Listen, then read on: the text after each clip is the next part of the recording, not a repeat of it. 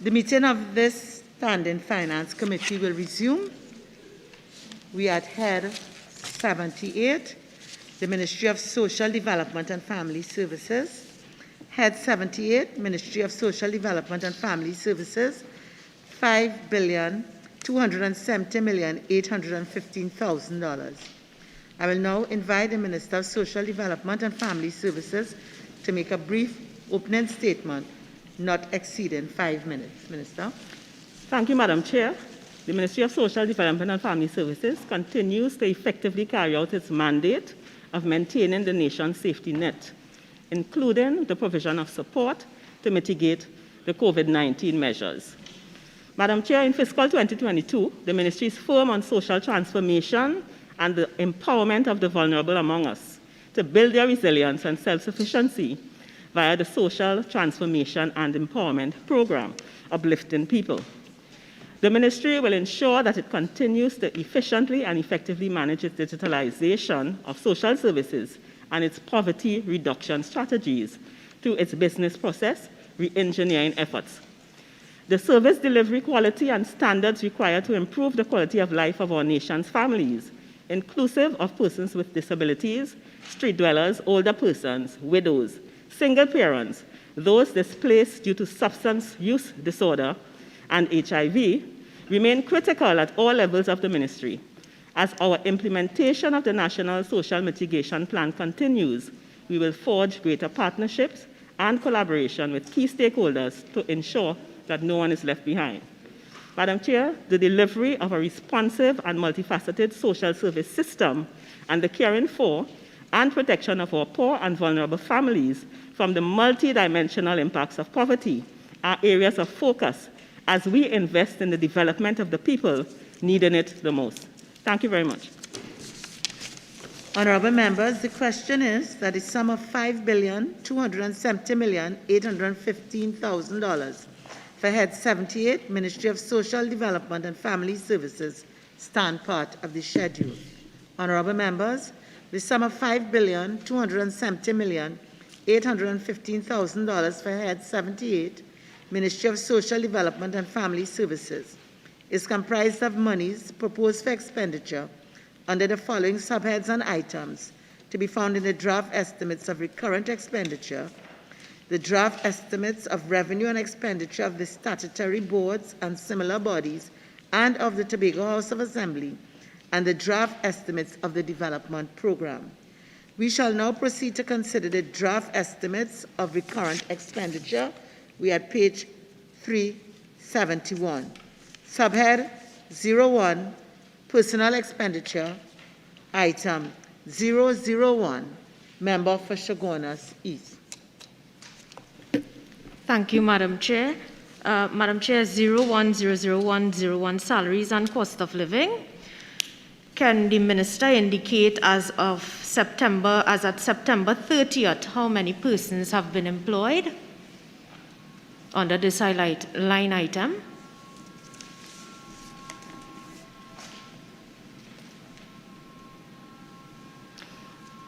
We have 198 positions filled, 202 vacant positions, a total of 382.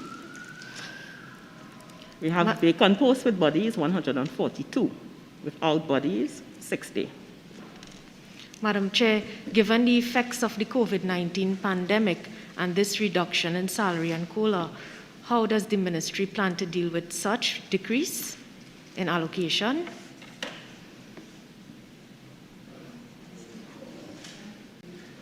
Okay, well, at this time, we remember we are in our digitalization efforts. You hearing clearly? Okay.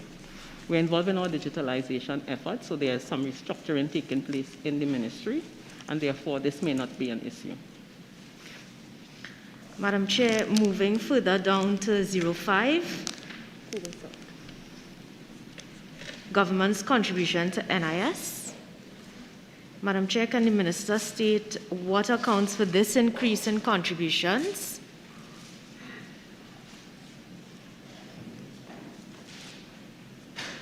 Well, the filling of positions in the ministry is ongoing. So at this point in time, we are seeking to address the shortfall in staff in some areas. Madam Chair, given the decrease in salary and COLA, and with an increase in NIS, I'm not sure, there seemed to be an inconsistency there. Can the Minister indicate? I wouldn't be able to say. I'll have to check on that. Okay. Okay. Member for point of order. I'm sorry, I'll come back to you. Member for Shigona, please, if you're not ready. Member for point of order. Yeah, thank you, Madam Chair. Morning. Ministers, staying with line item 05, the NIS increase of $436,000 for this fiscal year. Is it due to arrears that is owed to the NIS board? Because when you look at the amounts in 2020, it's more or less stable with 2020 and 2021 revised. So I'm just trying to understand if it's arrears to the board that is owed. Okay, we'll have the finance person check that and get back to you. Thank you. Member for Couva South. Thank you. Thank you, Madam Chair. Minister, I just under 01 salaries and cost of living. When you give the breakdown about the number of posts on the establishment, the vacant posts with incumbents, and I think you said that there was 60-odd vacant posts, and you, in reply to my colleague, you said that vacant posts were being filled on an ongoing basis.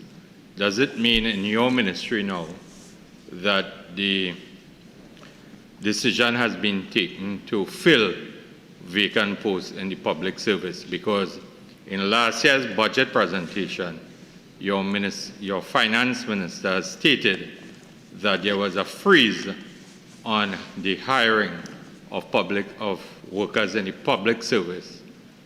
I would like you to clarify for this meeting whether your ministry has taken a decision to continue to fill vacant posts, and has that policy decision come to an end?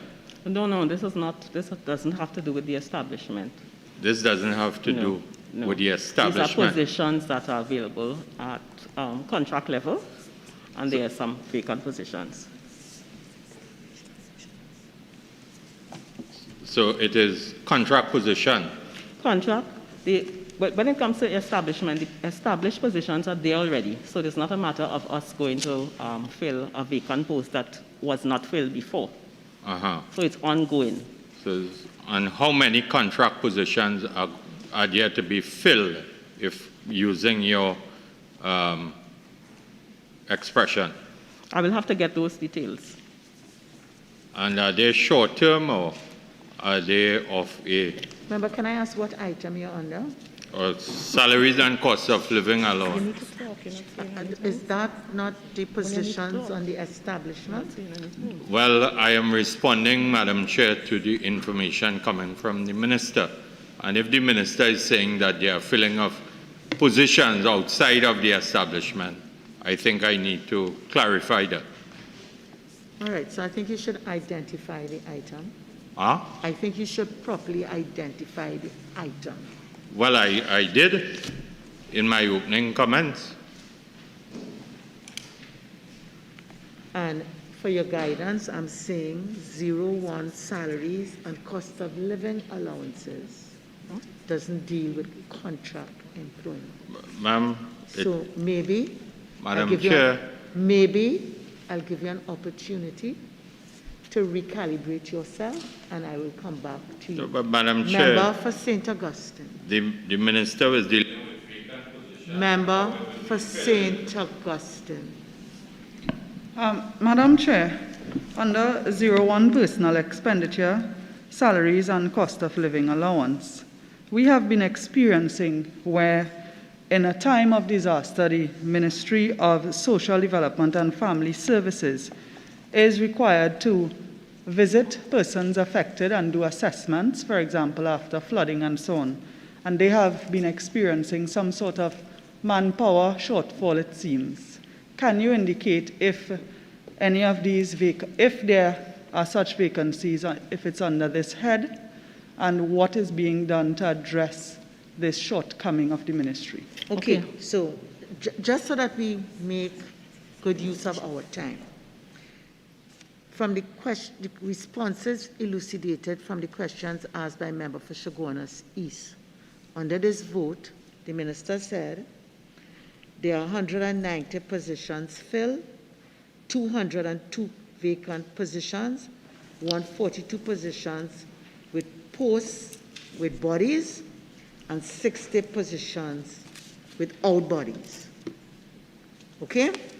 So based on that information that is available to all of us, I'll give you an opportunity to ask the question that you would like under this vote. 01. I think the minister understands the challenge that is Yes, well, faced. I think your question with regards to assessments for floods and so on, that is not under the purview of the Ministry of Social Development and Family Services. We only pay, but the assessment takes place by the Ministry of Local Government, the Disaster Management Unit.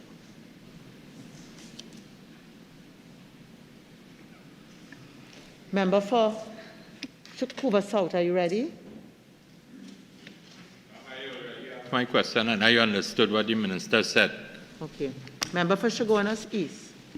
Madam Chair, item 14, remuneration to members of cabinet-appointed committees, a decrease of $315,000. Madam Speaker, can the minister account for this decrease as listed?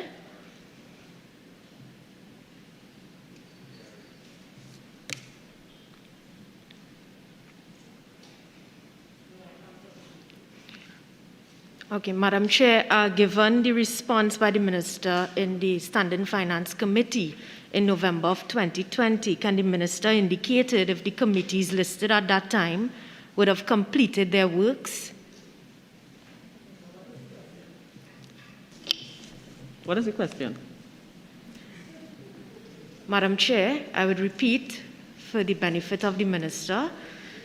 In the Standing Finance Committee in November 2020, you would have identified the committees listed under this line, responsible under this line item.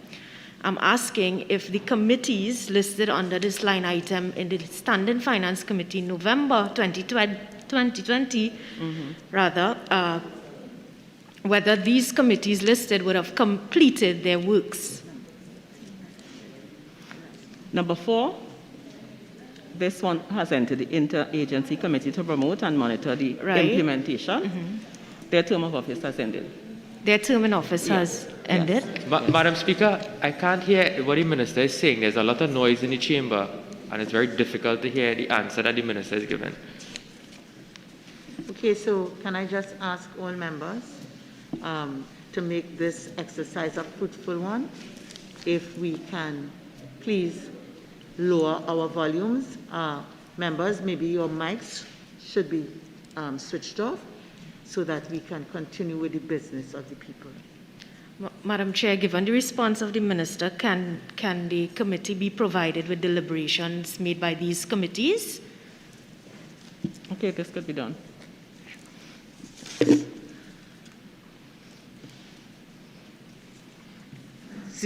Item 003. Yes, Madam Chair. You're not finished with 001? Yes. Yes? Finished, yes. Yes, member for Chaguanas East, and then we'll take member for Point of Peer.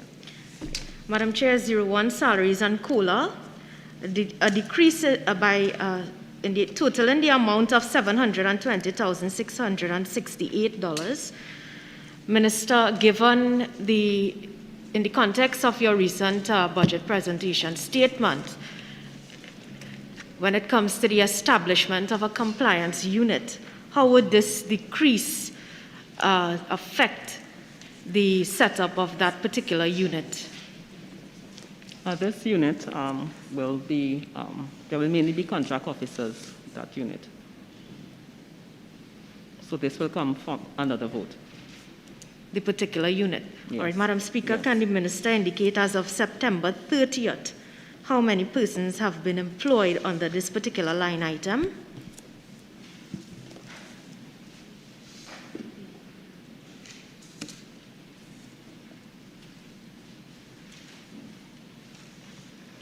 Which line item are you talking about? Salaries and COLA? Yes. Repeat your question.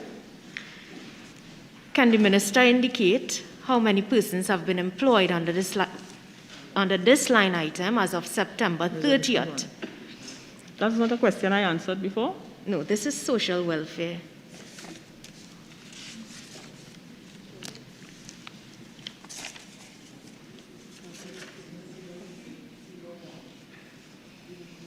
Yeah, okay.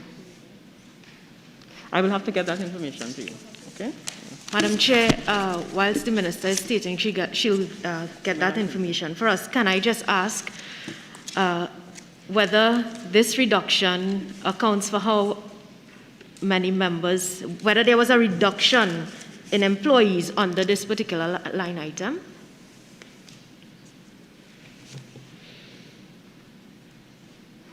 No, I don't see a reduction in employees here, but I have the information for social welfare.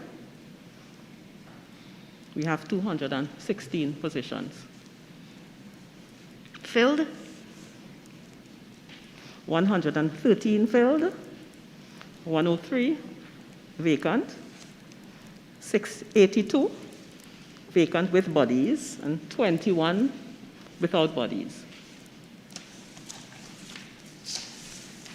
Madam Speaker, given the recent announcement in senior citizens as well as other members of the grants offered by the Ministry of Social Development, when it comes to persons being deceased and still receiving the grant assistance as mentioned, can the minister indicate whether this allocation, the reduction in this allocation would affect such proceedings, seeing that caseworkers, etc., employed under social welfare are required to manage the affairs of this division?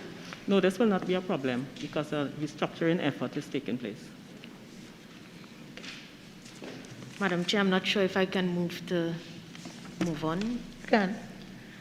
Item 05. Oh, you're under 003, eh? Yes. Yes, okay, sure. Yes. Madam Chair, can the minister account for the increase in estimates under this line item, seeing that there's a reduction in the cost of living, salary and COLA, whether, Madam Speaker, this is a raise also?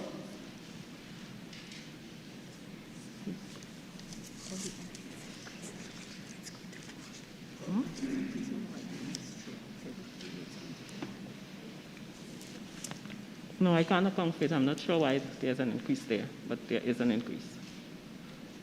Would you be able to do so in the future by reporting to the committee, probably in writing? No problem. Madam Chair, item 6 under 003, remuneration to board members. Madam Speaker, can the minister, Madam Chair, can the minister indicate what is the reason for this increase?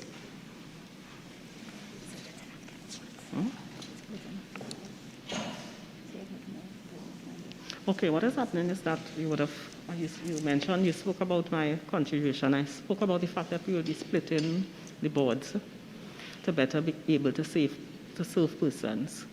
So, for example, the ARIMA office, we'll have to open back ARIMA, and also Tunapuna is a big, there are just too many persons there, so we'll have to split in two.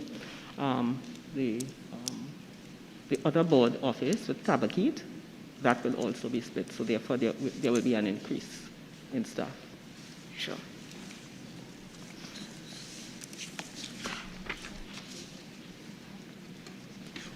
Could I? Madam Speaker, I just want to indicate I'm having a little challenge hearing the minister in terms of the responses. Maybe, Minister, maybe you could also direct that other mic and put it on, and maybe that will assist. Okay.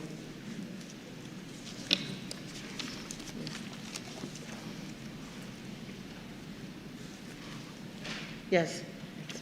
So would you therefore allow me to take the member for point of order? And if it is that you have other matters under this, I'll come back to you, member for Shagona Seas. Thank you very much. Member for point of order.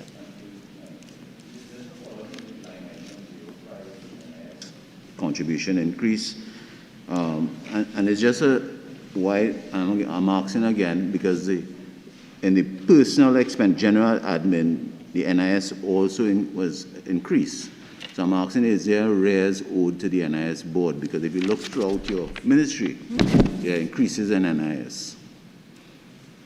I would provide that information. Yes. Okay, so that's all, member for point of order. Member for Shagona Seas.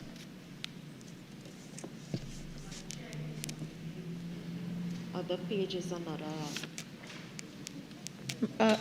Could I ask maybe if the technical people check the audio? Because I am also having difficulty in hearing. Maybe members are having difficulty in hearing me too. All right? So maybe the audio could be checked. All right, so we move on. Item 005, Child Development. Member for Shagona Seas. Madam Chair, 00501, salary and COLA. Can the minister give any particular reasoning for the increase under this line item?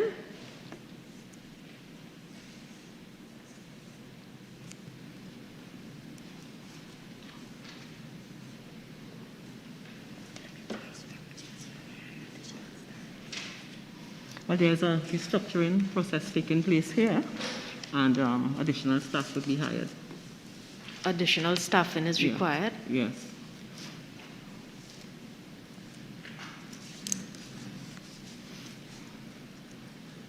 Yes, you. Item 006, National Family Services. Yes. Member for Shagona Seas. Madam Chair, 00601, can the minister indicate as at September 30th how many persons have been employed? We have 22 permanent positions.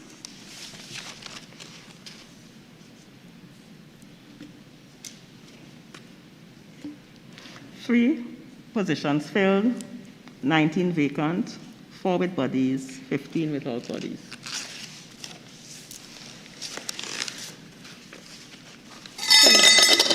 Can the minister indicate, Madam Speaker, due to the effects of the COVID-19 pandemic, whether this decrease would affect the operations of this particular unit?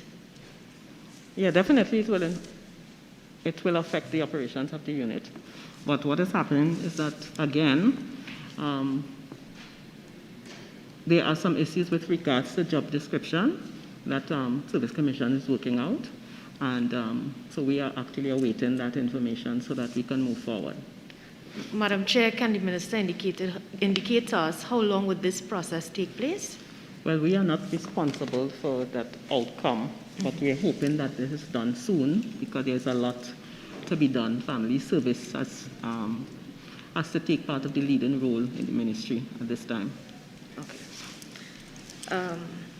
Madam Speaker, in terms of 00605, government's contribution to NIS, it's a very small increase, but can the minister indicate the reasoning for this increase as well? Well, there seem to have been increases in the NIS throughout, and I will provide that information. In writing? Okay. Anybody else? Okay, subhead 02, Goods and Services. Item 001, General Administration. Member for Princestown. Thank you, Madam Chair.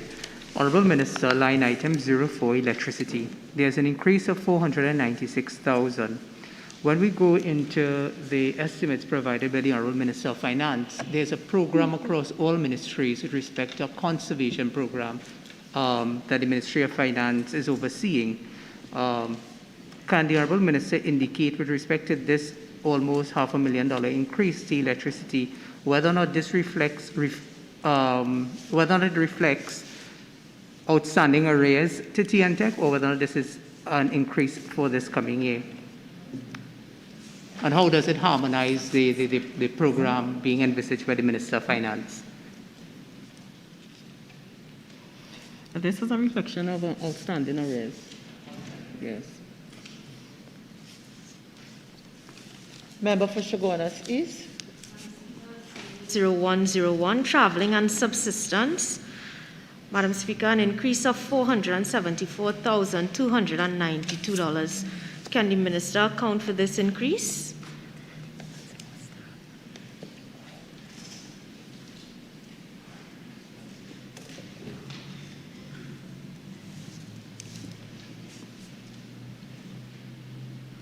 This will have to do with the more staff at the boards, the various local boards. Madam Speaker, can the Minister provide at a later date in writing, possibly, a list of previous travelling positions and new travelling positions? Okay, that will be done. Member for Couva South. Madam Chairman, contract employment, your ministry would have spent $30 million in 2021. There's an allocation of $42.3 million for 2022. This shows an increase in $12.3 million in expenditure under contract employment. Could you inform this meeting how many contract officers are being recruited by your ministry? We can provide that listing. But In writing, some of them has to do with our digitalization efforts. Some has to deal with the digitalization efforts at the ministry. Yes. So there are some ICT positions, but we will provide that information to you. So could you commit to give a breakdown of the classification in terms of how many IT personnel, how many whatever will be, various divisions, and how your ministry will go about in terms of the advertisement in relation to the respective job classification? Well, we advertise all our positions. Thank you very much. Okay. Member for Princestown. Honourable Minister, with respect to the same line item, 16 contract employment, with the increase of $12.3 million, I hear you with respect to the explanation you provided to the member for Couva South. The question that I have with respect to this is that whether or not this allocation will reflect a supplementation of staff at the regional offices of the Ministry of Family and Social Development. In light of the increased mandate of the ministry, I know that there have been some challenges at the regional offices, so I'm hoping that this line item will be able to bring in some additional staff. Would that be the case? Yes, definitely. This also has to do with the establishment of our SSEU and Citizens Engagement Outreach Unit, which is the unit that we would be able to help members of Parliament so that you can get quicker access to information and so on. So that would be part of it too. Member for Barataria Sanwa. Thank you very much, Madam Chair. Madam Chair, I'm on line item 23, fees. I saw that on the revised estimate, there was $323,000 spent for fiscal 2021. And then there's a massive increase of $2.29 million being allocated for fiscal year 2022. Minister, can you just advise this meeting why this massive increase in terms of fees under this line item? Okay. There's some of the fees has to deal with our ICT solutions, and one concerns the network management suite, client messaging service, Creative Cloud, warranty extension, service level agreements, our social service management information system fees. But it mainly has to do with our IT software license and renewals. Okay. Madam Chair, one more question, please. on line item 27, official overseas travel, Minister, I saw that basically no money was spent in the last fiscal for that item, but then there's an allocation of $1.3 million in overseas travel. What are the plans in terms of spending this allocation for this fiscal year? Well, we are hoping that, very soon, it's because of COVID-19, persons would not have been traveling, but it doesn't mean that we don't have hope. Yes. So therefore, this is there in the event that we have to go to important overseas travel for the staff, then this is here. Okay. Member for Kamuja Mansinela. Madam Chair, to the Honourable Minister, line item 08, rental office accommodations. It's quite a lot of money, and over 25 million. I see there's a 589,000. Could we get in writing what is the number of properties and where located for such properties? Line item 08. Okay, that will be done. We'll get it in writing. Thank you. Member for Caroni East. Thank you, Madam Chair. Minister, line item number 66, hosting of conferences, seminars, and other functions. I see that the 2020 actual was around $270,000, and there is an intent to spend $500,000 in 2022. Are you expecting to host a lot of conferences, seminars, and functions in the upcoming fiscal year with the COVID-19 pandemic still on? Well, particularly seminars, because of our digitalization efforts and where we will be creating new offices and divisions. Therefore, this would be important for the staff. So this increased cost is for digital seminars? Well, that is one of the areas. Family services now also will be restructured, and therefore they will be having more webinars and so on here with regards to the staff. Thank you. Member for Oropouche West. Thank you, Madam Chair. I'll note at line item 61 that there was a $200,000 allocation for insurance, very important line item, but none was expended or none is expected to be expended based on the revised estimate of 2021. I now note that there's a $700,000 budget for 2022. Is that because we did not pay the insurance in 2021? And even if we did, what would still account for the substantial increase above even the estimate for 2021? Well, this is to cater for our transitional homes, which we are.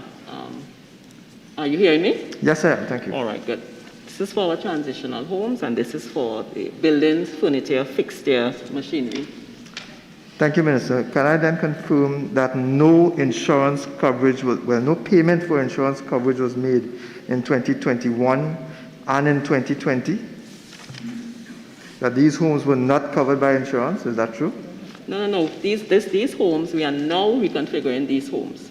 So therefore, it was not that they were not covered. Okay, thank you. Hold on, one follow-up, ma'am. So if we are now engaging these homes, which would have been what was projected in 2021, why then is that the cost now is $700,000 as opposed to the $200,000 when you initially conceptualized the idea in 2021? Why is this figure still so high?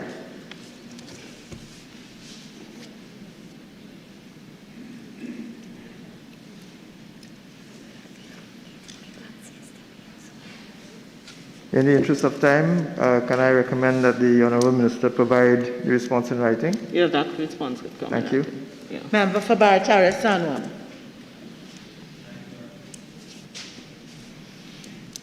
Thank you very much, Madam Chair.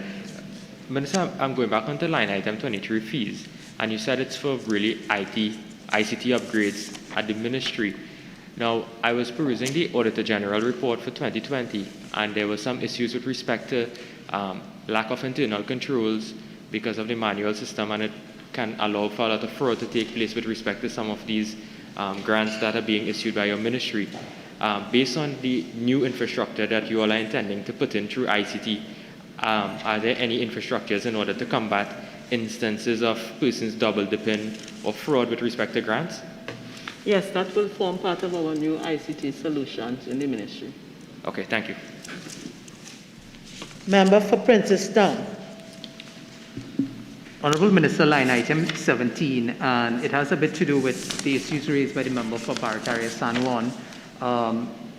With respect to these platforms that you speak of, with respect to digital transformation in the ministry, there is absolutely no allocation in the area of training. How do you harmonize the coming on board of digital transformation in the ministry, but there's no money allocated for training of the staff in an area that is very technical?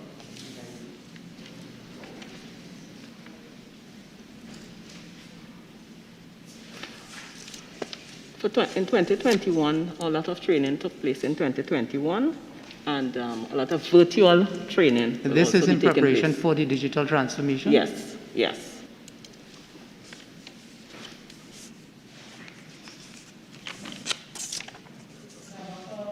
Shogunas East.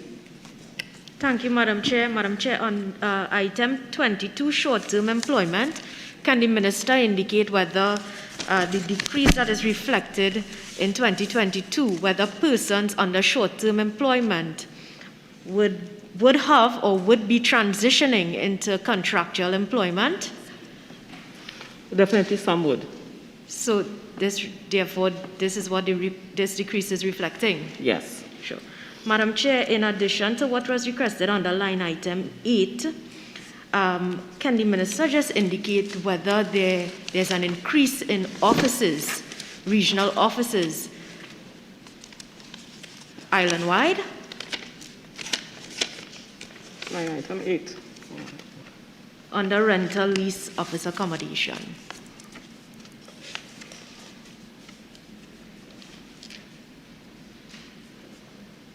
Well, we are actively pursuing a new office, Sandy Grande, and also to relocate the Wrangler's office. And we mentioned before that we have to reopen the ARIMA office. And of course, we may be splitting 2 boards to better serve the people. Thank you, Madam Chair. In terms of item 27, official overseas travel, Madam Chair, can the Minister provide details in terms of the proposed expenditure of this amount of $1,365,000 for this fiscal year in terms of overseas travel? Okay, that will be submitted. Madam Chair, item 12, materials and supplies, an increase of $706,560. Can the Minister provide to us, maybe at a later date in writing, the proposed expenditure under materials and supplies under line item 12? Well, I can tell you that part of this increase involves the increased sanitization that is required because of COVID-19 throughout all the offices. So this is apart from janitorial services provided? Yes. Madam Speaker, Madam Chair, janitorial services also, item 37, also has an increase of $1,015,935. Can the Minister indicate the reasons for this increase under this line item? Well, because of the additional offices that I spoke about before, then we'll need increased janitorial services. And new contracts were established for some of these services. All right. Madam Speaker, line item 62, promotions, publicity, and printing. Can the Minister provide to us a breakdown of the proposed expenditure under this line item? Yes, this will be done. Okay. Can the Minister indicate, however, whether the family radio program is included under this line item?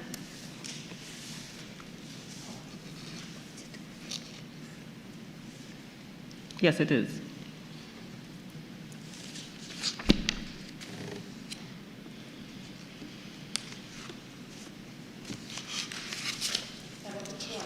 Can I, in the meantime, move on to another Sure, member? I'll Madam come back to you. Member for Couva South. Madam Chair. Minister, quickly to return on the issue of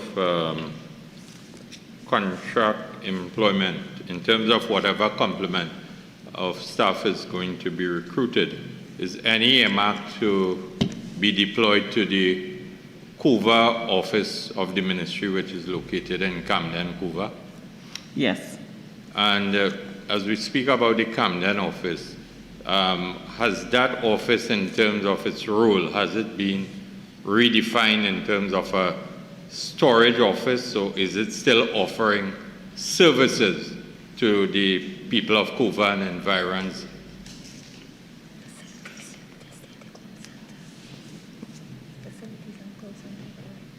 Okay. Well, actually, our call center is there, and our facilities unit is located in Couva. The facilities, but Facilities and call center.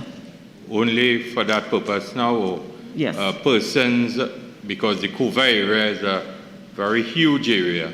Yes. Is it now that that office will no longer provide the opportunity for citizens to walk in and conduct their transactions as it relates to the respective grants that fall under your ministry? Yes, well, remember I stated that we're restructuring and we would like to split some of the boards so that we'll be better able to serve the areas. So very soon you will hear what the plans are with regards to that. But at this time, the call center is located there and our facilities unit.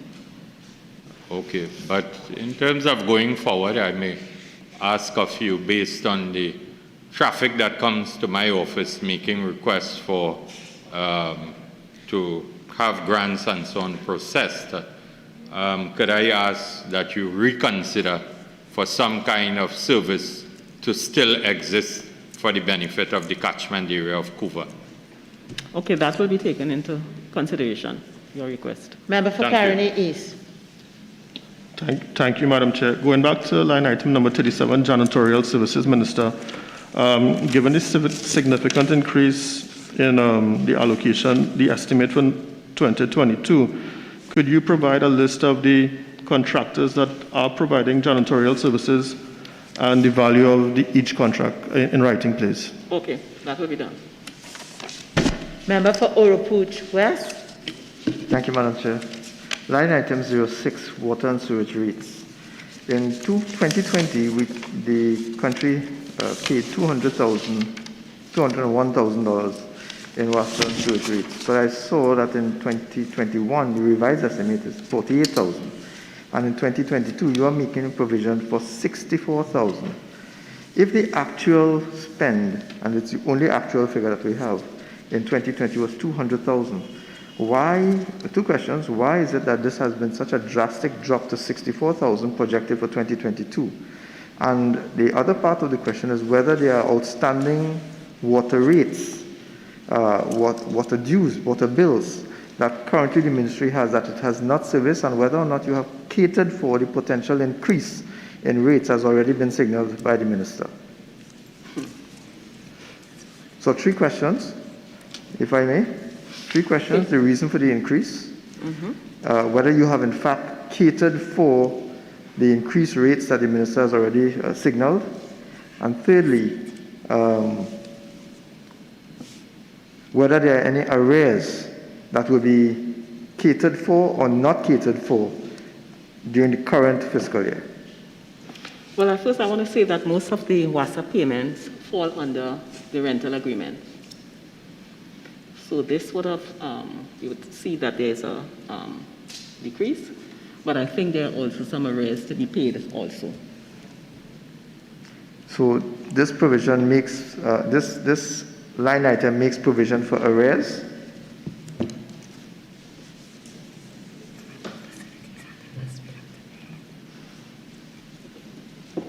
Does this make provision for arrears?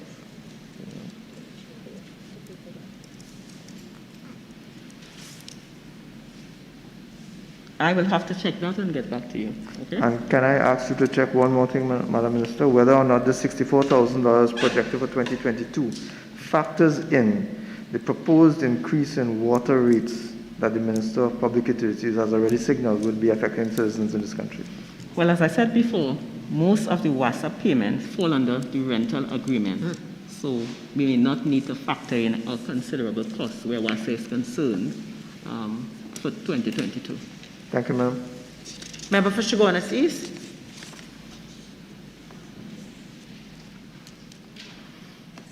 All right. So we move on. Item 002, Division of Aging. Member for Chaguanas East.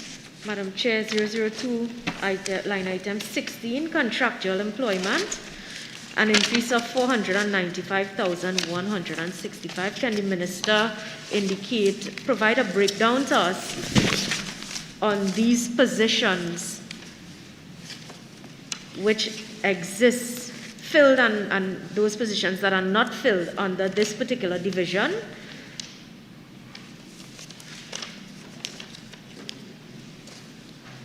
We have 1 Inspector 2, 6 Inspector 1s.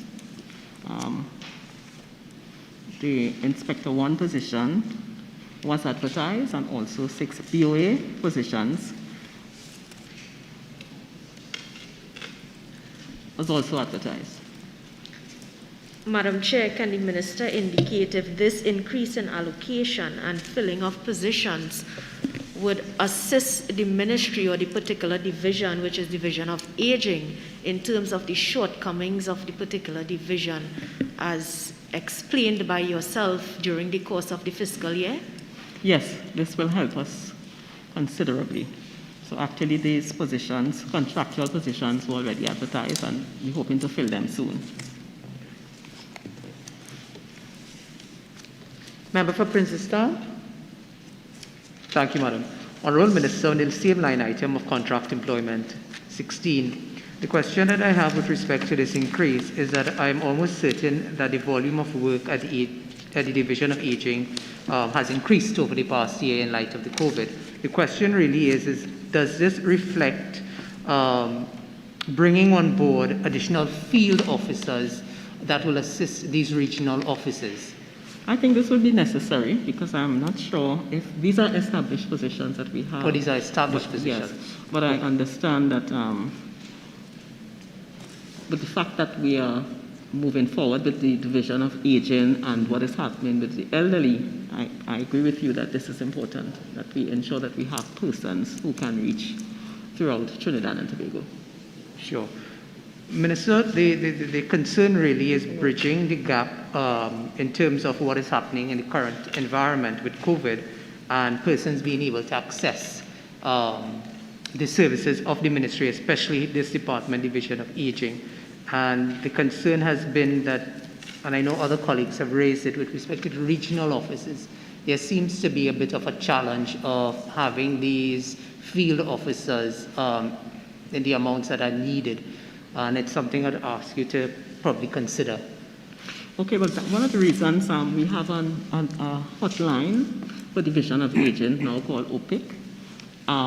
So that too will assist us, and we have established the call center because we understand that there has been some challenges with reaching persons.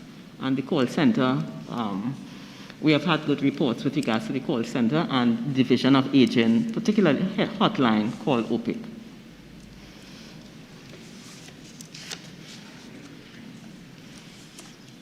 Member for Couva North. Thank you, Madam Chair. Madam Chair, line item 16, contract employment. The Minister indicated that these are established positions.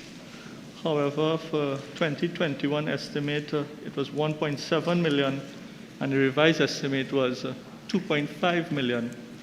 If these are established positions, is it that or the increase indicate filling of vacancies for those positions during the fiscal term?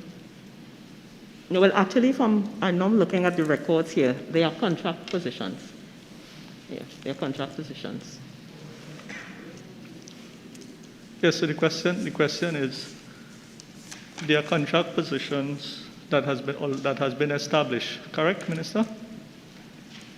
Yes, they are. Go ahead. All right. So if it is that these were established contract positions that was budgeted for at 1.7 million, how it is we increased during the financial term from 1.7 to 2.5 million. Well, because of the need for more persons at this time, because of the COVID-19, we have had an increase in reports of elder abuse. And therefore, the staff, there's a lot more work to be done during this time. Could the minister indicate how did we go, what was the process utilized to recruit these persons? This increase in employment, this increase in contract positions, were these positions advertised publicly? Yes, the positions were advertised to fill the vacant positions. Okay, can the minister kindly provide us with a list of all those positions? Will do. Thank you. Item 003, Member for Chaguanas East.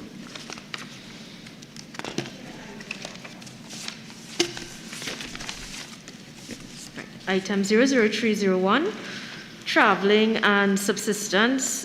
Given the increase of $2.3 million, can the minister provide a listing of all the positions in receipt of traveling and subsistence? Okay, this will be done. Madam Chair, item 05, telephones. Madam Chair, given the proposed increase of $445,800, can the minister indicate, in terms of the recent advertisement of uncollected checks when it comes to the Ministry of Social Development, as it relates to the COVID support grants, whether this increase in allocation has to do with reaching out to those who would not have acquired their COVID relief support as yet?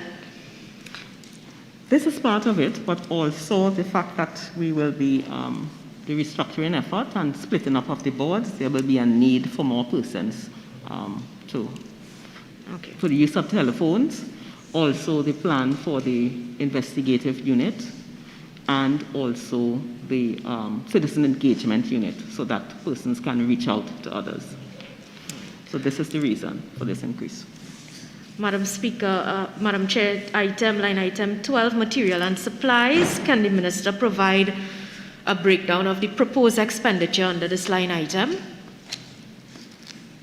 This is particularly for like photocopying paper, toners, photocopiers, etc. for all the local boards. And of course, as we stated, we will be splitting the boards, so therefore we will be having more offices soon, and there will be a need for increase in the materials and supplies. Madam Chair, item 17, line item 17, training. Given the increase, well, the revised estimate was $0, but the 2022, an allocation of $200,000. Can the minister indicate, Madam Chair, what mechanisms were used to determine the training needs under this line item? Well, because of the new system that we have in place, our digitalization efforts, there's the social welfare will form a key role, and therefore there's a need for training. We'll be having new offices and therefore new officers, and we feel that training would be important. Okay. Would this allocation be sufficient based on your proposed training recommendations? Well, we hope so. Madam Chair, line item 22, short-term employment, an increase of $532,112. Madam Chair, can the minister indicate whether under this line item, short-term employment, how would this short-term employment add value to the poor and vulnerable? Well, the fact we have the separation of boards, we have the citizen engagement unit to come on board, and this would be a quick way of starting these processes. Okay, and Madam Chair, how many positions are proposed to be filled under this short-term employment? Well, we would get back to you with that because we are now doing the restructuring exercise, and then of course the splitting of the boards will also require short-term staff. So you'll provide that to us in writing? Yes. Madam Chair,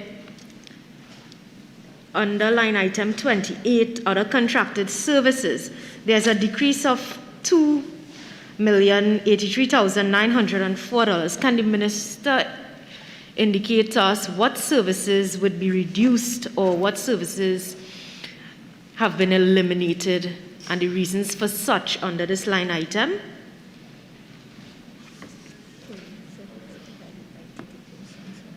Well, this item deals with courier services provided by TT Post, PTSC for payment of travel fares, NIB, the printing of the social welfare checks, and we might require more money at midterm.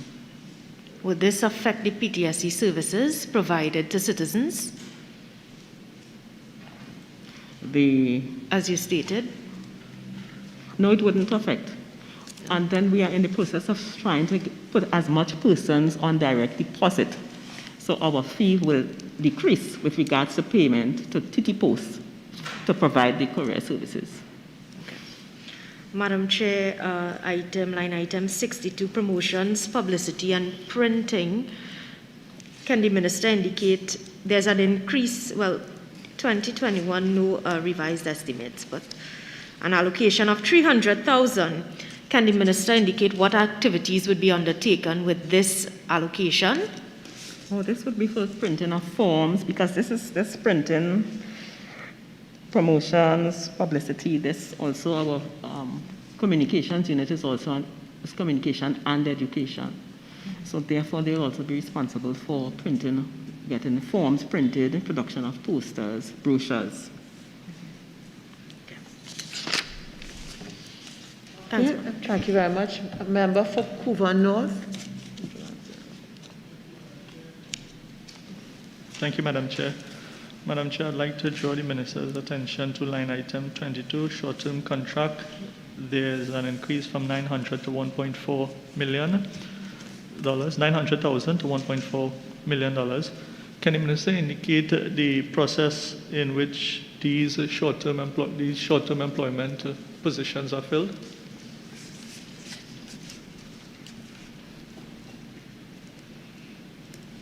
What is the process?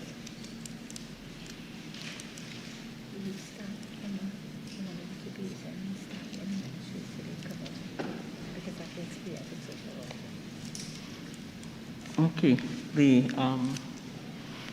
conduct a recruitment exercise, and there are staff in other positions, and they are recruited, basically.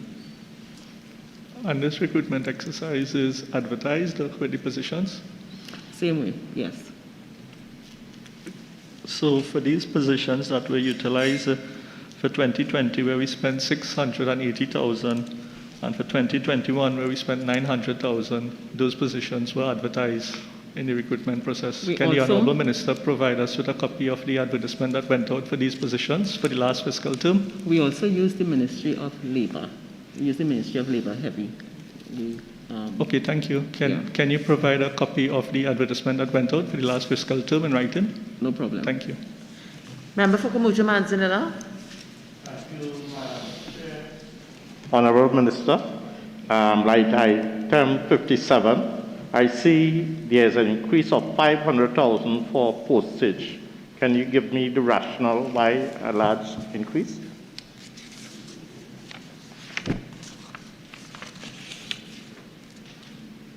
I think this has to do with bulk mail, really senior citizens program, food support, and a new grant, which is the disability grant for minors. This would, of course, this. So these will be mailed out? Yes. So that's how you took into account the other 500,000? Yes. All right, thank you. 005 Child Development Center. Member for Couva North. Thank you, Madam Chair. Madam Chair, refer to line item 21, repair and maintenance of buildings.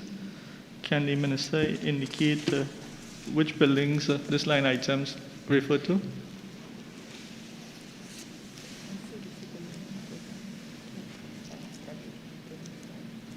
This is the building in Couva that they occupy. and the building in Coover. The enrichment center in Carsonfield that was being utilized for the Cerebral Palsy Society to provide physiotherapy for those children. Is that included in this division here? No, that's separate. Can the minister indicate what section that will fall under? I think we're coming up to it.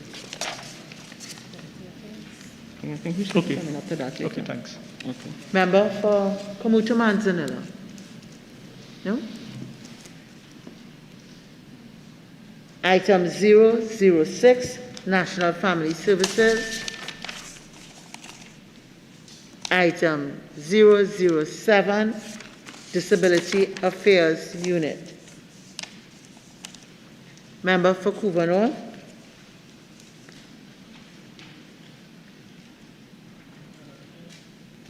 Thank you, Madam Chair. Honorable Minister, does the item fall under this unit? Which item? We are Disabilities Affairs Unit 007. No, it's not under here. I don't think so. No, it's not under here. Honorable Minister, can you identify which future item you're referring to? Because I'm not seeing a line item in the future that we're coming to. You said we're coming to that item. Member, for now, we are under 007, Disability Unit. Okay, if there are no questions, I now go on to subhead 03, Minor Equipment Purchases, item 001, General Administration. Member for Shogunas East. 001. No. Forgive me, Madam Chair. I'll go to the next page when you're ready. Okay, so can we go on then to item 002, Division of Aging. Item 003, Social Welfare. Member for Shogunas East. Madam Chair, can the Minister underline item 00303, Furniture and Furnishings, an increase of $441,363. Can the Minister indicate what activities would be undertaken under this particular line item? Oh, this is the for the replacement of dilapidated furniture and cabinets for additional use. Can the Minister identify any specific regional offices that these works would be undertaken at? All. All? Yes. Thank you, Madam Chair. Item 005, Child Development Center. Member for Couva North.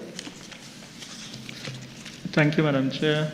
Madam Chair, can the Honorable Minister indicate line item 03, Furniture and Furnishing, if this is the line item that is going to be utilized for the completion of the works at the Enrichment Center?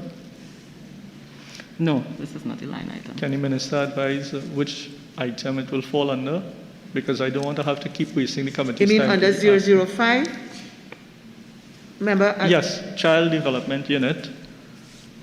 I believe this is under. We are only under 005 here. We're not going to be all about the police. All right? No, we're not. So Okay, I'm asking good. the Minister if she can kindly advise on that item that we spoke about. This would be under General Administration. General Administration. As a future item? Member, what you are doing is not allowed. All right? Item 006, National Family Services. Item 007, Disability Affairs Unit. Subhead 04, Current Transfers and Subsidies. Item 005, Non-Profit Institutions. Member for Shogunas East.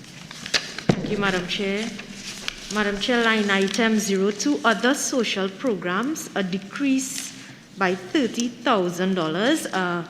Minister, can you advise in the context of the prevailing socioeconomic circumstances why this item was decreased and not increased significantly?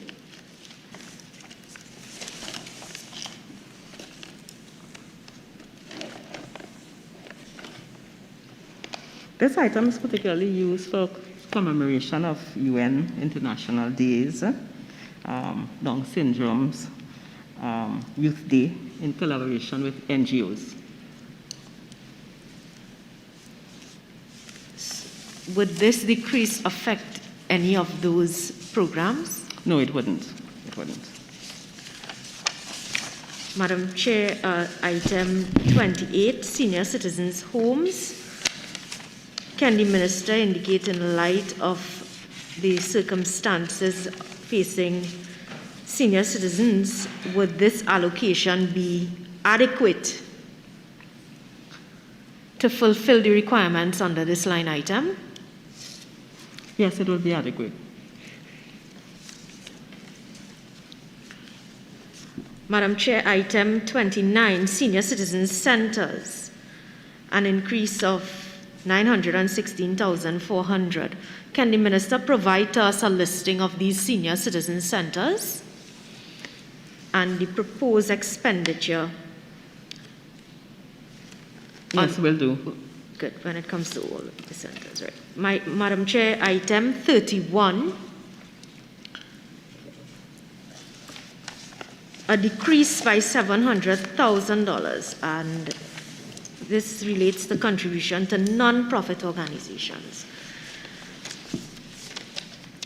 Madam Chair, can the minister indicate whether this decrease would negatively impact on the operations of the non-profit institutions as listed here? No, because actually this includes persons who, non-profit organizations that get subventions on a regular basis, and then there are those that receive one-off grants. And therefore you must meet the requirements. Some has not met the requirements for the grants. Madam Chair, in terms of the minister's reporting in November 2020 Standing Finance Committee, the National Enrichment Centers, as mentioned by my colleague, answers were given under this particular line item of non-profit organizations. Can the minister indicate whether the National Enrichment Center would have been functioning as at 30th September with the necessary funding as it relates to this line item? The National Enrichment Center does not fall under this line item. So persons with disabilities, etc., is listed here? It will be under the development program. Okay. That's it for that area, Madam Chair.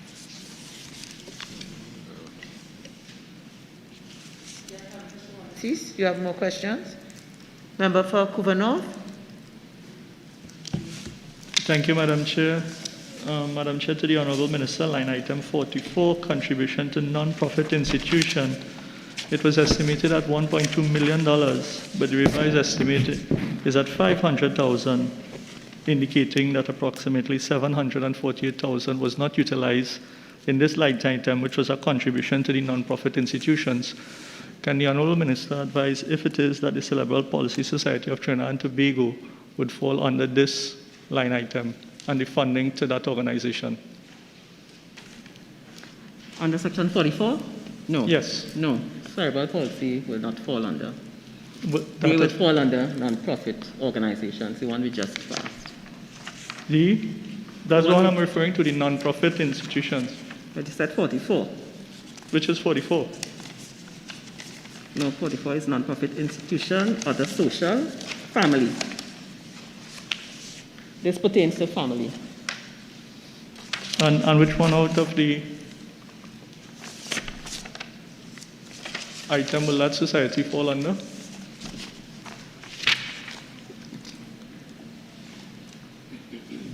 It will fall, that what you're speaking about will fall under 31.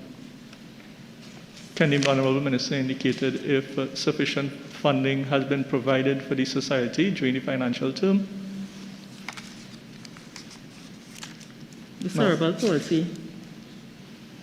Society of Trinidad and Tobago. Now, Honorable Minister, I know that you would have engaged into conversations with the society, and I know it's a work in progress. Yes. So I'm making a humble appeal to you on behalf of the society to take into consideration the work that the society has been doing as we go forward in the financial term.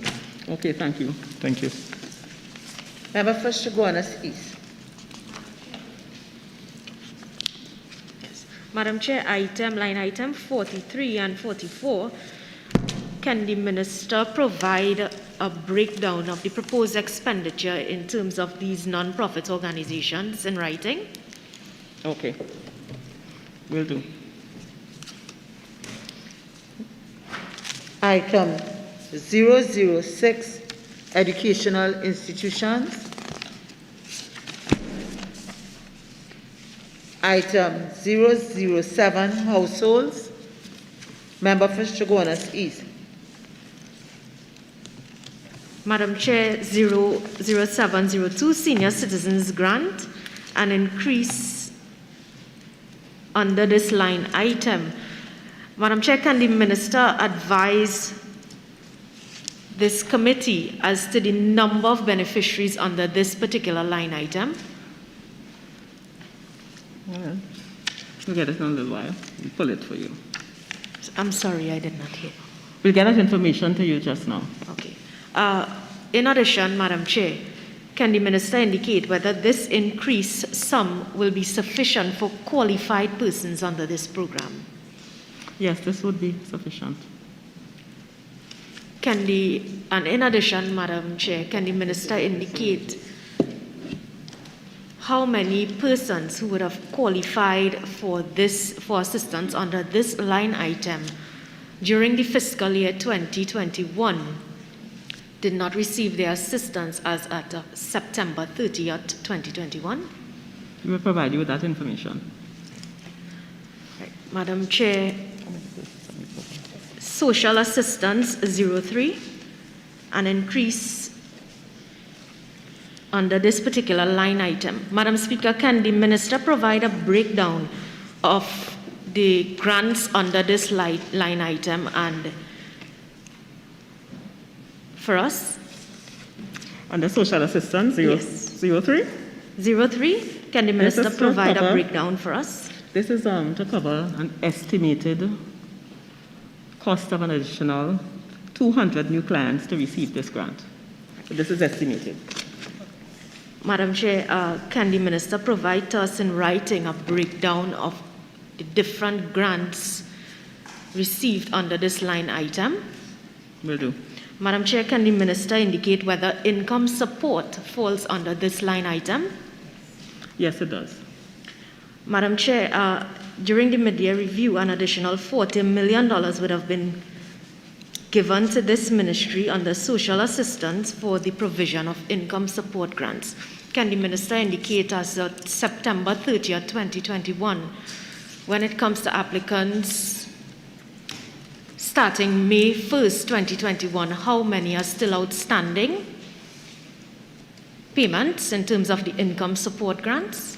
For all those who applied, they have all been paid. Those who were approved were all paid. All right. As of September 30th. Okay, Madam Chair, can the Minister just provide a number for us? We'll give you that number. You'll give, okay. Madam Chair, item 04, urgent temporary assistance, a decrease by $1 million. Can the Minister indicate whether the assistance as it relates to disability, those with disabilities in terms of the equipment required for them, whether that falls under this line item, the provision of those services? Yes, it does. Yes, it does. Okay, so Madam Chair, can the Minister indicate whether the reduction under this line item has to do with the removal of VAT on the items that were provided under this line item? Well, this would be one of the areas, but under this urgent temporary assistance, there are other variables to be taken into consideration. We also pay flood relief grant under this item also, and we also, I think some aspect of the NSDP grant is paid under this grant. This vote. Madam Chair, I know there's the National Social Development Program under another item, so grants are paid both under NSDP as well as urgent temporary assistance. Yes, because this would be like for rental assistance. Rental assistance is paid under this item, this line item. Madam Chair, given the challenges faced by tenants at this time, the reduction in allocation, Minister, don't you see it fit to lobby for this allocation to assist those persons under this financial year, given the fallout of the COVID-19 pandemic? Well, at this point in time, we have been adequately supplied with funds to pay persons under this vote.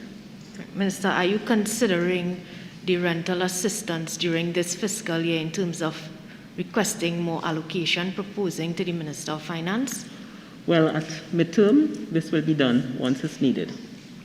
And I want to go back to, you asked about the number of persons on senior citizens pension. It's 109,132 persons. And for this year, we had an increase of 664 new persons on the system. Madam Chair, item 08, disability grant. Madam Chair, can the Minister indicate whether this increased sum make provisions for the disability grant to children, which should have been finalized in the second quarter of fiscal 2021, as indicated by you, Madam Minister? Yes, this was finalized, and this reflects the increase because disability for minors Can the Minister... under this grant. Disability for minors under this grant. Also. Can the Minister indicate what is the proposed number of persons thus far in terms of children to be in receipt of the disability grant assistance? Okay, hold on.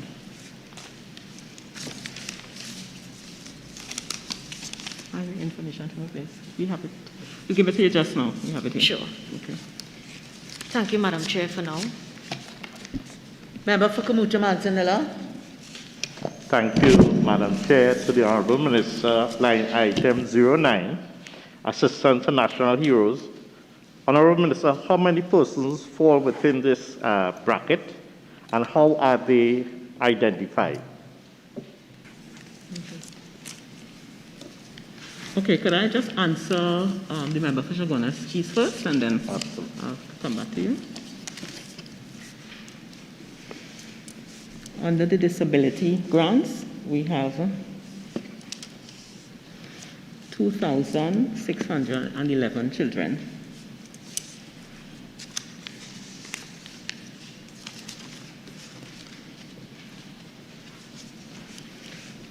And we will get the other figure for adults in a little while. And I believe, as the Minister, are you ready to answer the question? Yeah, what was the posed by question? Kamucha Manzanilla?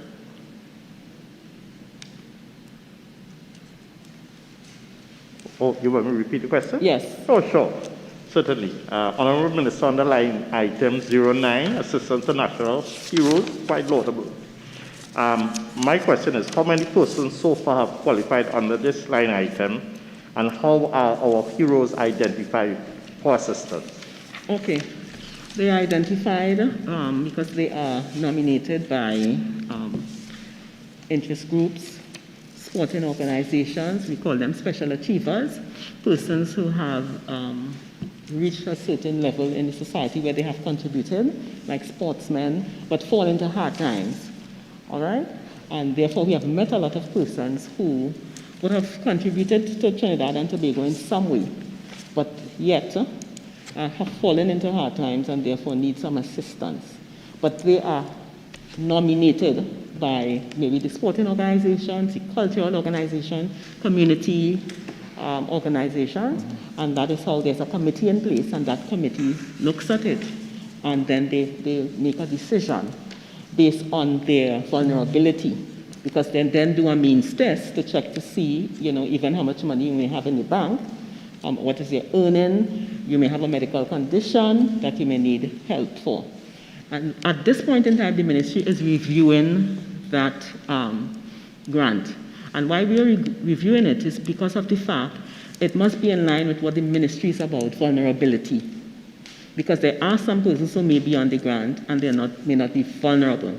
So therefore it will come like another grant like from culture or tourism or even sports or community development.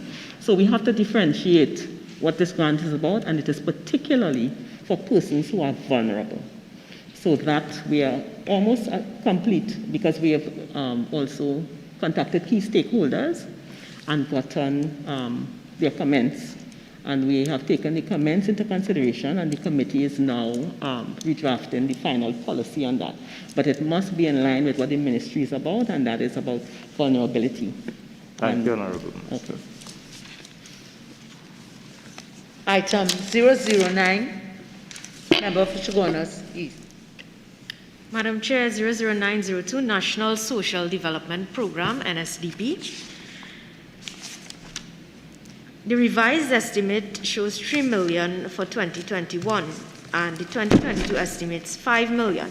Madam Chair, can the Minister advise the committee whether the ministry was able to address the outstanding applicants totaling 1,622, which rolled over into 2021 at the end of fiscal 2020? The ministry was able to address, not all, they were able to address some of the applicants. All right, they were able to. At this point in time, I believe that there are some still outstanding, but they have been working on it. So hopefully persons will get their grants as soon as possible. Madam Chair, can the Minister indicate whether the employees under the NSDP program would have been reinstated under that program, because I know they were being used to assist with the applications for the income support and other COVID relief grants. Are they now reinstated under NSDP? Yes, they are. They are. Yes. So, Madam Chair, given the fact that they now have their full complement, can the Minister advise this committee how many outstanding payments are there under this NSDP program at the end of fiscal 2021? Okay, we'll send that information in writing. Okay. And Madam Chair, if the Minister can also provide a breakdown in terms of house wiring, plumbing, etc., because NSDP would entail a few different grants. So if you can also provide that breakdown. Okay, will do. Subhead 06, current transfers to statutory boards and similar bodies. Honorable members, we will now move on to the draft estimates of the revenue and expenditure of statutory boards and similar bodies and of the Tobago House of Assembly. We are at page 493 of that book. 15, Trinidad and Tobago Association for Retarded Children, Lady Hochoy Home. Subhead 01, personal expenditure. Item 001. Member for Chaguanas East. Madam Chair, 00101, salary and COLA, an increase of 543,683. Can the Minister advise, give some details as per this increase?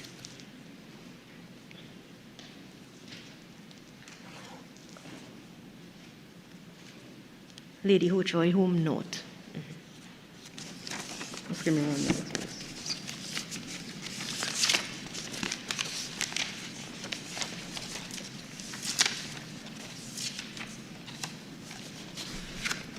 Okay, I would send you that information.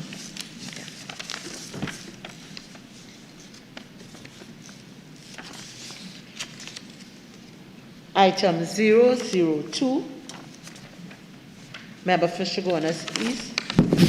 Madam Chair, 00201, salaries and cost of living, a decrease in allocation. Can the Minister shed some light on this decrease?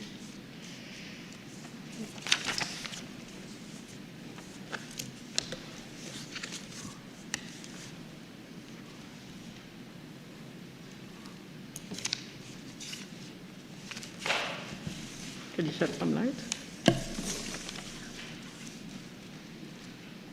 We'll provide that information also.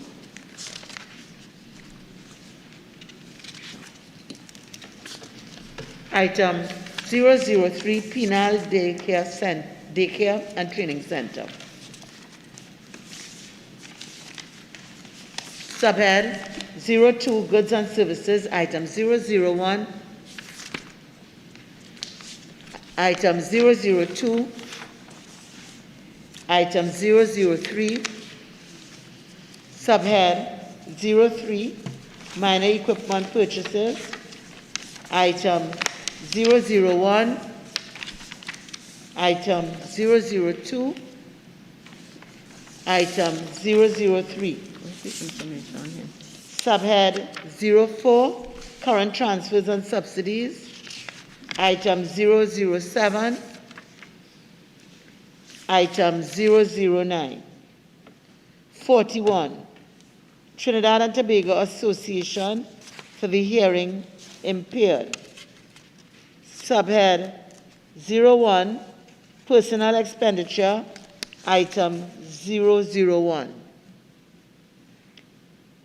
Subhead, page 501. 501? Yes. Yes. Member for Shogunas, please. Thank you, Madam Chair. Madam Chair, 00105. A decrease by $287,664. Minister, can you give any reasoning for this steep decline?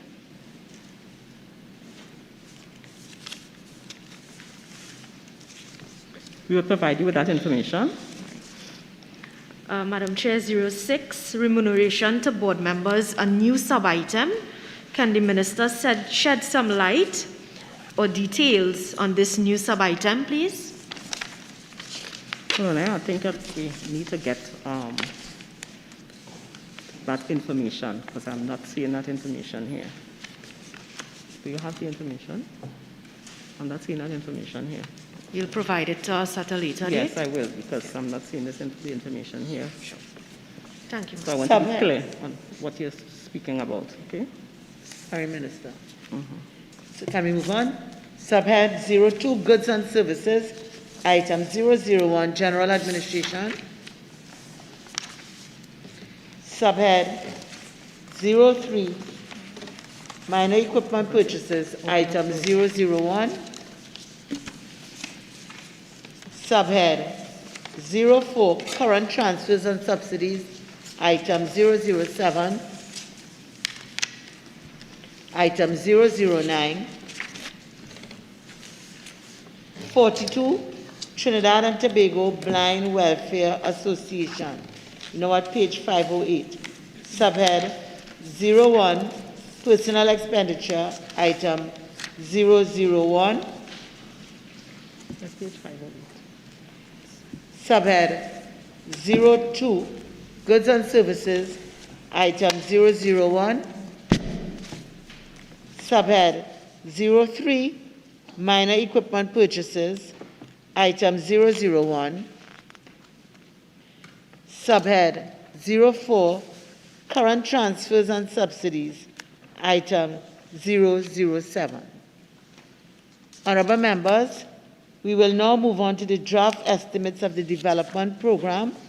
Subhead 09, Development Program Consolidated Fund. We are at page 161.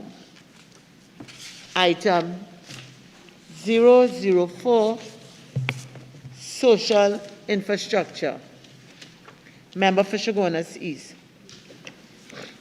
Madam Chair, 004C044, Establishment of Social Displacement Centers. Madam Chair, what can the Minister indicate what is the estimated cost to complete the establishment of these centers?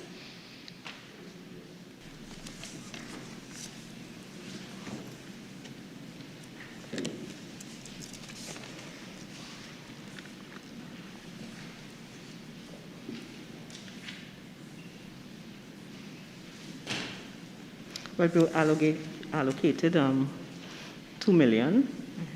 We already expended 1.4. And some of the areas that we're doing refurbishment work is on Karapo building.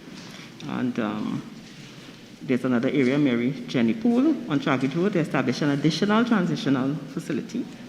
And we are also looking at having an assessment center for persons. Madam Chair, can the Minister provide the cost expended to date on these centers listed? We will provide that. All right. Okay, Madam Chair, given the recent attendance by the Parliament in terms of the sustainable development goals, etc., can the Minister indicate whether, you mentioned an assessment center, whether you have any plans or the Ministry has any plans in terms of targeting women, as well as any plans for gender-based budgeting based on the statistics provided to us? This will fall under the Office of the Prime Minister, Ministry of Gender and Child Affairs.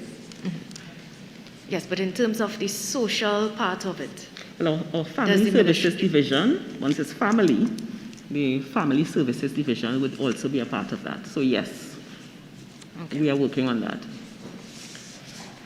Madam Chair, 096, Development Center for Persons with Challenges. Madam Chair, can the Minister indicate whether this funding would be adequate for this particular project?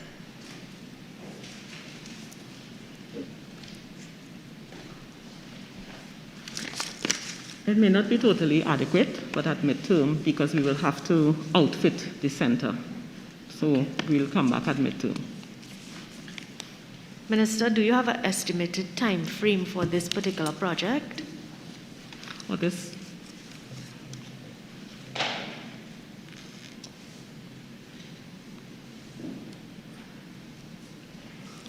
It should be finished by the end of this year. Madam Chair, item 112, the Street Dwellers Rehabilitation and Reintegration Project, no allocation under 2022. Madam Chair, can the Minister indicate whether any project was proposed under this line item for fiscal 2022? Well, this particularly has to deal with the Center for Socially Displaced Persons, and therefore we decided that we would not, there was some refurbishment work to be done, but the plan is to remove them from the area that they are in, that is at the car park. So we are actively looking for a spot so that we can move them. Okay. Madam Chair, item 129, implementation of a social mitigation plan. Madam Chair, can the Minister indicate whether this sum would be adequate to complete this project, and can the Minister at the same time provide some background details on this particular project? Well, part of this project involves the establishment of the Social Services and Empowerment Unit, which is, would be a one-stop for persons who need to access the services of the ministry. It's also, it consists of the rollout of our internal values, VABs, which we call VABs, Values, Attitudes and Behavior campaign. It involves the rollout of our nationwide campaign on strategies to ensure personal food security. This will also involve the implementation of a nationwide public education campaign on financial security. Thank you. Also, the remodeling of Tunapuna and Rio Claro social services to facilitate our pilot project as part of our digitalization effort. All right. Madam Chair, item 134, can the Minister, there's no funding identified here under 2022 estimates. Can the Minister indicate whether funding was requested under this project, under this particular line item?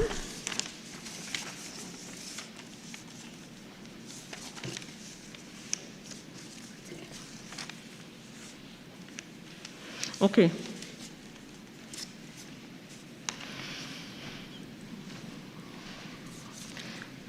This project, the original mandate, it's actually completed, but the original mandate of the center is currently being reviewed by the ministry. So therefore, the mandate which is being reviewed, Yes.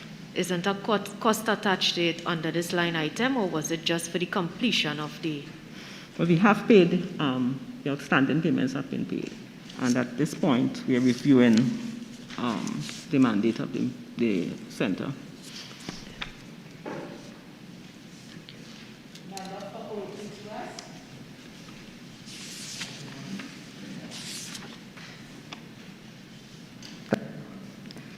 I am on item 112. I want to return back to the Street Dwellers Rehabilitation and Reintegration Program.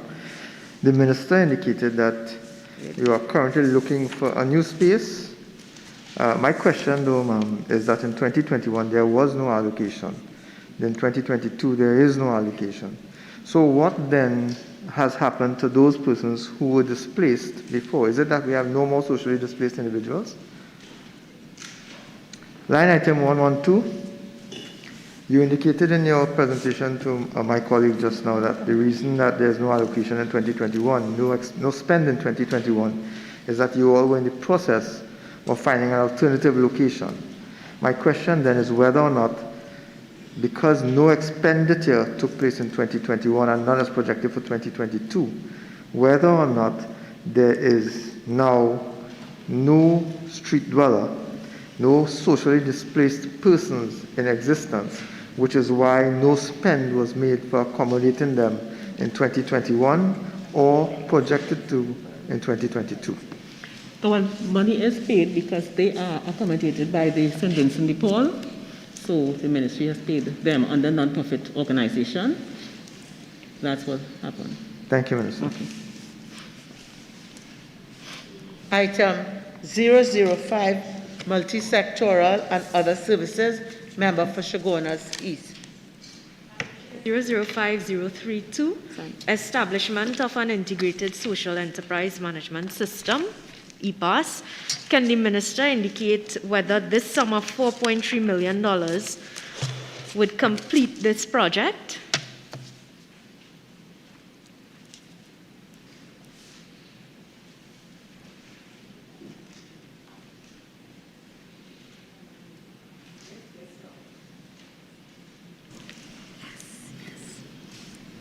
Yes, this should complete this project. All right. Madam Chair, can the minister also indicate to us how this project improved the circumstances of the poor and vulnerable? Well, this is one of our key digitalization efforts, and this is one of our key digitalization efforts. All right, so this is an area where we will be reconfiguring the boards and reconfiguring the service to be provided to the vulnerable. Madam Chair, item 038. Sorry, 036038. Madam Chair, these are two new projects. If the minister can indicate to us, share some details on this program, these two programs, and what is the intended benefits to the poor and vulnerable. Okay, 036.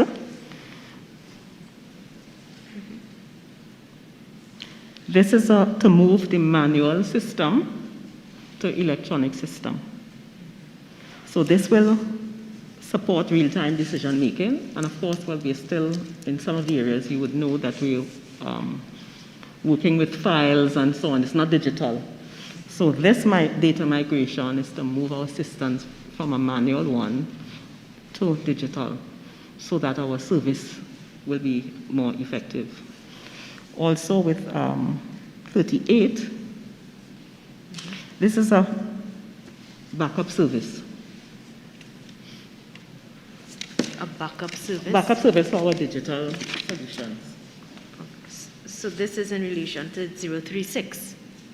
Yes. Madam Chair, can I move to F? Or not Yes, yet? you can move to F.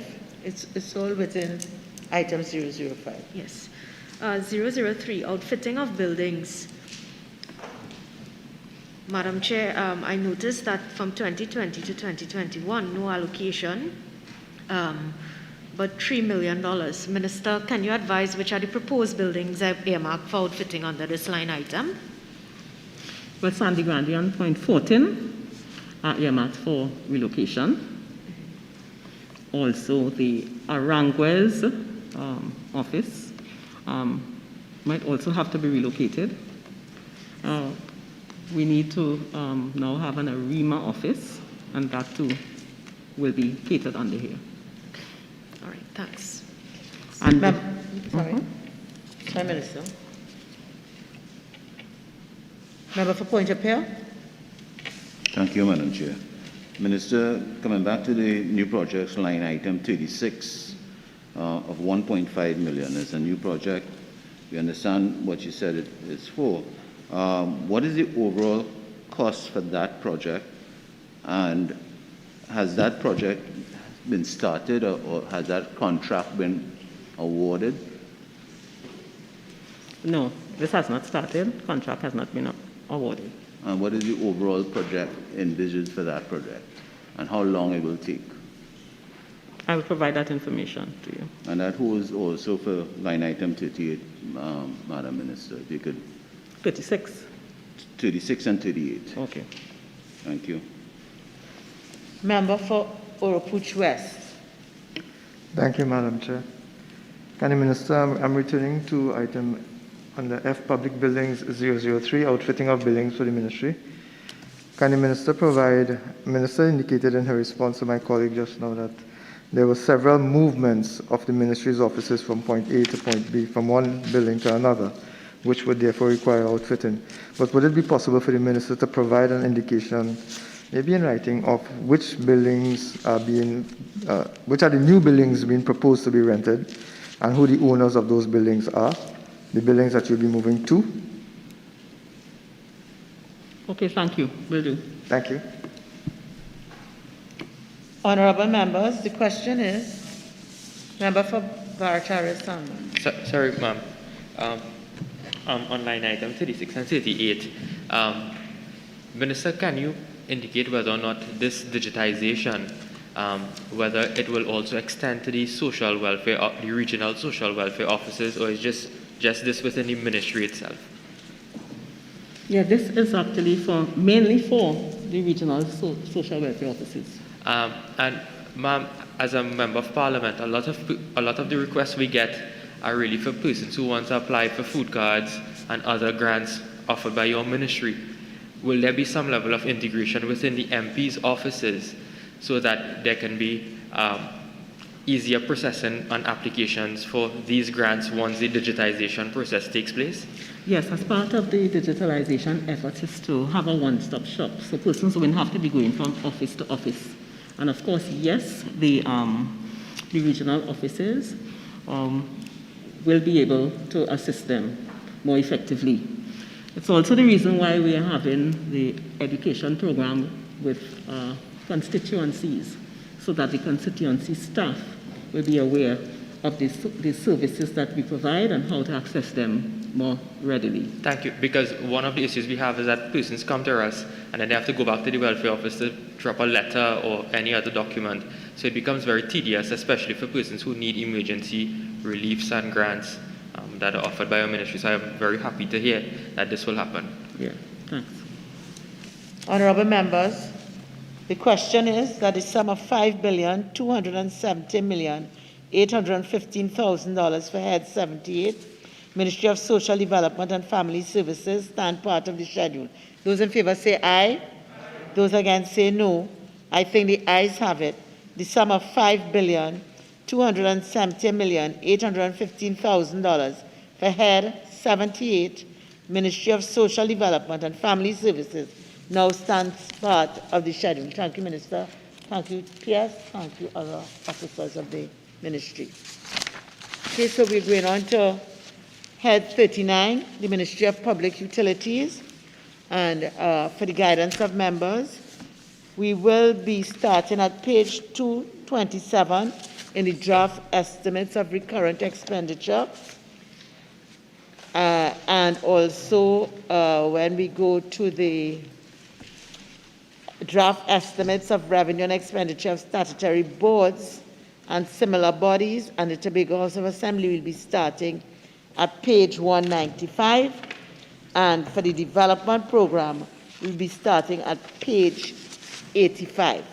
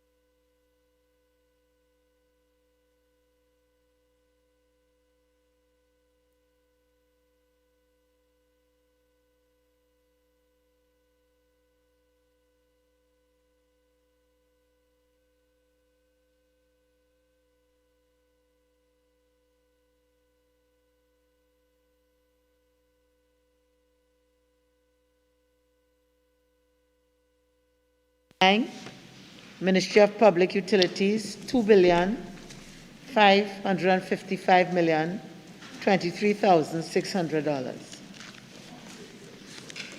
I will now invite the Minister of Public Utilities to make a brief opening statement, not exceeding 5 minutes. Minister. Thank you very much, Madam Chair. Madam Chair, I am very honored to participate in the national budgeting process for fiscal 2022 and to address the Standing Finance Committee of Parliament this morning. I must congratulate the Minister of Finance for his stewardship and his sober management of the national economy. During this difficult and unprecedented time for the global community, utilities have found themselves on the front line of the COVID-19 pandemic, with their services being deemed essential. Since the pandemic arrived on our shores last year, March, for the most part, citizens have continued to receive an adequate supply of electricity, water and wastewater services, internet connectivity, postal and sanitation services. Madam Chair, despite notable efforts by WASA to improve the reliability of water to communities, the future, though daunting, portends for a secured water sector for all our citizens. This has been due in large measure to the sterling contribution of our workers in the utility sector who continue to provide human service on the front line to our country during these challenging times. I take this opportunity to salute their efforts on behalf of our citizens. The utility sector is feeling the negative impacts of climate change, including more frequent and intense extreme weather patterns and climate-related events which raise additional vulnerabilities.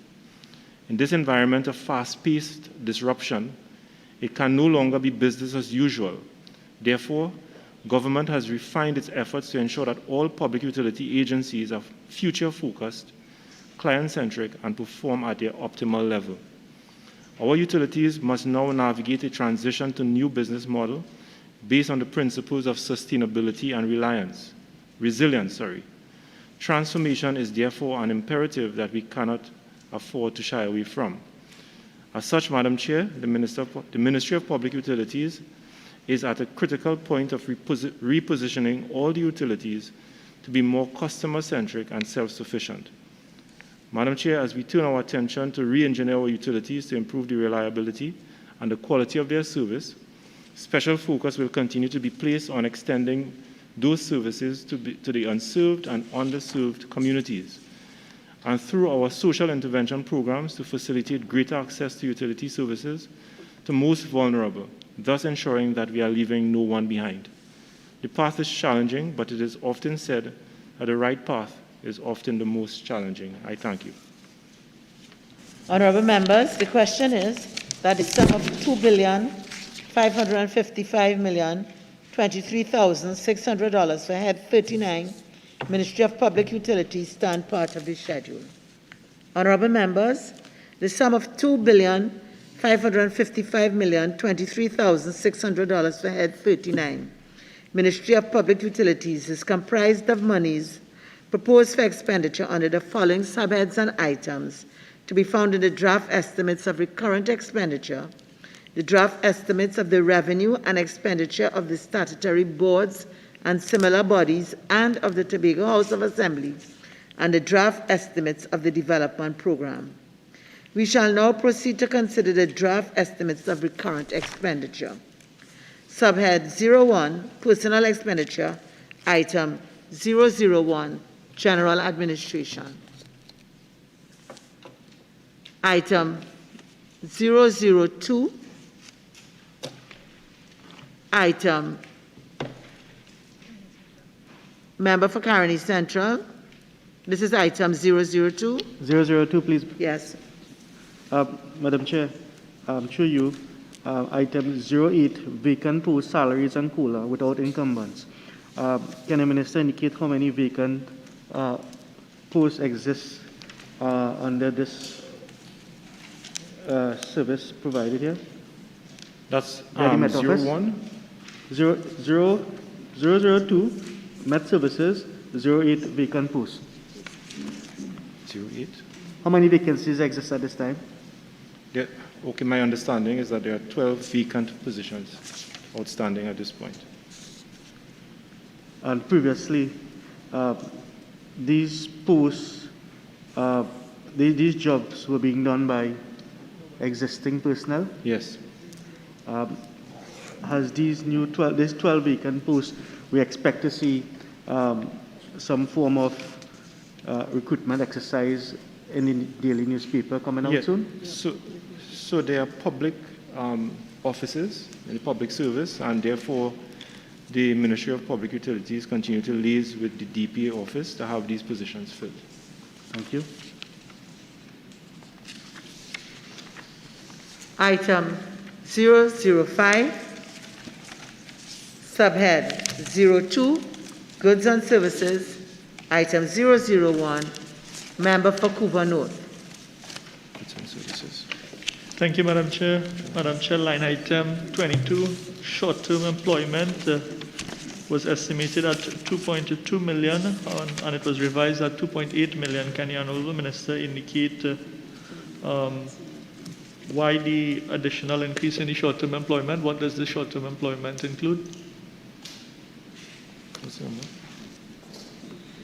What's the question, Member? For the estimate and the revised estimate, the difference there, can the Minister indicate what would account for that additional spending, and this line item, short-term employment, what would that entail? What additional spending? Reduction. From the estimate to the revised estimate, For 2021. the estimate for 2021 was 2.2 million. The revised estimate was $2,880,000. There's an increase there between the revised estimate and the estimate.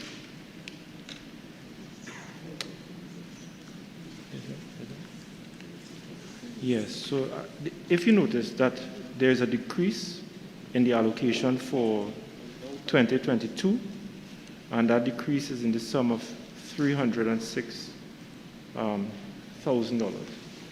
That's for the allocation for 2022 when compared to the allocation for the revised estimates for 2021. I can see that, Honorable Minister. That's not what I'm asking. What I'm asking is that there was an estimate of 2.2 million and there was a revised estimate of 2.8 million. Can the Honorable Minister kindly advise or account for why this increase from the estimate to the revised estimate? That is probably because of, I don't have the information, but I suspect that the ministry may have hired some short-term contract employment during the financial year, which resulted in the increase. Thank you, Honorable Minister. However, I don't want you to suspect. I would like you to be specific and certain. So in accounting to this committee, can you get the information and provide me in writing in the future, as soon as please? I have that information, I will provide the clarity in writing. In addition to that, the recruitment process for these short-term employment, can the Honorable Minister advise in how these persons are recruited? Well, the advertisement is placed, the permanent secretary and the team at the Ministry of Public Utilities, they engage the normal recruitment practices for employment in the public service, which is through advertisement in the national newspaper, social media, etc. And that process is the normal process that has always been triggered for employment in the public service. Thank you very much, Honorable Minister. I would like the Honorable Minister to provide us in writing all the advertisements that was placed in the newspaper for the spending of 2.8 million for the last financial term, please. Sure. Thank you. Member for Princess Town. Thank you, Madam Chair. Honorable Minister, line item 17, training. In the previous years, there has been very little allocation, and this year there is actually no allocation at all. Can the Honorable Minister indicate, I know for the ministry before, under this line item, the issue of digital transformation came up.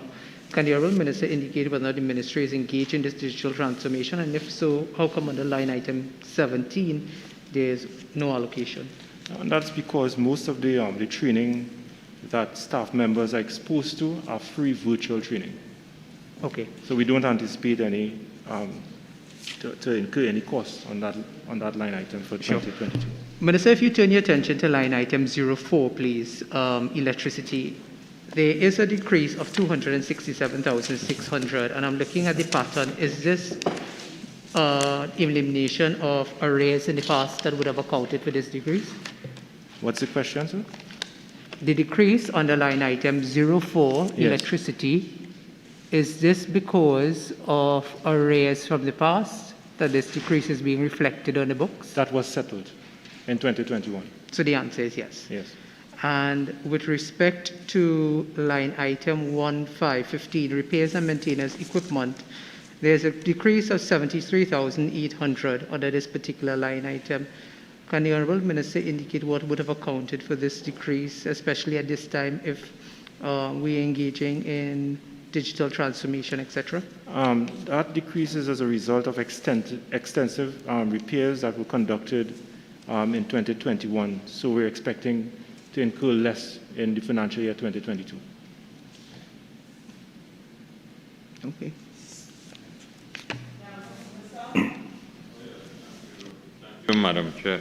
Minister, with respect to 16 contract employment, see there's more or less a consistency in terms of the expenditure.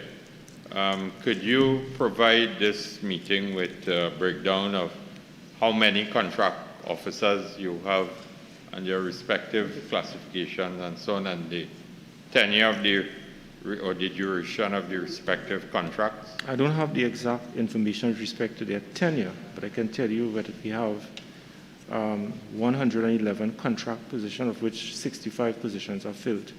And 65 positions are filled at this point in time. The information that I requested, I will allow you or give you the appropriate Of time. course, I can provide that information. Please do. Yeah. And with respect to 22 and short-term employment, you continue to spend 2020, 2021, and 2022 approximately same financial sum. What is the plan? Is there a plan to keep these people on short-term employment, or what is it? Is it that their contracts are being extended and there is no security of tenure? So the Ministry of Public Utilities, we continue to engage the PMCD with respect to a new structure for the Ministry of Public Utilities, and once that process is completed, a lot of the positions that we have categorized as short-term employment, they will either be absorbed as full contract employment or within positions in the public service. Within the public service. And seeing that you have engaged the PMCD, have you also engaged the Public Services Association as it relates to this particular issue? The Ministry of Public Utilities, the Permanent Secretary and her team, those matters are settled with the PMCD. At any point in time, if there is a need to engage the association, the guidance will be sought from the CPO's office. Thank you. I hope you do not violate the procedures as it relates to the labor laws of the country. Of course, I wouldn't take advice from you on that. Member for Couva North. Thank you, Madam Chair. Madam Chair, I'd like to refer the Minister's attention to item 42, street lighting. The actual spend for 2020 was 41 million. However, the revised estimates for 2020 was 216 million when it was estimated for at 50 million. Can the Minister kindly explain why this is significant overspending of $176 million? So the decrease is a result of payments that were made in 2021 to cover arrears over that period of time, up to 2021. So what you're seeing here is as a result of that outstanding sums that were settled previously. That was arrears from previous years? Yes. How much previous years? Over the last 2 years. Over the last 2 years, it accumulated to an additional 176 million. So if it is that we actually spent 41 million in 2020, we don't have the figures for 2019, and No, arrears were compounded, and we spent an additional 176 million to clear the arrears, then why are we budgeting at a figure less than what was spent in 2020? We are budgeting 40 million, which means that we are going to incur arrears once again. So why are we not properly budgeting for what the actual spend is going to be? Well, we always have the opportunity to have those figures revised at our midterm. We believe that with $40 million allocation at this point in time would allow the ministry to satisfy the outstanding payments, or the payments to be incurred at least in the first 6 months of 2022. Honorable Minister, this line item, street lighting, when the ministry normally receive requests from the utility seeking the approval and guidance for street lighting requests coming from the commission, what's the normal turnaround time? It all depends on the availability of resources, the ability of funds. So there's no set, turnaround timing to facilitate those types of requests, but I can tell you with the level of responsiveness from the Trinidad and Tobago Electricity Commission, I'm of the view that the response time is quite impressive. Well, Honorable Minister, taking your response into consideration, what I have is a letter that I received from the Commission on the 22nd of September, subject request for street lighting at Orchid Avenue. And this letter states, firstly, the Commission apologized for inadvertently not acknowledging my correspondence dated February 16, 2021. Notwithstanding this, the Commission addressed your request, which is my request, by forwarding same to the Ministry of Public Utilities via letter dated April 22nd, 2021, for their consideration and approval. The Commission awaits the Ministry guidance regarding same. Minister, this is since the 22nd of April, the Commissioner wrote to the Ministry. The Commission wrote to the Ministry from April 22nd concerning street lighting in an area that is dark, is not lit, in an environment where safety is a major concern. And is this acceptable to you from the 22nd of April to today's date? This lighting problem has not been addressed, and we spent $216 million for the last year. So my response to your question a short while ago, it remains. And I am satisfied that in these circumstances, the Commission does its best, working together and collaborating with the Ministry of Public Utilities to have those matters addressed as quickly as possible. But Minister, we can't be working together from April 22nd. The Commission wrote to the Ministry, and it has not been resolved as yet. We can't be working together on this because it seems as though we are working, but you are not. Member for Princess Town. Madam, on the same line item, in reference to the answer that was provided to my colleague for Couva North, that this reflects the $176 million decrease, reflects the arrears for the past 2 years. Can the Honourable Minister give the undertaking to provide us with the projects in the last 2 years that this decrease will account for, and also if the Minister can give us by region or by constituency. And similarly, with the allocation for this year, if the Minister can give us the work program as envisaged for this allocation per region or by constituency, please. Madam Speaker, I can provide that in writing. Member for Caroni Central. Thank you. Line item 43, security services. What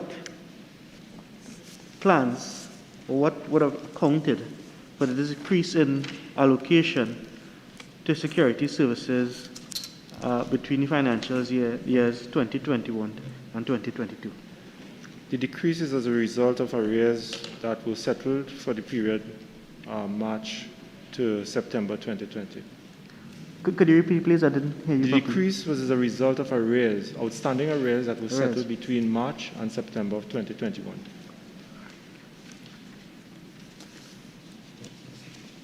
Member for Oropuch West. Thank you, Madam Chair. I want to return to line item 42, street lighting.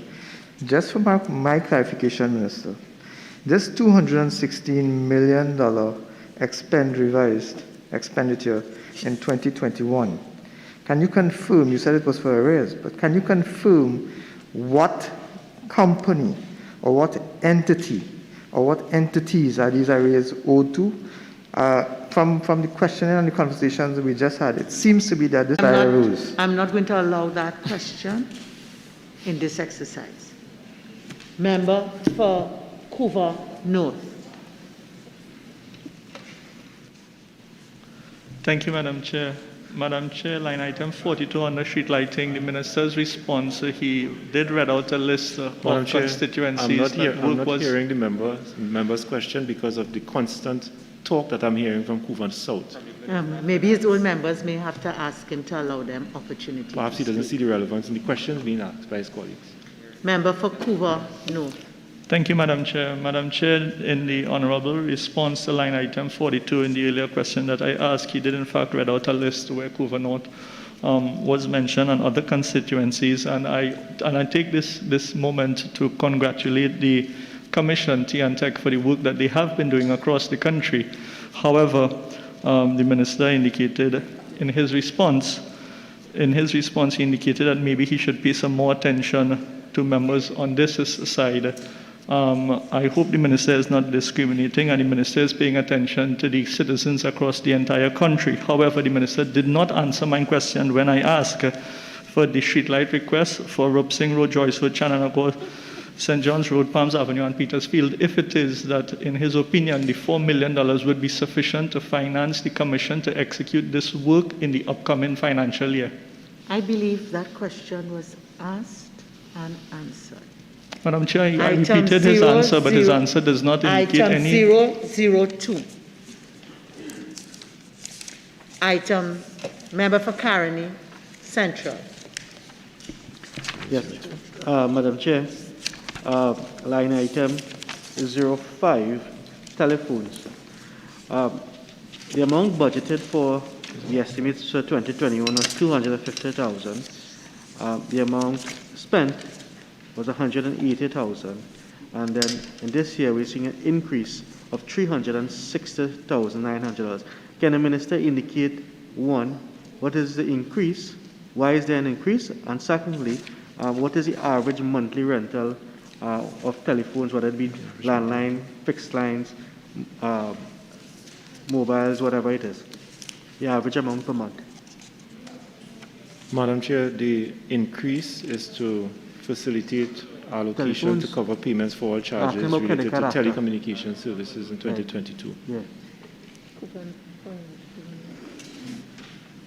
Member for Couva North. Thank you, Madam Chair. Madam Chair, under line item 22, short-term employment, the revised estimate for 2021 was 2.8 million. However, it is estimated for 2022 3.7 million. Can the Honourable Minister advise why such a significant increase for short-term employment, what it entails?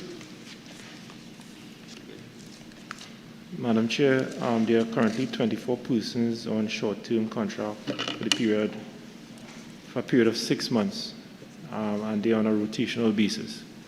The estimate that after analysis by the Ministry of Public Utilities, we believe that the sum allocated for 2022 will cover the 24 persons that are on short-term contract for the period of 6 months. Item 005, subhead 03, minor equipment purchases. Item 001, What number? item 002, item 005, subhead 04, current transfers and subsidies. Item 001, Subsidies. item 003, item, member for Couva North, are you on 003? Item 007, member for Couva North. And thank you very much, Madam Chair. I refer to line item 08, refund to TNTech, rebate to electricity bill. The estimated figure for this was 40 million. However, the revised estimate was 97 million. Can the Honourable Minister advise the significant increase in the revised estimate?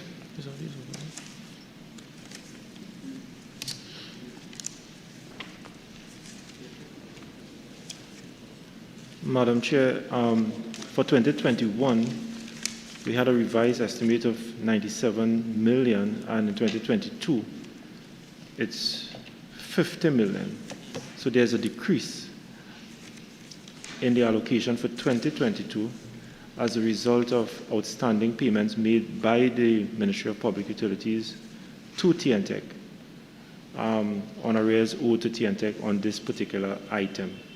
So currently, the payments outstanding to TNTech, my understanding is that all outstanding arrears have been settled up to September of 2021, and we believe that with the allocation of 50 million for 2022, it will be sufficient to cover the period September to April 2022. Member for Gouverneur. Thank you, Madam Chair. Can the Honourable Minister advise what duration these arrears developed? For an increase of 57 million, that was the increase from the estimate to the revised estimate, an additional 57 million. Can the Minister advise the arrears that he's speaking about for what time period? What $57 million are you referring to? Minister, 97 million, take away 40 million Member, it may is help 57. if you refer to the year. If you refer to the year, it may help guide the Minister to focus. Thank you, Madam Chair. So, Honourable Minister, Yes. 2021 revised estimate was 97 million. 2021 estimate was 40 million. 97 take away 40 is 57. That's the 57 million that I'm referring to. So the $57 million is a result of the arrears for the period September 2019 to September 2020, which was paid in September 2021.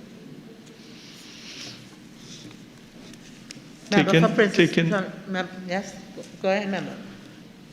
Taking those figures into consideration, does the minister think that the 50 million estimated for 2022 will be sufficient? Because I heard the minister said it's sufficient up till April 2022. Aren't we budgeting for the entire financial term, or are we under budgeting here at this point in time? Okay, so the estimate for 2022 is $48 million, so the $50 million will be more than sufficient. No, Minister, the estimate for 2022 is 50 million. Yes, that's the allocation. That's the allocation, but based on our estimates, what we can potentially incur, it's somewhere between $48 million to $49 million. And that is for the entire financial year? That will be for the entire financial year. Member for Princess Down. Thank you, Madam. Madam, to the Honourable Minister, in light of the impending rate increase, could the Honourable Minister indicate how many persons would have benefited in the last financial year from this particular program? And in light of the rate increase, 218. We suspect that persons may fall out of this program because of that increase. Do you envisage that this will affect some of those customers? So currently you have about 218,000 customers who are benefiting from this program. And as the government indicated through the Minister of Finance, the rate review process that is underway by the RIC, we will await the recommendations by the RIC, and the government through a cash card program will seek to provide support to the low income, to the vulnerable groups in the society. So in addition to the rebate, which we are seeking to increase from 25% to 35%, the government through the cash card program will be able to provide further assistance to the vulnerable groups in the society. Member for Princess now. Thank you, Madam. Madam, in light of the answer provided by the Minister, could the Honourable Minister indicate whether or not government through NGC has removed in whole or the subsidy from NGC to TNTech that will affect these customers that fall under this line item? I'm not going to allow that under refunds to TNTech debate on electricity bill. Member for Point of Peer. Thank you, Madam Chair. Minister, line item 06, Utilities Assistance Program. Based on your website, that program is designed for low-income earners in respect to assisting them with WASA and TNTech bills, correct? In 2021, you had estimated originally a budgeted amount was 4 million. The revised is 7.3 million.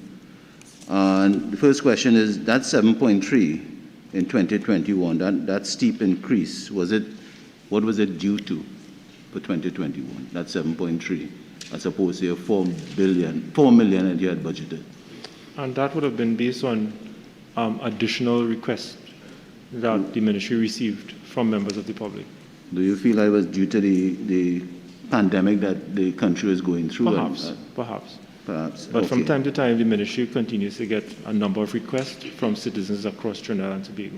And that is fine, Minister, but I see you in 2022, you came back with the same original amount of $4 million that was originally estimated in 2021. Do you perceive to have that same sort of request, that uptick in helping low-income earners, assisting them in their WASA and TNTEC bills? And if so, why go back with your original budgeted amount of 2021 of $4 million?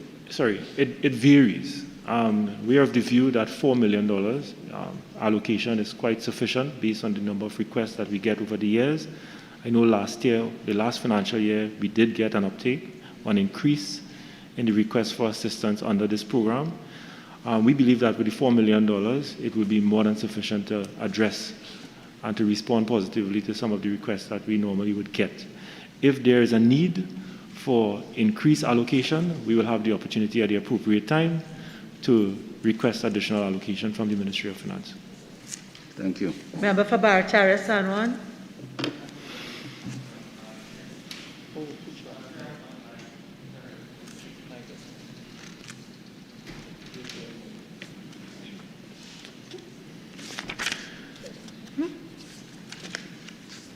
Thank you. Thank you very much, Madam Chair.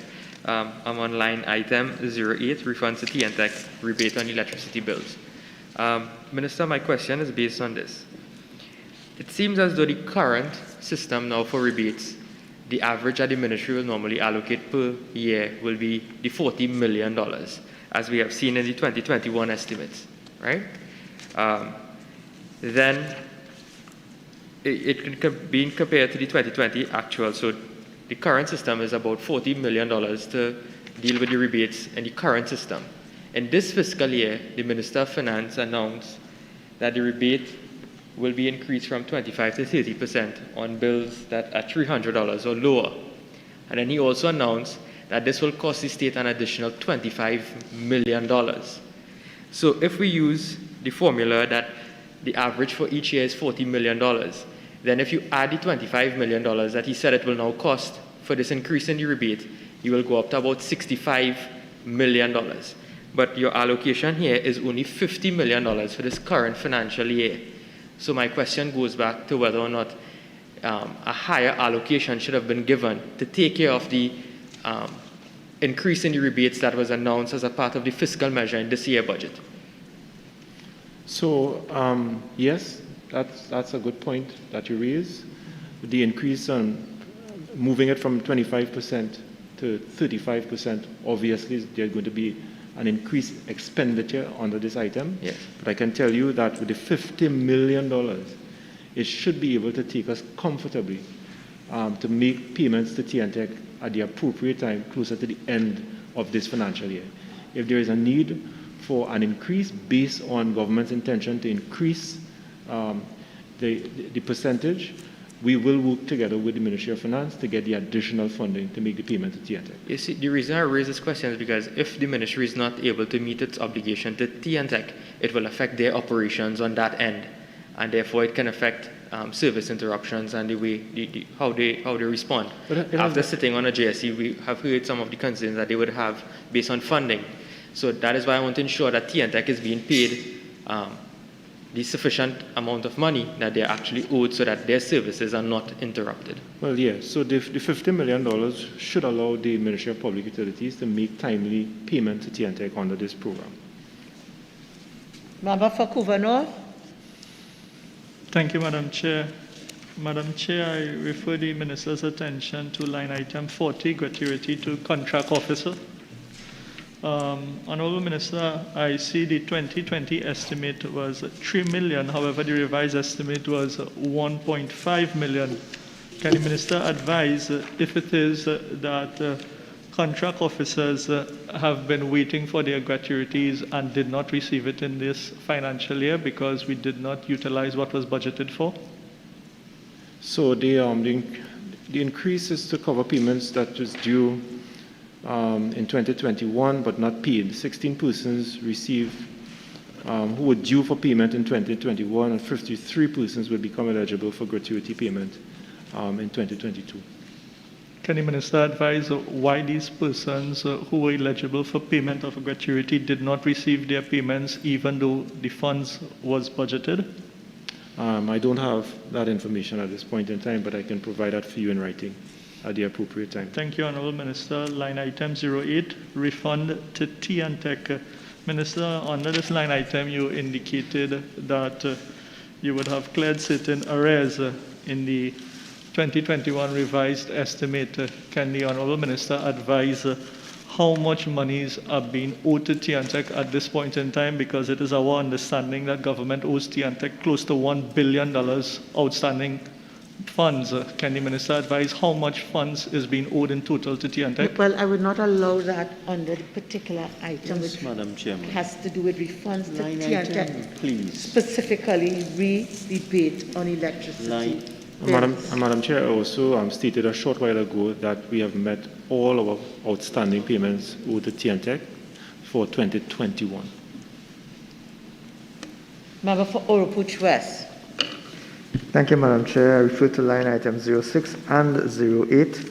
Can the Minister give us a geographic breakdown of the recipients of these two, under these two line items? The geographical breakdown of Yes, sir. recipients? All the constituency breakdown would be much preferable. No, I don't have that information, but I can provide that in writing if you so desire. Thank you very much. Member for Princestown. No?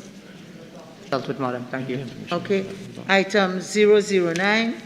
Member for Kamuta Manzanilla. Thank you, Madam Chair. Through you, Honourable Minister, item 04, TT Post. Honourable Minister, I see there's a decrease of $7.3 million. My question to you, with that decrease, how will it affect the operating expenses and wages at TT Post? It will not. TT Post continues to explore additional areas for revenue and to undertake revenue-generating initiatives so that they can become more financially sustainable. TT Post continues to provide a certain service to the Ministry of Works and Transport under the demerit point system, red light camera enforcement system, the traffic ticketing system under its courier services department. And that particular area has been attracting a number of revenue or increased revenue to the organization. And therefore, what we are seeing is a great effort for TT Post to become financially sustainable, thereby weaning it off from the Ministry of Finance. Thank you.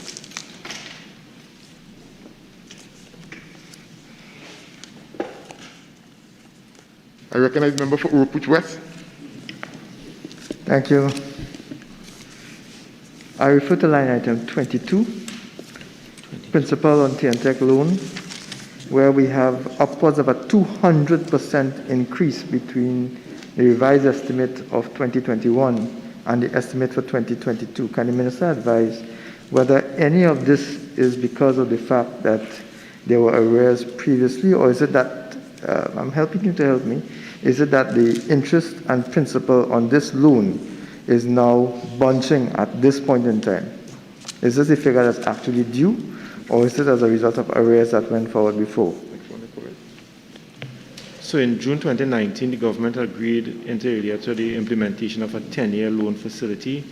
My understanding is that in two tranches between T&Tech and NGC to address the residual balance of US $524 million, which is about $3.5 billion, and the first installment is payable in June 30th, 2020. That's it. Minister, can you further advise whether any of the loans taken as listed here under 18, 19, 20, 22, whether any of these were to meet recurrent expenditure as a result of the failure of the government to meet its obligations to T&Tech? That is not correct, sir. So none of these loans were for recurrent?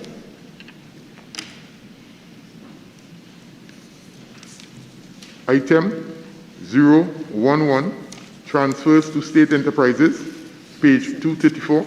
I recognize Oropuch West. Thank you, Mr. Chair. I'm referring to line item 06, interest on the NMTS loan, fixed rate loan. I note that we had a 2021 revised estimate of $15,600,028. We have an estimate that is now $28 less for 2022. Can the Minister advise what would have accounted for this $28 decrease in the amount to be paid as part of a fixed loan agreement? Why is there a $28 decrease? Minister? Mr. Chair, my understanding is that based on the amortization loan schedule, that is the reason why we have that decrease. So there's a loan schedule payment, and it is very much consistent with that loan amortization schedule. I know the Minister of Finance might be able to provide some further clarification. Minister of Finance would shed some light, further light. Yes, with respect to all... Save him. With respect to all provisions for loan payments, all of them will be different at different times, in different forms, whether a loan is coming to an end, whether it is just beginning, whether it is in the middle of a loan repayment period. There's no consistency from year to year, and do not expect the payments to be exactly the same from year to year. Minister, this is a $28 difference on a loan that was $300 million in value, and a repayment which was $15.6 difference in value. We have a $28. If it is a typo, it is logical and rational and acceptable to say so. Mr. Deputy Chairman, this is a consistent refrain from members opposite. They don't want to understand reality. Loan financing does not result in an identical payment schedule every year. It's different every year. If the members opposite don't want to understand that, don't want to believe that, I would not answer this type of question again. I've made the point over and over. So you're going to a different question, different line item. It's the same line item, but a different point. It's a specific request. Proceed. Hold on. Proceed. Honorable Minister, can you provide this honorable chamber with a detailed breakdown of the proposed payment schedule for this loan? Mr. Deputy Chairman, I will provide details of all those matters. Thank you. For everybody. Subhead. Member for Tabakit.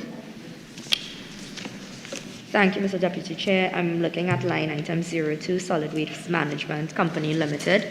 There is an $11.5 million decrease. Could the Minister... Member for Tabakit, one sec. Over South, Minister of Finance. Minister of Finance is still on me. Right. I recognize the member for Tabakit. Thank you. So I'm on line item 02, swim call. The $11.5 million decrease. Could the Minister give us what changes are expected in fiscal 2022 to rationalize this decrease? So my understanding is that there's a $6 million in unspent balances from previous year allocation. So that will roll over into the new financial year. And there are some outstanding projects that are coming to an end. So for the financial year 2022, SwimCall will not be utilizing that amount of funds it utilized over the last year or 2 years. Going into 2022, a number of projects that have been going on over the last 2 years, they're winding down, they're coming to an end, and therefore in 2022, we believe that the allocation received will be sufficient for the company. Okay, I just have a follow-up, and I'm going to bring specific reference. Proceed. Thank you. Specific reference to the Forest Park landfill. I was in receipt of a letter from SwimCall, and they were discussing the deplorable roads, the drainage condition, the inability to prevent illegal salvaging and whatnot. So security services and whatnot are concerned. So I'm not sure if they would have written to you as their line minister, but they wrote to me as MP for Tabakit, where the Forest Park landfill falls into my constituency. Yes. So with this $11 million decrease, I'm worried now that they would further not be able to meet their obligations here, especially with respect to the Forest Park landfill. So yes, I received a report, a very comprehensive report from the chairman of the board concerning the issues at Forest Park. I can tell you that the latest report that I've received is that the improvement works to the road and drainage that is underway currently. They're also working on improving the security arrangement to be able to address some of the issues that came to the National Fore recently. So I am confident that based on what is taking place at this current time and what is proposed to be done moving forward in the next year or so, that the $97 million allocation will not impact the issues or negatively impact the issues at Forest Park. I think the board and the chairman, they're making tremendous strides to improve the situation there. Okay, so we can anticipate that in 2022 we'll have a better year? Yes. Thank you. I recognize the member for Carney Central. Answer already, please. Right. I recognize the member for Bartara Sanwan. Thank you very much, Mr. Deputy Chair. On line item 02, swim call. Minister, the decrease that the member for Tabakeet would have alluded to in the sum of $11.5 million, can you just confirm that this would not affect any persons who are employed at swim call in terms of whether or not it would cause a reduction in the staff at swim call?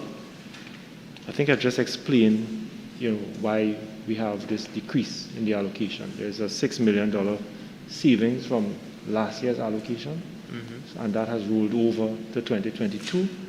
And based on some measures being implemented by the board and by the management, SwimCall is utilizing and experiencing some cost savings, whilst not undermining its performance, especially in relation to Forest Park, at Beetham, and at Guanapo. So SwimCall is also, as I've indicated in my opening statement, is one of the utility companies that we are looking to reposition, to re-engineer so that it can become financially self-sustainable.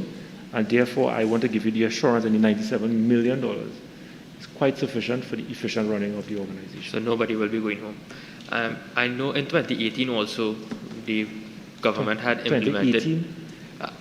It will also be based on this, that an environmental tax was imposed so that SwimCall itself would have now become a bit more financially viable in terms of improvement in recycling of tires and indiscriminate dumping.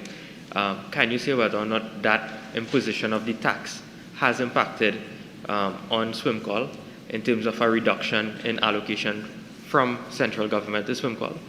Yeah, so my understanding is, Mr. Chair, my understanding is that the monies received under this particular tax, it is deposited into the consolidated fund. So it doesn't come straight into SwimCall? No. Member for Couva North. Thank you, Mr. Chair. Mr. Chair, line item 02, swim call. And Honourable Minister, you would be able to advise us, from my understanding, one of the responsibility of SwimCall with respect to garbage collection across the entire country, with respect to the collection of garbage, it is done by local government, but the contract is actually put in place by SwimCall, and these scavenging contracts has been in existence for 2013, where local government is awaiting on SwimCall to revise and to renew these contracts. Because they are operating at the 2013 rate. Can the Honourable Minister advise if it is that consideration in this financial year is going to be taken for these existing contracts? Under this line item? For SwimCall, if it is that SwimCall will be embarking upon revising these contracts in this financial term? Well, yeah, I'm not too sure, Mr. Chair, and I know we are looking at line item number 2. He's asking about contracts. Again, beyond line item 011, transfers to state enterprises, and I know you on 02, I'm referring with regard to the contracts. No, I'm referring to the work at SwimCall for this upcoming year, if it is that they will have sufficient resources to complete the task at hand. Oh, which is slightly different to what you just mentioned. Of course. So could you shed some light there, Mr. Minister? What's the question? If it is SWIMCOL, will have sufficient resources to complete the task at hand that I just explained. And what task is that? The revising or the renewing, the establishing new contracts for the collection of garbage through local government. Because the scavenging contract, maybe Minister, you might not be aware, but these scavenging contracts are operating at the 2013. Let me just clarify. So, Mr. Minister, with regards to the scavenging contracts, could it be considered in this line item? No, Mr. Chair. Okay. So again, no, I'm talking about the resources at SWIMCOL because it is SWIMCOL responsibility to put out these contracts, to evaluate and Mr. Deputy Chairman, that is not correct. The member is wasting time. It is not SWIMCOL's responsibility. Minister of Finance, thank you. Right. So member, based on what you are inquiring about, does not fall within this particular item with regards to the contracts that you are inquiring about. Okay? So, Mr. Minister.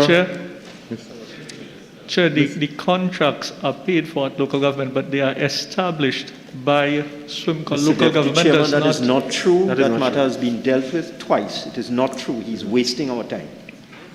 Mr. Minister. Can the Honourable Minister of Finance provide the information then? If the information is not accurate, can the Honourable Minister of Finance advise this committee? Because that is the information that we have. Can we deal with line items, please, instead of the random The thoughts operation of of the member? SWIMCOL member for Couva North, let's be dealing with line item 011.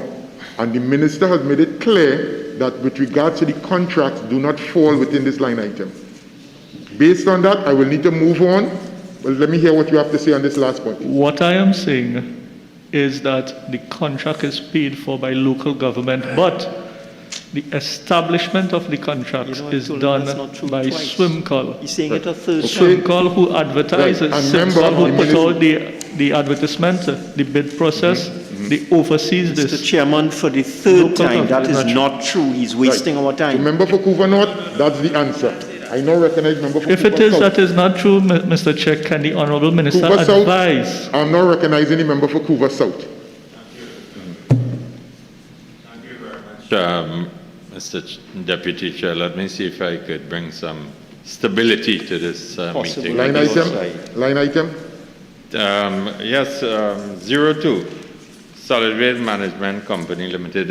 Minister, I heard you indicate to the meeting that the subvention or the transfers of approximately $97 million will be enough for the financial year 2022.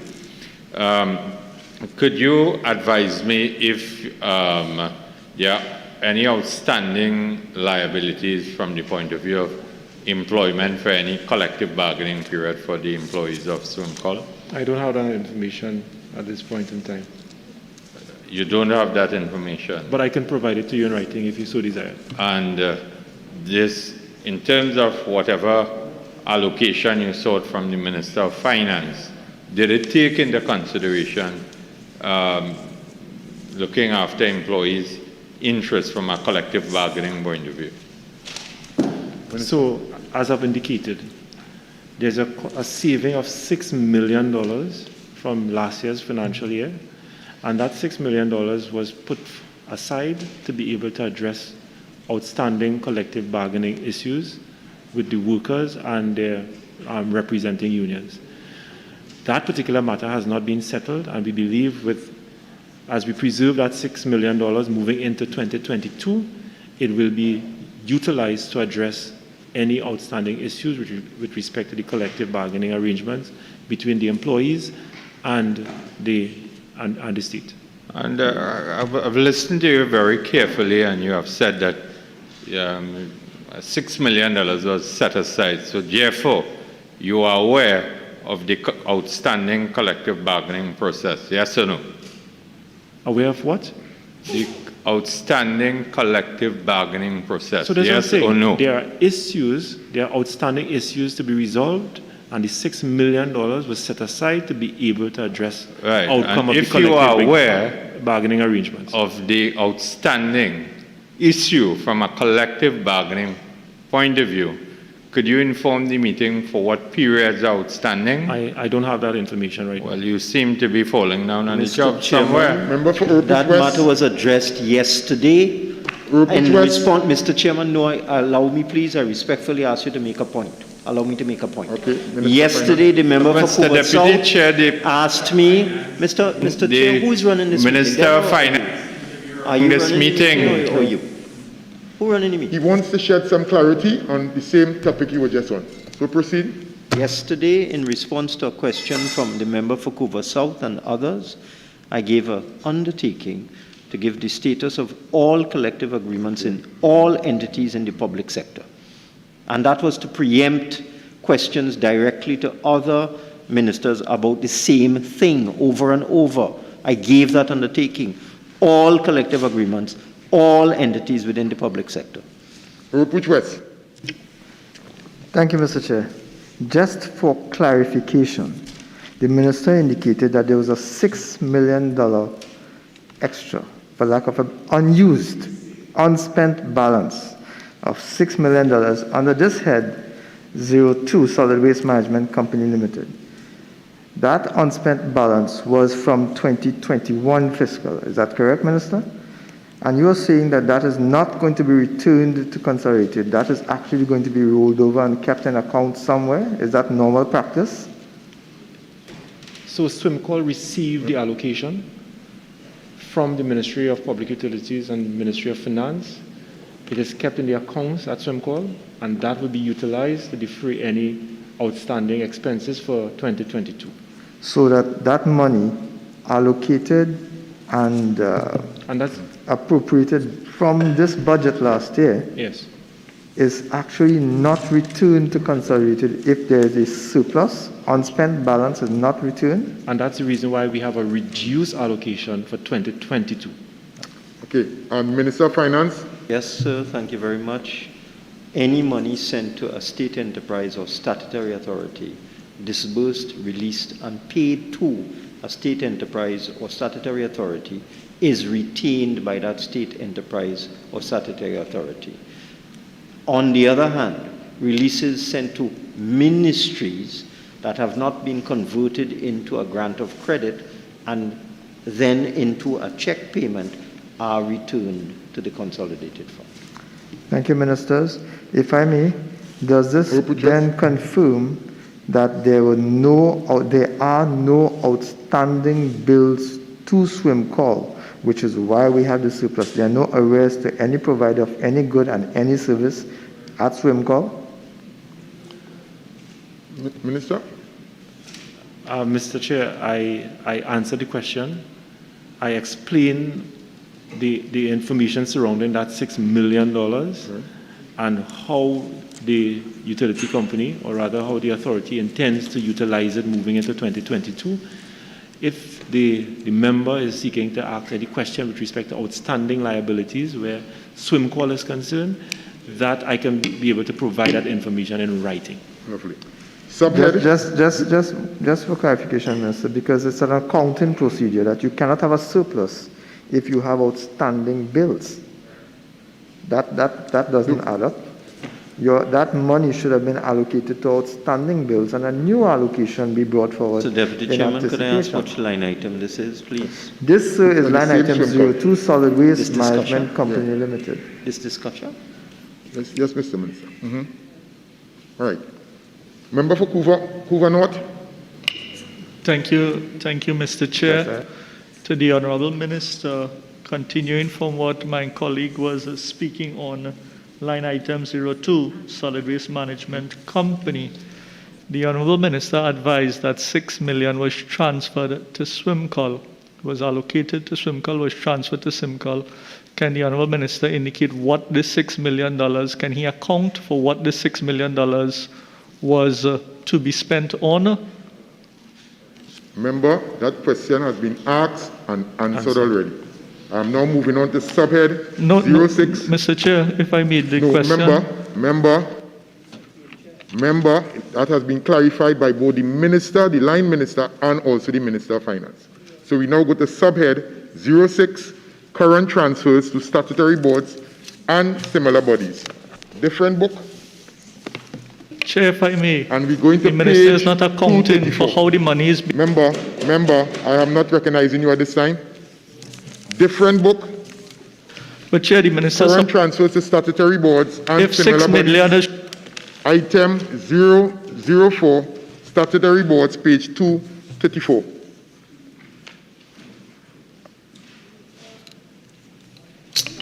Honorable members, we will now move to the draft estimates of the revenue and expenditure of the statutory boards and similar bodies and of the Tobago House of Assembly. Number 51, Water and Sewerage Authority, subhead 01, Personal Expenditure, page 195, item 001, General Administration. I recognize member for Princestown. Thank you, Madam Chair, Mr. Deputy Speaker. Line item 06, remuneration to board members. There's an increase of $70,000 here, sorry, under line item 06, remuneration to board members. Line item? Line item 06.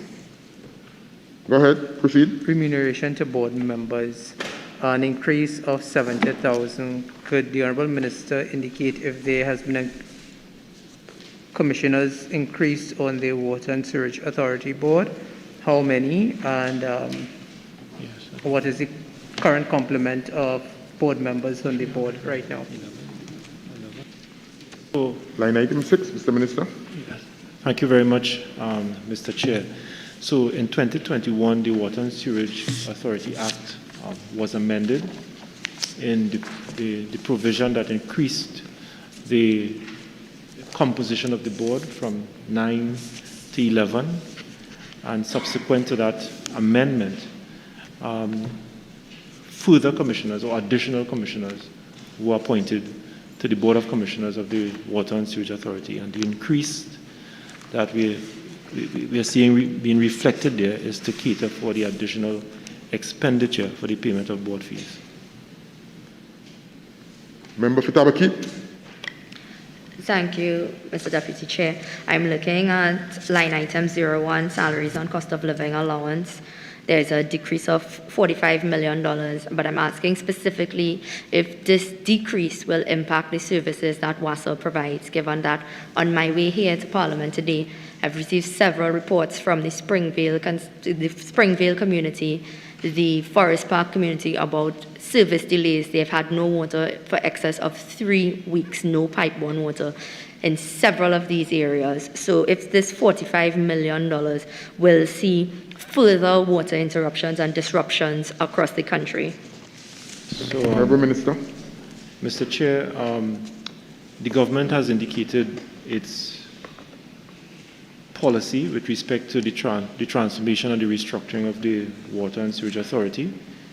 We have laid in this Parliament a report that was put together by a cabinet subcommittee. That report was laid, and the recommendations in that report are quite clear. The government is quite clear in terms of its move to re-engineer the Water and Sewerage Authority so that every citizen and every constituency will experience an improvement in their water supplies. So I wish to assure the member that despite the shortfall that you are seeing being reflected here, that the transformation of the Water and Sewerage Authority will result in an improvement in water supplies across the country, including those areas that you're seeing that you've just mentioned. Pumping money into an organization, it's over 10 years. The government has pumped over $20 billion into the Water and Sewerage Authority. And if by simply pumping money into an organization would automatically result in an improvement in service, then the $20 billion that the government spent in the Water and Sewerage Authority, it means that every single community in Trinidad and Tobago should be receiving a 24/7 water supply. So we have recognized that, and the transformation of WASA, the restructuring of WASA, the re-engineering of WASA is to ensure that we get value for money. So I wish to assure you that despite the shortfall that you are seeing here, it will not result in further decline in the water supplies. I give you that commitment that the restructuring of the organization, that's the only way in which your constituency and your constituents will see an improvement in their water supply. Member for Bartara one. Thank you very much, Mr. Deputy Chair. I'm on line item 01, salaries and cost of living allowances. Now, Mr. Deputy Chair, there's always a complaint that we have seen that the senior executive level of WASA, they receive exorbitant salaries and remuneration packages. Can the Minister provide this honorable meeting with the remuneration packages for the senior executive of WASA? I can provide that information in writing at a subsequent date, Mr. Chair. I don't have that information at my disposal. In terms of the positions, it would be CEO, Director, Customer Care, Director, Operations. Okay, member, I think they should be able to pull the senior management listing. I now go to Ropewich West. I want it to be absolutely clear. Ropewich West. No problem, member. Ropewich West, I recognize you. Sorry, thank you very much, sir. Minister, again on item 01. It's interesting that you can cut $45 million from the allocation without affecting the quality of service. That may be a good thing if you are an extremely good accountant. Minister, my question to you is, how will this cut improve the quality of service that we currently have? Just like my colleague from Tabakit, I also have areas in my constituency which have been without water for weeks and months on end during this COVID pandemic when water is essential. When you understaff WASA or cut down the staff allocation for WASA, that clearly must impact quality of service. Minister, can you provide a listing of exactly where these cuts are going to take place? Mr. Chair, I don't understand what cut is going to take place. There's a reduction of $45 million under salaries and cost of living allowance. That suggests that persons are not going to be in position to receive $45 million. This implies a cut in employment. Can the Minister confirm whether there is a cut in employment? And if so, what positions and how many persons? Mr. Chair, Mr. Minister. WASA currently receives somewhere around $700 million in the collection of revenue from rates being paid by its various customers across Trinidad and Tobago, domestic customers, industrial customers, and this is not commercial about revenue, customers. this is about expenditure. Mr. Chair, currently, WASA is owed approximately $1 billion by its various categories of customers. The government has indicated its intention to reorganize, to re-engineer WASA, and in that reorganization and that re-engineering process, what we are seeking to do is to increase the revenue position of WASA and to reduce concomitantly the operational cost of the organization. And therefore, moving into 2022, WASA will be seeking to improve its revenue position by increasing its ability to collect outstanding rates owed to the authority, and thereby reducing its dependence on the government of Trinidad and Tobago for its survival. And that is what re-engineering an organization is about. So if you see a reduction in the allocations from the Ministry of Finance, it is because we are pointing and we are indicating to the Water and Sewage Authority that you need to stand on your own legs and to become financially sustainable. Member for Ropewich West. Thank you, Minister, for your very impassioned sentiment discovered after 6 years. Minister, I'm at 01 and now at 02, which works out about $105 million reduction in the monies that is to be allocated to monthly paid staff. This means that there are going to be labor cuts, Minister.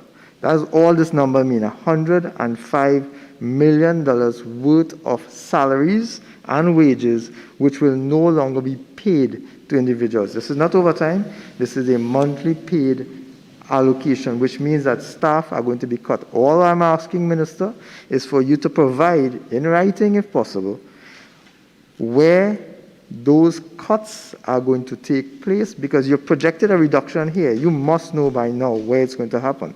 That's why you've projected a reduction. Where in WASA are these cuts going to be effected? $105 million worth, at least only in 2022 at this point. West, the minister has already answered that question, but do you have anything to add, Mr. Minister? Mr. Chair, I have absolutely nothing more to add. He's answered. Very much, Mr. Deputy Chair, and I've recognized some very nice human resource words that have been used here by the Minister, re-engineering and transformation and so on.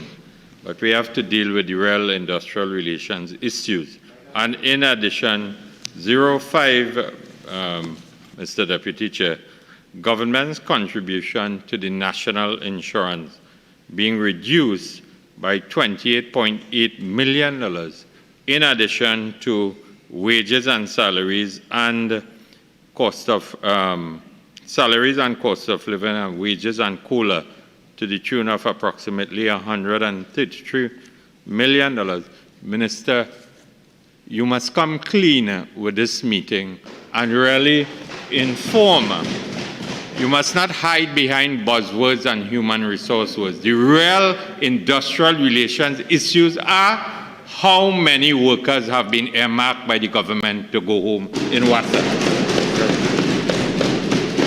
Tell this meeting now, because the purpose of this meeting is to provide information to the opposition and to provide information to the public at large.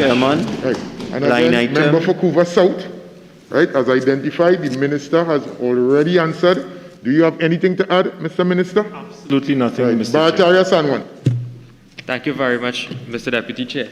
Now, Mr. Deputy Chair, the Minister had some very wishful thinking by saying, and I'm on line items 1, 2, and 3, because they all relate to wages and overtime. And he's saying that the reason that there's a reduction in expenditure for wages and salaries is because WASA is now going to embark on some new programs where they will recover rates that are owing to the authority. Can the Minister then clarify or tell this meeting what are some of those steps that WASA will take in order to recover these rates to cover the wage bill that we are seeing a reduction in this fiscal year? Minister? Mr. Chair, I've already, in the best way I can, provide all the clarification on this particular issue. I've said over and over again that WASA has to become financially sustainable. The utility company is owed nearly $1 billion by its various customers. And in addition to that, Mr. Chair, you have thousands of persons who would have applied for new connections, and they've been waiting 1 year, 2 years, in some instances they're waiting 3 years. Those are ways in which the utility company can see an improvement once they are properly managed. They can see an improvement in the collection of their rates and an improvement in their financial circumstances, and that is the direction in which the board and the executive management of the authority, they are both mandated to be able to pursue strategies so that it can become financially self-sustainable, so that they can reduce their reliance on the Ministry of Finance for their survival. I can't say nothing more. How is the Minister going to collect this $1 billion that is being owed to WASA? What programs, what process, what strategies are you going to use? Remember, I think now we're going into operations, we're going into policy, we are dealing with the financial aspect. Member for Princestown. Mr. Speaker, Honourable Minister, on that same line items 1, 2, and 3, in light of what you have shared with the committee, are you aware that WASA has been cut for this financial year of over $340 million? You're expecting over this year, this financial year, to get $1 billion that has not been paid for over 25 years in 1 year to meet the shortfall of $340 million that WASA has been cut in this financial year. So $340 million has been cut in this financial year. You're telling us WASA is owed $1 billion, and in order to meet that shortfall of $340 million that WASA has been cut by in significant areas, you're saying that this will come in this financial year? Yes, again, member, same question, different person, member for Tabakit. Thank you. Having consideration to what you said about the cuts and the re-engineering overall, but I'm noticing at line item 04, the allowances to monthly paid officers have gone up by $10 million. Could you give us some idea of what these allowances are and why we need an extra $10 million allocated to pay allowances for monthly paid officers? Yeah, my understanding. Yes, thank you very much, Mr. Chair. My understanding is that there are some outstanding arrears owed to monthly officers that we expect to be settled in this financial year. So the increased allocation that you're seeing here is to address the outstanding arrears owed to these officers. Subhead 02, Goods and Services, page 195, item 001, General Administration, Chair, pages 195 to 196. Member for Couva North. Chair, you continue not recognizing me, and my mic was being mute the last time I was speaking. No, listen. I raised my hand on this block, and I was not given any consideration. This is the second time at a standing finance committee that this is happening. And again, member, there's a clear procedure on how we operate. If I miss you, rest assured that the procedural clerks would identify you. All right? So, subhead. So where are you? Item 001, General Administration, page 195 to 196? Yes. Chair, line item 01, salaries and cost of living allowance on page 195. No, the actual spend. Remember, 1 second, hold on. We just moved on from there. Chair, you just call it out. I was of the opinion that you were giving consideration even because my hand was up. Mr. Minister, hold on, please. Yes, member for Couva North, right? We moved on. I looked up, the procedural clerk would have identified, and we moved on to the other line item. But Chair, my hand was up for this entire block, and I keep raising my hand while you were on this block. I'm only going to accept where we are at this time. Mr. Chairman, we have 8 heads to do today. Member for Point of Wasting time. Mr. Minister, thank you. Thank you, Deputy Chair. Line item 04, Minister, Electricity. Now, help me understand this. In 2021, you had budgeted, or WASA did, $110 million. The revised estimate in 2021 was $10 million. So, if I have to read this properly, WASA did not pay electricity bills to the tune of over $100 million. And I'm asking first, did WASA suffer any disconnection by TNTech in respect of this unpaid electricity bills during 2021? Because I'm sure some of the officers would have had to be disconnected by not paying their bills, like residential individuals in Trinidad and Tobago. So could you help clarify that? For any disconnection in 2021? I can't hear you. Minister. WASA has not suffered any disconnection from TNTech. And so why didn't WASA pay their electricity bills during the course of 2021? And that's the reason why, and that's the reason why restructuring of the organization is absolutely necessary, so that it will be able to meet its monthly operational expenses. Yeah, lift the mic, Minister. Sorry. And that's the reason why I'm saying the reorganization of the authority is needed, so that it will be able to meet its monthly operational expenses. So Minister, if I have to understand you, that TNTech gave WASA a blight for 2021 by not allowing them to pay their electricity bills. Chairman, it is not right for them to ask the same question over and over in a different form. No, but Deputy Chair, I try to understand why was WASA allowed by TNTech not to pay their bills when normal residents of Trinidad and Tobago have to pay their electricity bills. So I'm trying to understand what happened in 2020 and why Chairman, the Minister of I Finance asked for a ruling. He's the asked that money question to pay the 3 electricity times. bills. Minister of Finance. Right. So again, member, operational policy, but I'm going to give the Minister the opportunity to respond. Mr. Chair, the allocation that WASA received under electricity, it will take care of outstanding arrears owed by the authority to the Trinidad and Tobago Electricity Commission. Yes, there is an issue with respect to outstanding debts owed to TNTEC by the authority, but as we move forward, we are seeking to address this particular issue.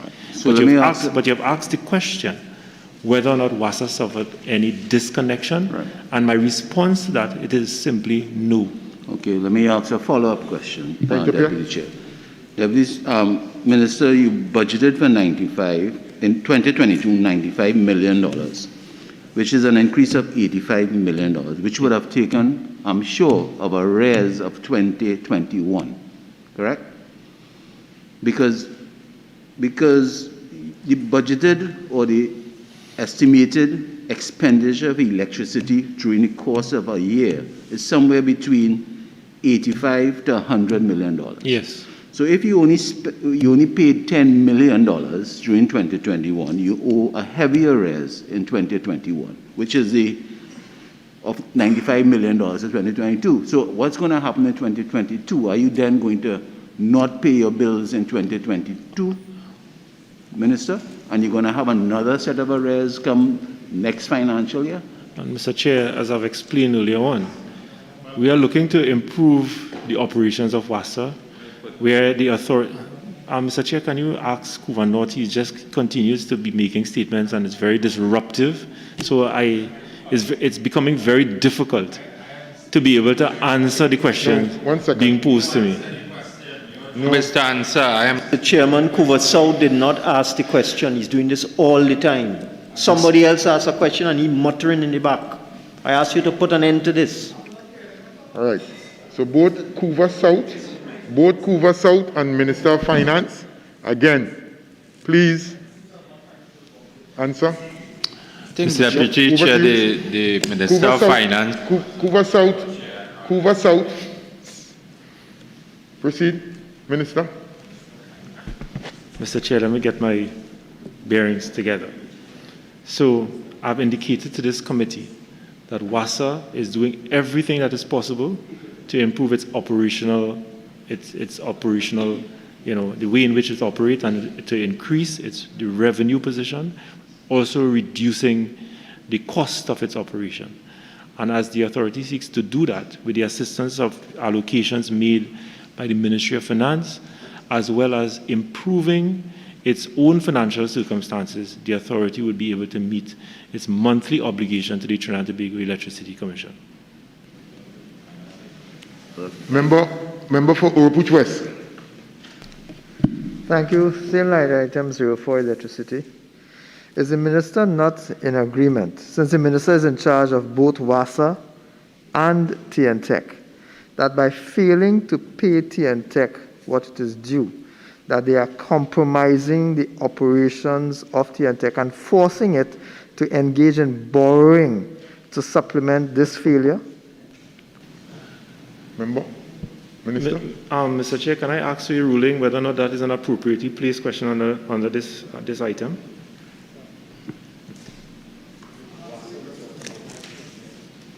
Line item 04, you're on, member? Yes, sir. Right. Yeah, proceed. So, Mr. Chair, I can't explain myself better on this. I've That's indicated that we have done everything and we are doing what we need to do to ensure that WASA meets its monthly obligation to all the utility companies, TNTEC, and all the contractors that it engage to be able to move forward with its operation. Member for Princess Town. Thank you, Mr. Deputy Chair. Honourable Minister, if we turn our attention to line item 12, material and supplies, and line item 16, contract employment. Now, WASA has been cut by $340 million total, but when you look at line item 12 and 16, line item 12, materials and supplies, 99 million, and line item 16, contract employment, 232 million. Two critical areas of WASA.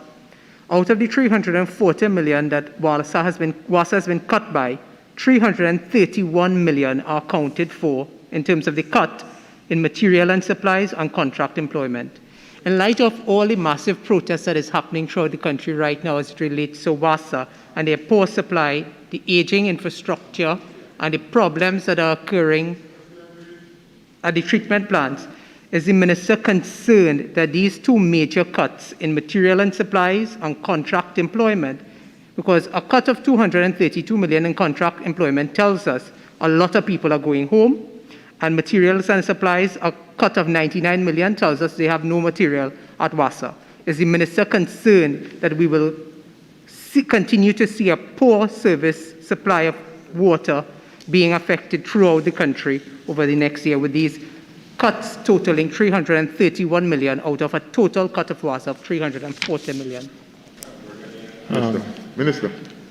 Mr. Chair, just to respond to the statement of massive protest action taking place across the country, it's very unfortunate that these massive protest actions being triggered by members of parliament. And it's Mr. Deputy Chair, right? 48-6. Yeah, 48-6, Mr. Deputy Chair. Criminal behavior. 48-6, imputing improper motives. Mr. Chair, you cannot impute improper motives on a member of parliament, except on a substantive motion. 48-6. All of us cannot Does speak that at the apply same time. in a standing finance committee? What they're talking about? Right, Mr. Minister, all of us cannot speak at the same time.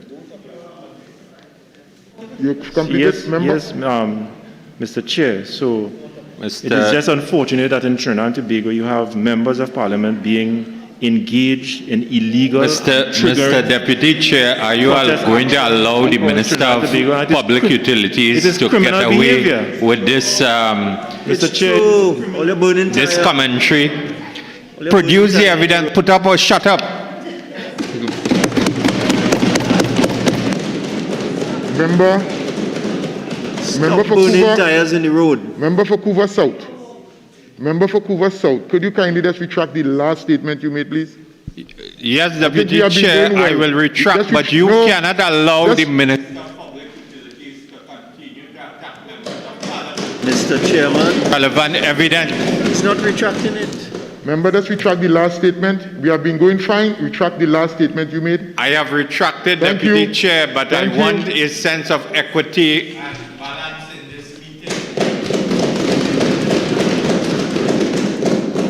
Then stop burning tires in the road. No. The minister have to retract that statement. Member, listen. Retract listen. this. Members, saw a UNC MP Let the burning Minister of tires. Finance retract. Listen. Members, the Standing Finance Committee is still in session. All right, the minister has been asked a question and he has given his answer. All right, if that is the answer that the minister is given, he's given an answer to the question that has been asked. Right? Couva North.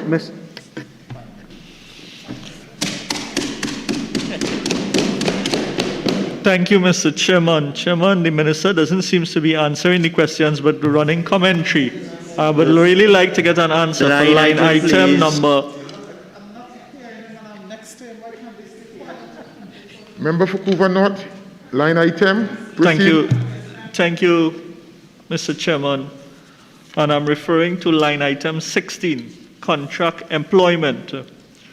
For this line item, the actual spend of 2020 was $414 million. I'm seeing it, the revised estimate was $435 million, but it is only being estimated for 2022 at $203 million, a decrease of $232 million in this line item. Can the minister advise if it is a significant amount of contracted workers are going to be sent home at WASA? Mr. Chair, I've already answered that question. I have nothing more to add to it. Okay, so On this line item, Chair, this is the Again, the first question asked on this line item. I did not hear my colleagues ask on this.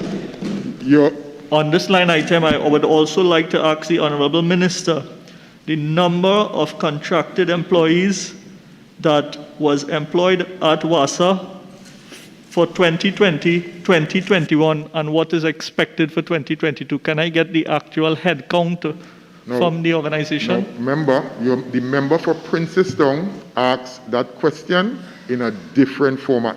This is why the minister is able to say that he answered the question already. So could you, right? So I now go to Moving on to another line item. 1 second, let's hear Tabakit. Tabakit, and then we'll have Kuva South. You have a question? Right. So Tabakit and then Kuva South. Yes. So, Mr. Deputy Chair, we are talking about the cuts in different spaces, but if we take a look at line item 28, other contracted services, there's an increase of $17 million. What are we looking at under other contracted services for fiscal 2022? Minister? Line item 28. Page 6.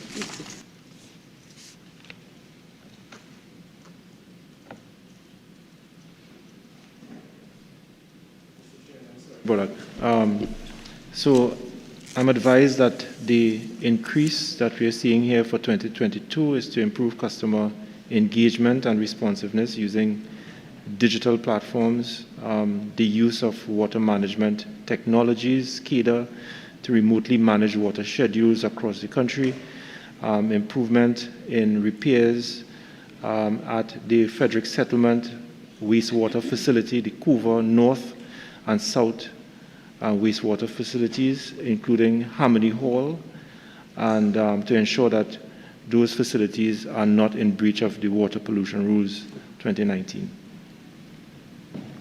Member for Couva South.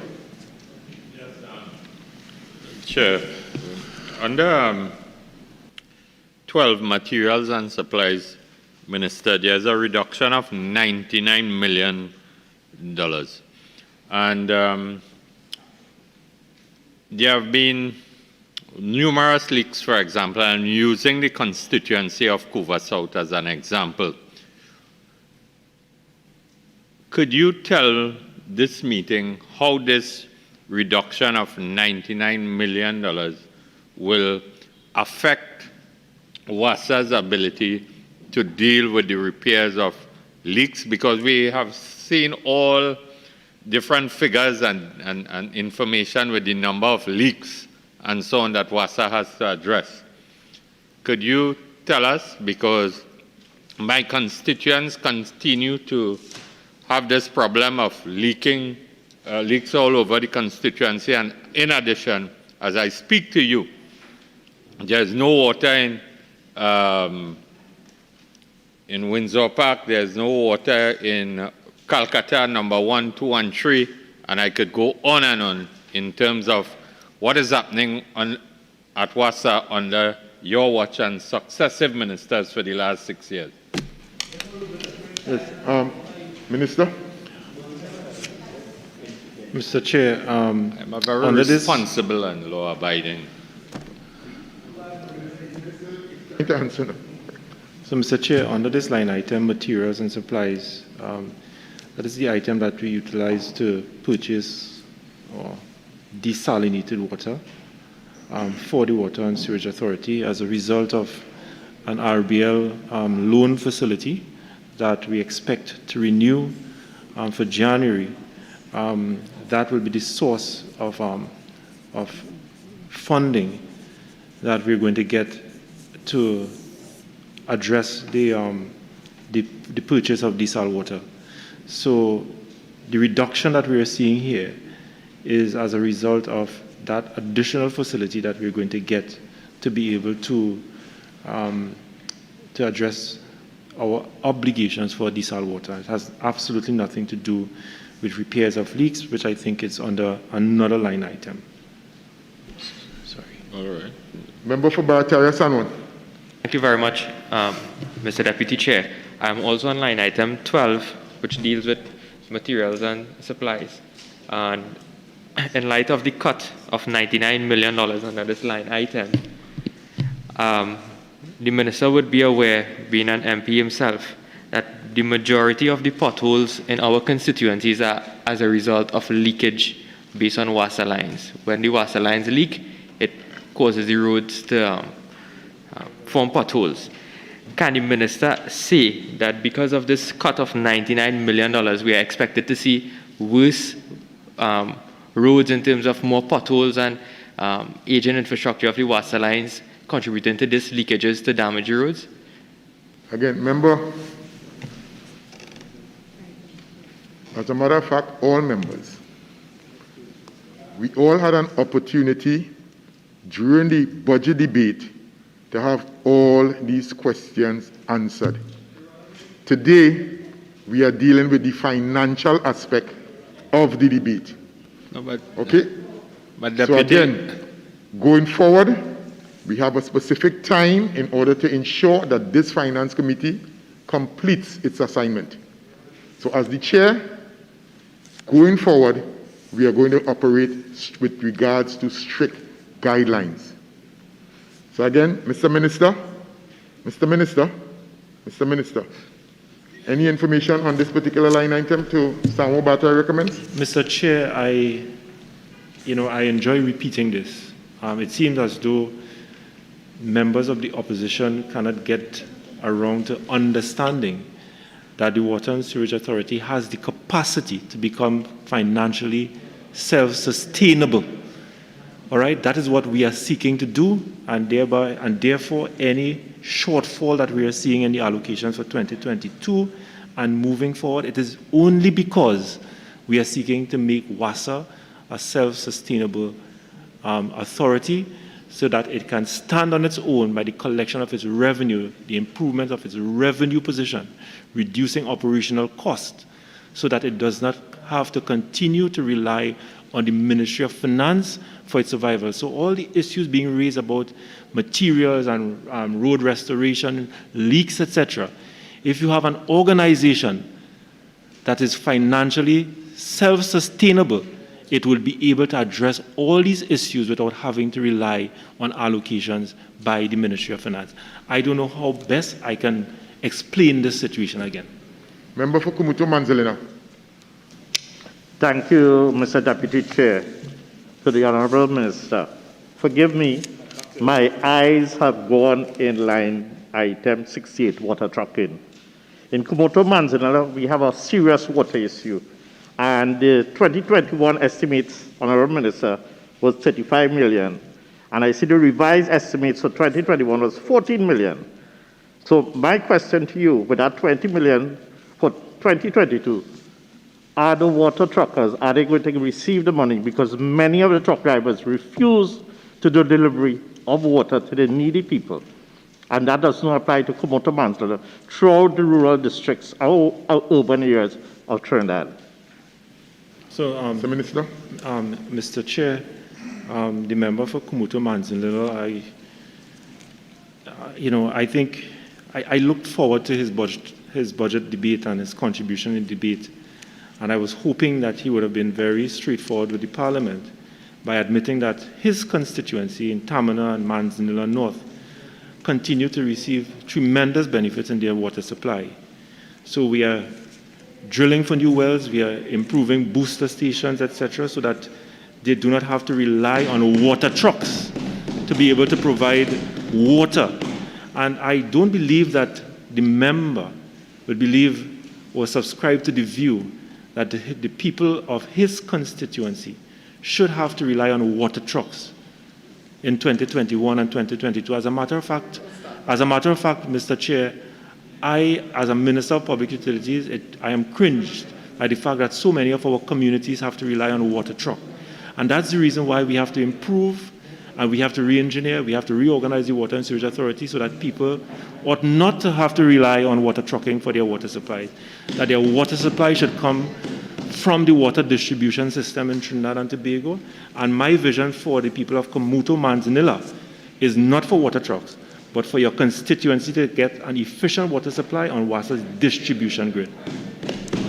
Member for Tabakit. Thank you, Mr. Deputy Chair. I am on line item 69, road reinstatement, WASA. Now, I am taking into consideration what the minister is saying about the operations at WASA, but we can all be very clear here that to fix the roads, you need money. And therefore, if we are seeing a $22 million decrease, and having due regard to what my colleague from Barataria Sawan said, which is in all of our constituencies, that the roadworks that we are seeing, the WASA is creating a major problem with potholes, not just big trucks, as the Minister of Finance told us, but WASA is creating a problem with potholes, and we are seeing a $22 million decrease. So my question is on service delivery at this point, because it is a major problem countrywide. Its financial circumstances, member, WASA would be in a far better position to be able to repair leaks and rehabilitate the road according to standards as established by the Ministry of Works and Transport, and that's the intention. So even though you are seeing a decrease, as I've explained, even though that you are seeing a decrease in the allocations, you have to take into consideration that moving forward, we are looking to make WASA financially sustainable, and it will be in a position to rely on its own financing, its own funding, to be able to address the issues of leaks and road repairs. Now, Minister, while I appreciate that, we are facing a major problem right now, currently, and therefore we have to question whether or not the decrease will see that the services that we need, because I'm not talking about new leaks, and I'm talking about existing problems with the roadways. There are certain parts of my community that are impassable because of the work WASA did, and the state they left the road. I have half a road because of WASA at this point in time. And so we are very concerned that the cuts would, while we're talking about new problems, I'm talking about things that have existed and are not being treated with at the moment. Member for Oropuch West. Thank you, Chair. I want to endorse the sentiments expressed by my colleague for Tabakit, because in my constituency as well, I have significant work being done by WASA in digging up the roads and not repairing them. But I want to raise that issue in context of several line items listed here. Materials and supplies, contract employment, and road repair. We are seeing several. It's a scattershot approach. Mr. Minister. On several line items, because Chairman, I have listed them. All related? They are all related. Has to be a specific item, Mr. Chairman. Mr. Minister, I have the member has to complete, and then I'll be able to ascertain. Proceed. The minister's basing. Proceed. Sorry, Chairman. The reason I'm asking specifically with regards to item 12, item 16, and item 69, is because all of these are related. Because of the failure to employ, to hire persons, and that is what is listed here, inadequate materials, etc., we can expect to see a deterioration of service. That is what we can expect to see. So all of this talk about improvements is down the road. We are going. Mr. The minister has given an assurance. The minister has given an assurance that we will not see a deterioration of service, but the numbers clearly state that we will.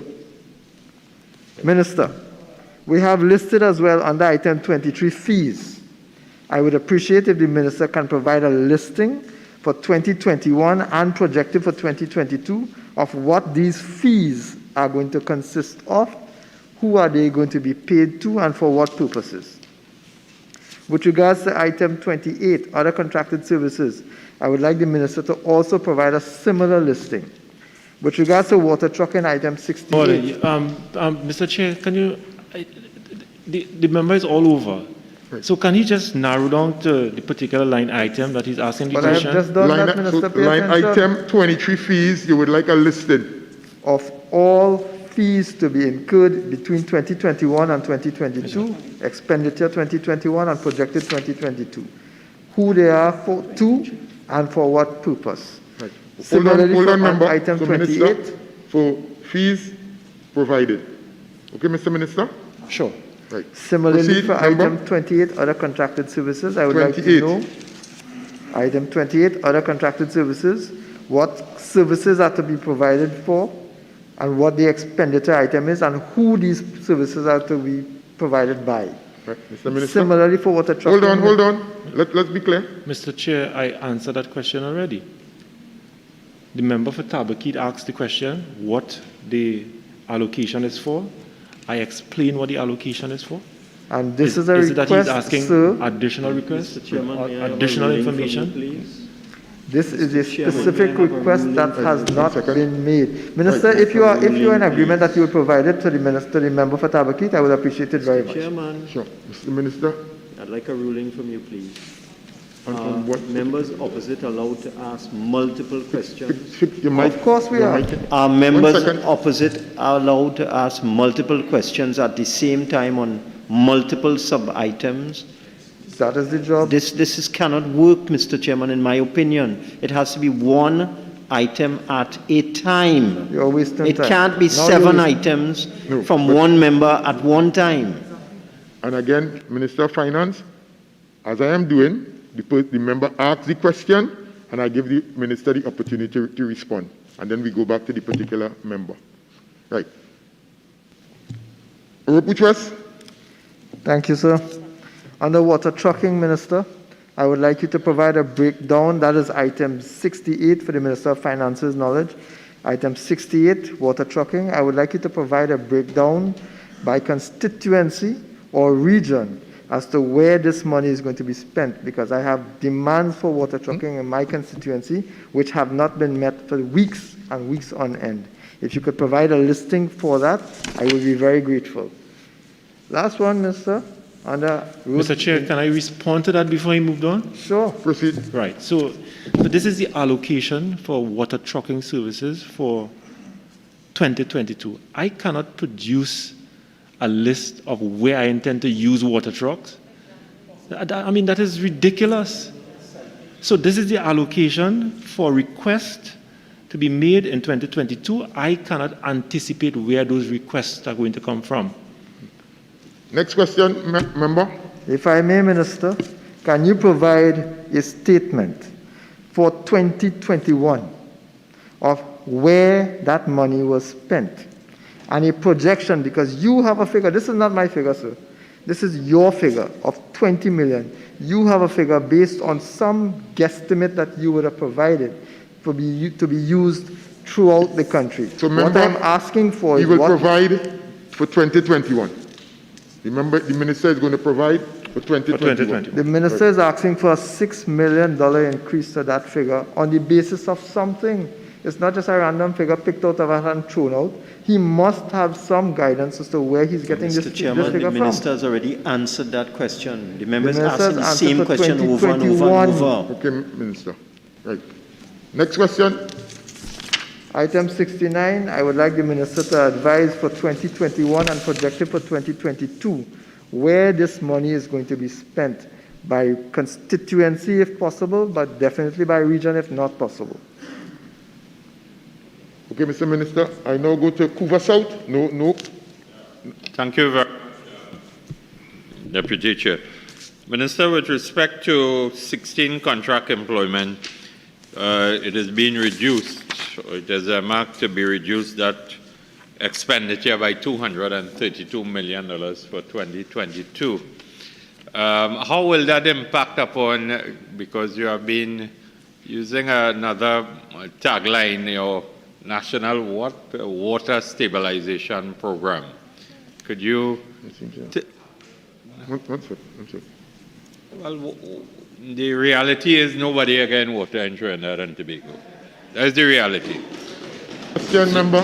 So I'm asking you to tell us, based on the reduction of the $232 million, how it will impact upon your ability or your ministry's ability through WASA to deliver that what we call National Stabilization Program before citizens of Trinidad and Tobago mentally collapse under you. And remember, that question was asked and answered on more than one occasion. Barataria Sanwan. Thank you very much, Mr. Chair. I'm on line item 69, road reinstatement.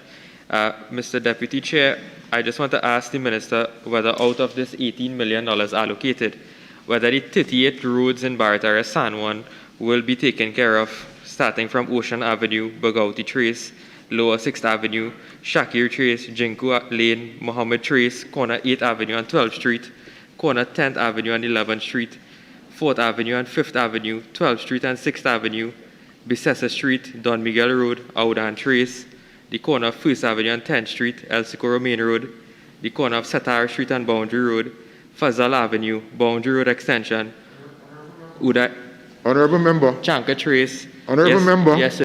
Could you provide it to him in writing, please? I can. Right? Can the Minister? Mr. Chair. Right, so yes, but I the also projection? we also have reinstatement for San Fernando West and Tobago East, Tobago West, Arima, Lavantil West, Lavantil, Diego Martin Central, Diego Martin Northeast, Suco Sangre Grande. So is the Minister So, going so to... we'll provide all that information. Is the Minister St. going to... Joseph, Is the we're gonna Minister... put information to him as well.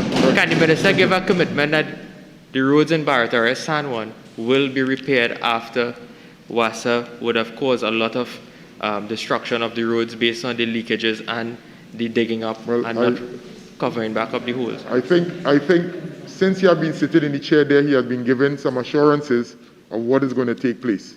I now go to subhead 03, minor equipment purchases, item 001, general administration, page 196. Subhead 04, current transfers and subsidies, page 196. Item 007, households, page 196. Item 009, other transfers, page 196-97, member for Oropouche West. Thank you, Chair. I'm looking at item 02, settlement of claims.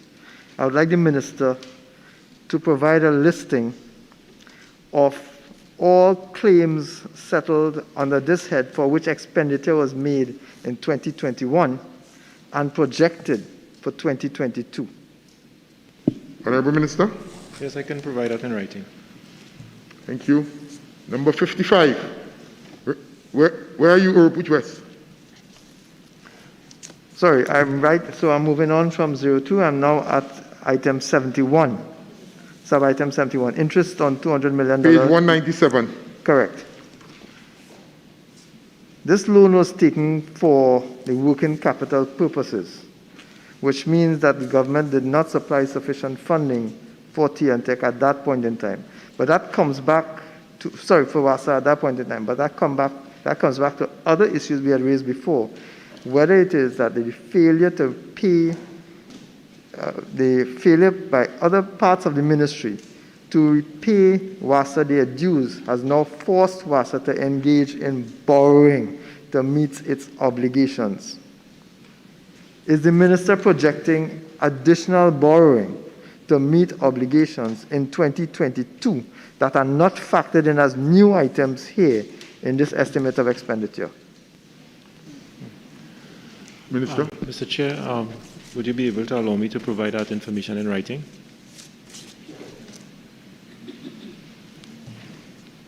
'55, Regulated Industries Commission, subhead 01, personal expenditure, page 215. Subhead 02, goods and services, item 001, general administration. Subhead 03, minor equipment purchases, item 001, general administration, page 216. Subhead 04, current transfers and subsidies, item 007, households, item 009, other transfers. Honorable members, we will now move on to the draft estimates of the development program. So we have a different book, and we at page 85, consolidated fund, item 003, Economic Infrastructure, page 85 to 87.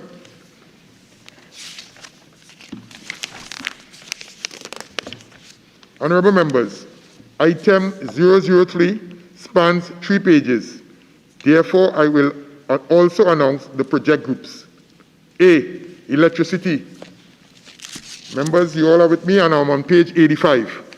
C, postal services. A, major water sources, page 87. C, Kumutu Manzelina, you are at A, major water sources. Yes, thank you, Mr. Deputy Chair. To the Honorable Minister, just a little question here. That is line item 014.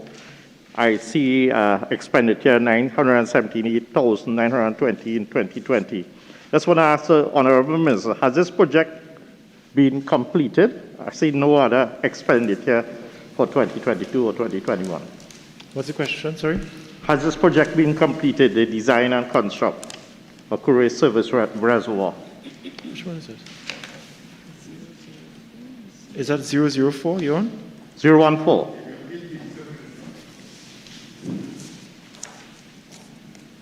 Mr. Chair, just give me 1 second. I think I may.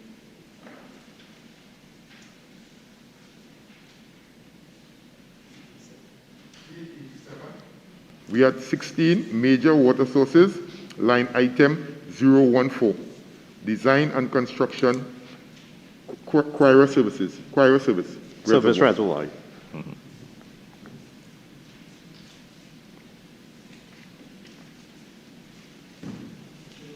Second.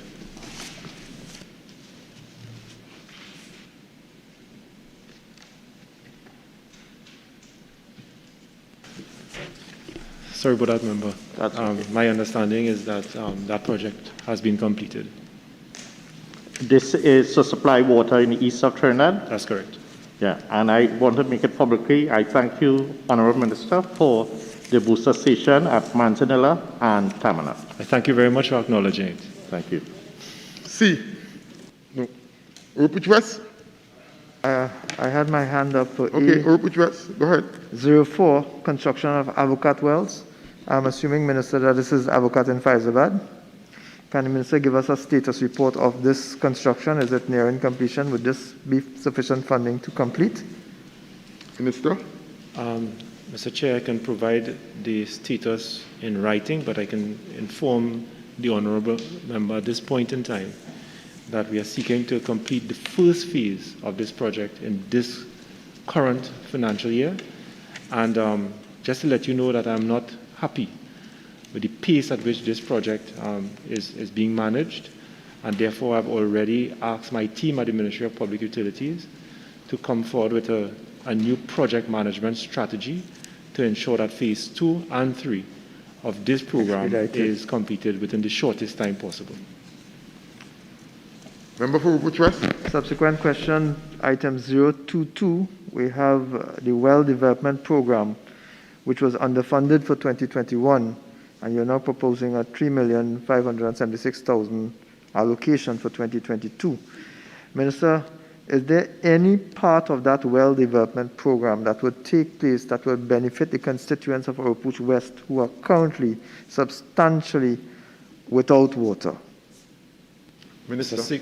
A significant portion of that program, member, will be in South Trinidad, parts of Central, as well as Northwest Trinidad. So I anticipate that with a successful execution of this project, we will see an improvement in the water supply in those parts of the country. Last follow-up, sir. Last follow-up, thank you. Minister, I'm grateful to hear that, and I'm hopeful that you will be able to follow through. My question then, because this is not a new issue, in 2021 you had budgeted $4 million. That water crisis that we're experiencing now, we experience in 2021, and we expect, unfortunately, experience in 2022. But why then did you not spend, why was there a substantial reduction in expenditure? Why did we go from a $4 million estimate to an actual spend of $378,400? Mr. Chair, let me just explain to the Honourable Member that these projects are being funded by allocations from the Ministry of Finance, as well as WASA's internal CapEx. So where there might be a shortfall in the allocations by Ministry of Finance, we intend for that to be funded by the internal CapEx of the Water and Sewage Authority. Thank you, Minister. Member for Tabakit. Thank you. I'm moving on to C, so I don't know if you will. Transmission. Hold on. Let me just identify it. C, transmission and distribution means. Proceed. Thank Member. you. Well, line item 003, pipeline relocation for Ministry of Works and Transport Bridge Reconstruction Program. There was no money spent in 2021 and none estimated for 2022. Is it that this is taking place somewhere else? Because I have personally had an incident where a bridge collapsed in my constituency because of the WASA main that runs along there, and they've had to move the WASA line and then fix the bridge. So is this taking place somewhere else now? Yeah. Under that item, Mr. Chair, through you, sometimes WASA will utilize its internal funding or allocations from Ministry of Finance to be able to be engaged in pipeline relocation, especially when Ministry of Works and Transport might be doing some rehabilitation work on bridges, etc. What is happening now is that to ensure the efficiency of these projects and the manner in which they are executed, the Ministry of Works and Transport, through its PURE program, would have its own internal funding as part of the cost, the overall cost of the project, to be able to take care of pipeline relocation, etc. So there's absolutely no need for specific allocation to be made to the Water and Sewage Authority to be able to take care of this particular item. F, other water projects. I, water and sewage. Item 004, social infrastructure, page 88. Item 005, multi-sectoral and other services. Couva North. I recognize you. Thank you, Mr. Chair, for recognizing me. I refer the Minister's attention to line item 061, Community Water Improvement Program. Mr. Chair, I recall under this program, in the mid-year review, the Minister had requested an additional $16 million in funding. Under this Community Water Improvement Program, that $16 million was given to him in the mid-year review, and a commitment was made from the Honorable Minister of Public Utilities that the Brickfield area, which I had written to him on, and he had responded indicating his support to have that area serviced with an improved service of water. I'd like to place on the record that up to today's date, no works has taken place in the Brickfield community, despite the commitment made by the Honorable Minister in the mid-year review that Brickfield water supply improvement was a project that was going to be considered. I see for the revised estimate for 2021, no monies was utilized here under this line item. Can the Honorable Minister explain why it is he did not fulfill his commitment to improve the water supply in the Brickfield, Butler Village, Ojamaraj area, and why it is no funds was utilized here under this line item? Thank you very much, Mr. Chair. Mr. Chair, the Community Water Improvement Program is a short-term program or intervention in communities that are unserved and underserved. And yes, I did give an undertaking that a number of projects will be executed within a short period of time of 2 to 3 months in certain communities where the water supply might be very much inadequate, oftentimes once every 9 days, etc. During that 3 months from May to September. I'm proud to say that the Ministry of Public Utilities and WASA, working collaboratively, we were able to do work at Ramjatan Trace in Penal, and Tamana Well, Tamana Booster, as the member for Kumuto Manzanilla would have said, Upper Wharf Trace, Petrotrin Heritage Bungalow, La Fortune in Point Fortin, San Rafael, Valsain, La Romaine, Picton Road in Diamond Village, Windy Hill, Upper Chamflair, Pitch Road in Mova, and moving on to the next month or two, we have a number of outstanding projects, and we expect that the Brickfield community will be one of the communities that would benefit under this program. However, notwithstanding the comments made by the member, I can tell you, nearly 60,000 people moving to almost 100,000 citizens will benefit under this program, and the community of Brickfield will be one of those communities that will benefit under our community water improvement program.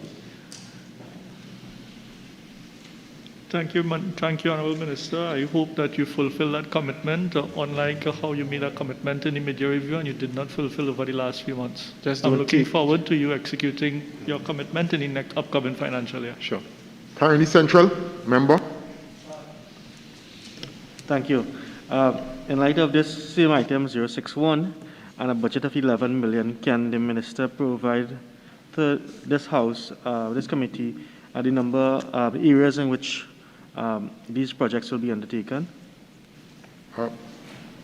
Question asked and answered already, Mr. Minister. I think I answered the question. As a matter of fact, the member's constituency was happened to be one of the constituencies to benefit tremendously under this program. We have drilled or rehabilitated about 4 wells with an additional 1 million gallons of water. With 23,000 constituents of the members' constituency benefiting from an improved water supply. So the whole talk that there's discrimination, etc., is just unfounded, it's just ridiculous, because all of them across there, their communities and their constituency are major beneficiaries of this program. And the member who just posed the question, his constituency, 23,000 of them benefited from an improved water supply under the community water improvement program. Let me kindly respond, please. Remember? There was an initial improvement, but it has gone back to where it was. Thank you. Honourable members, item 005 spans 2 pages. Therefore, I will also announce the project groups. A, Administrative Services. G,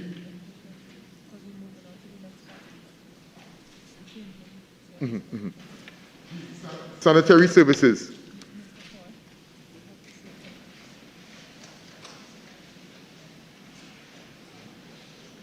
Infrastructure Development Fund, and we go to page 211.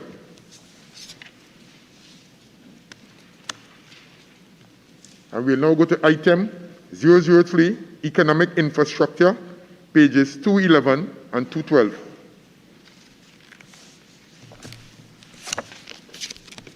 So I will now start with B, Local Water Sources, page 211. F, Other Water Projects, page 211. G, Sanitary Services, 211. I, Water and Sewage, page 212. Other, item 005, Multi-sectoral and Other Services, page 212. Honourable members, the question is that the sum of $2,555,023,600 for head 39, Ministry of Public Utilities, stand part of the schedule. Those in favor say aye. Those against say no. I think the ayes have it. The sum of $2,555,023,600 for head 39, Ministry of Public Utilities, now stands part of the schedule. Thank you, Mr. Minister. Thank you, Madam Permanent Sec, and the other senior executives of the various statutory boards.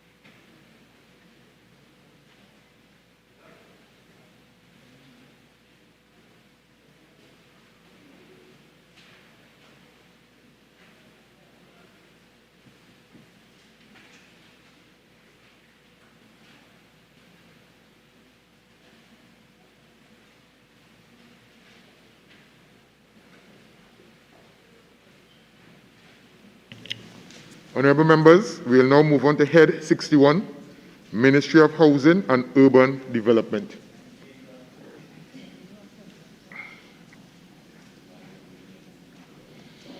Welcome the Minister.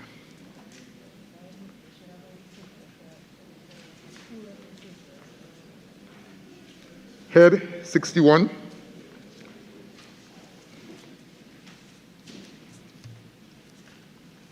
Ministry of Housing and Urban Development, $647,060,100. I'd like to welcome the Minister of Housing and Urban Development. Welcome, Madam Minister. And I'd also like to welcome your Permanent Secretary and also all your senior technocrats from the ministry. Welcome to the chamber.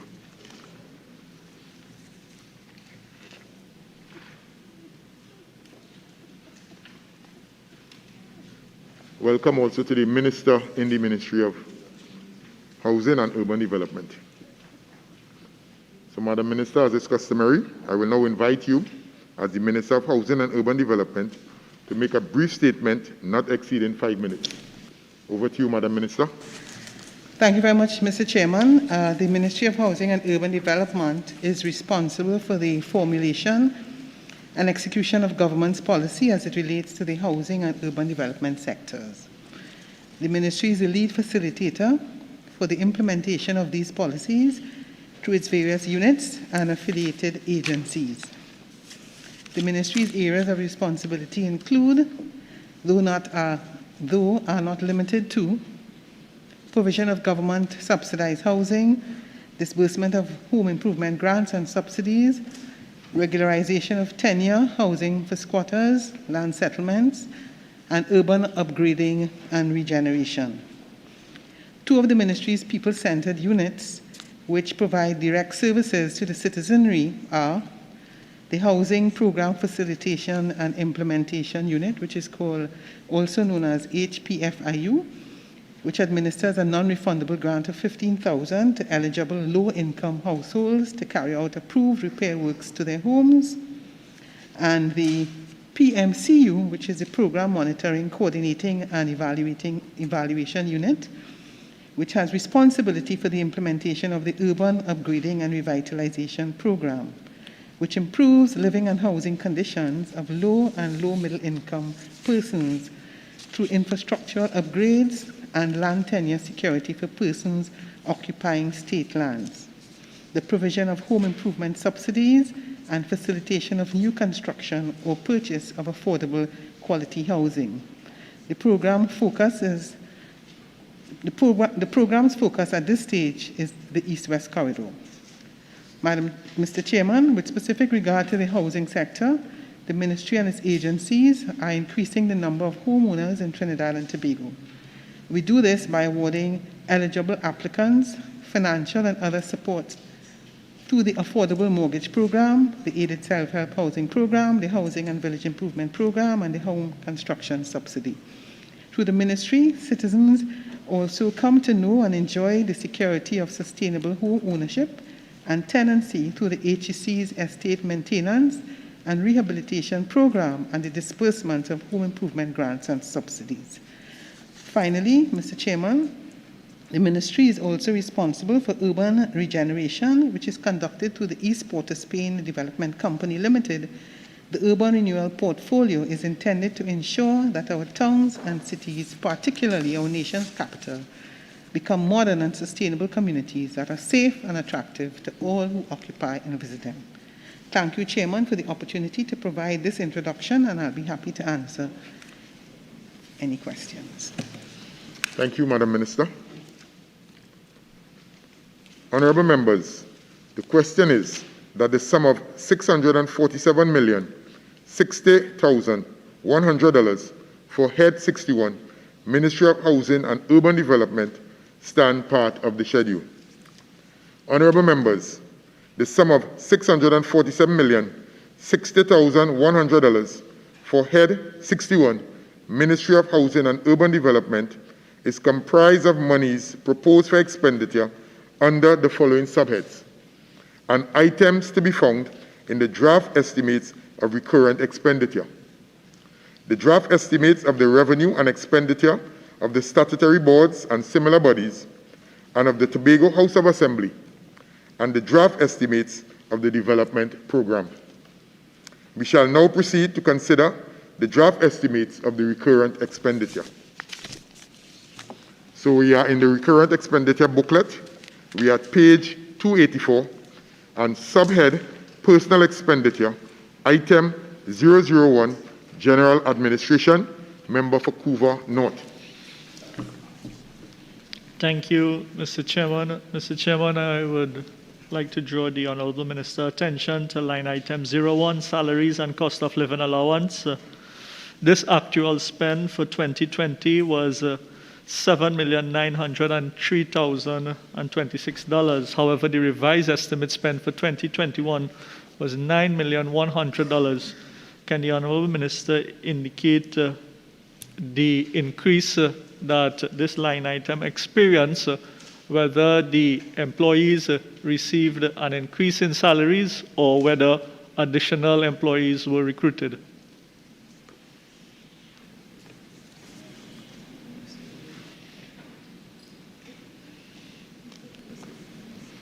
Madam Minister.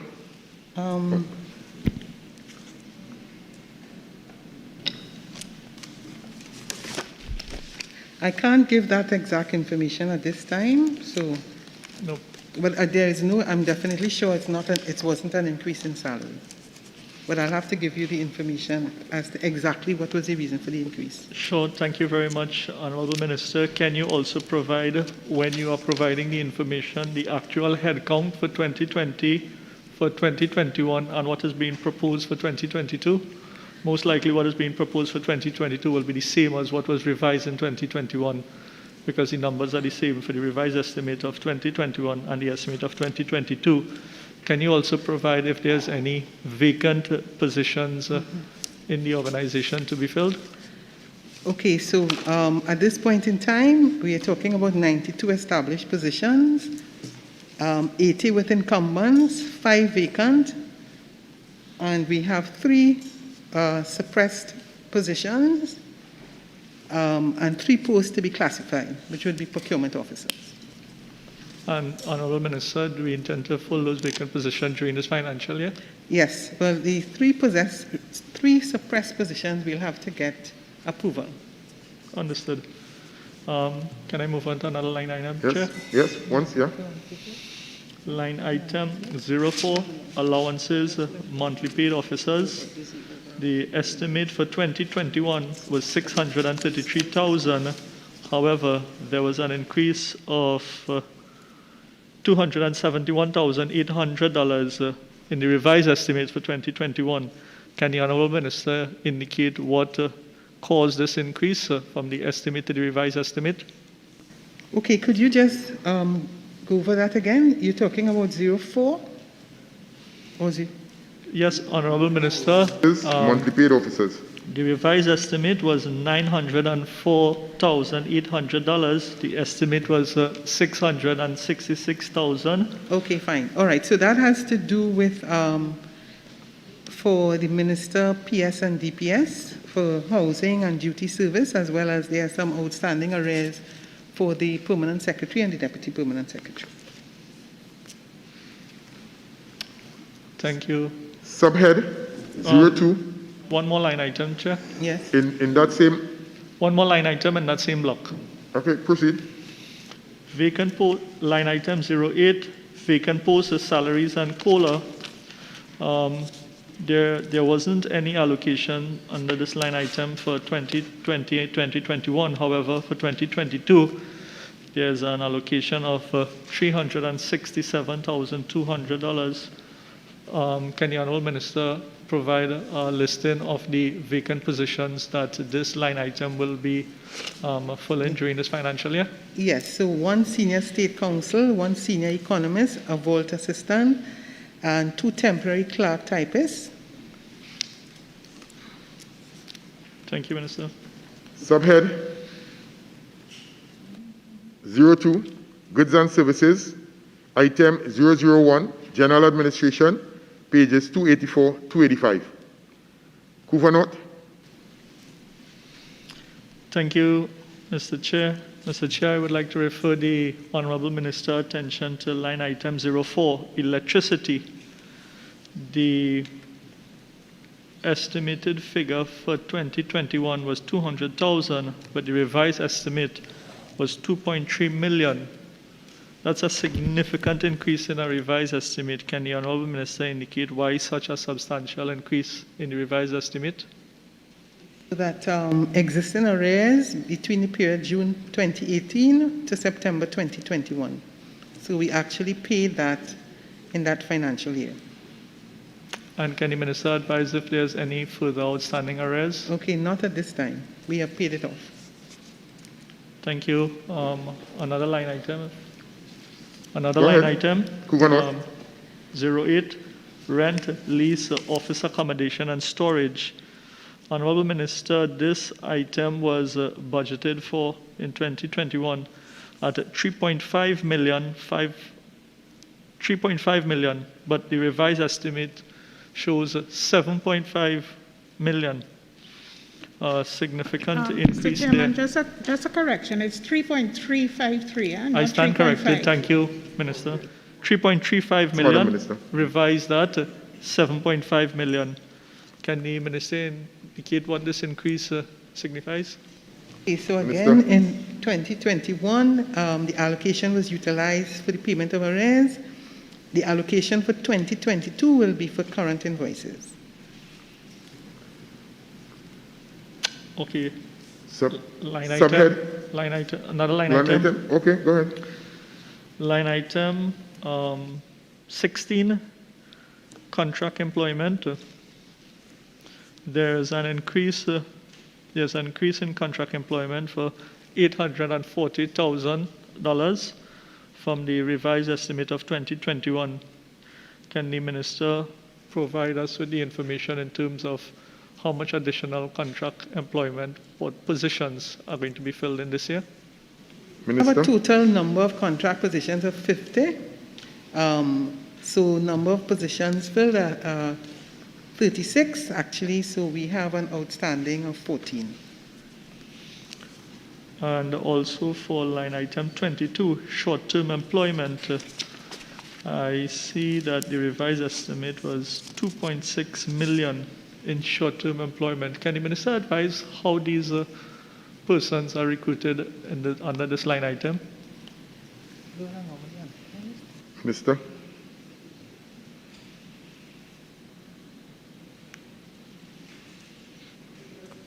For that item, they would go to the normal public service. There's a procedure by which persons are selected through the public service for short-term employment. These are advertised publicly?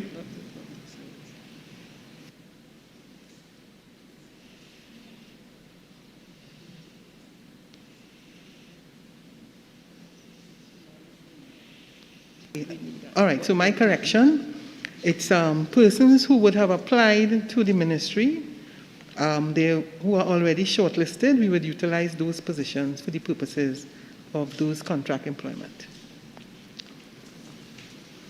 Recognized member for Urupuch East. Thank you very much. I'd like to join my colleague from Couva North questions on the housing area. Just want to continue along the very vein of the member for Couva North.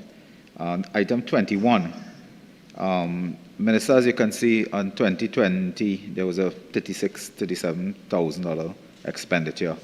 But what we're doing in 2022, more important now, is $700,000. Could you provide, if not now, certainly at a later time, a list of the buildings and the maintenance assets of the ministry that are earmarked for upgrading or refurbishment, as the case may be?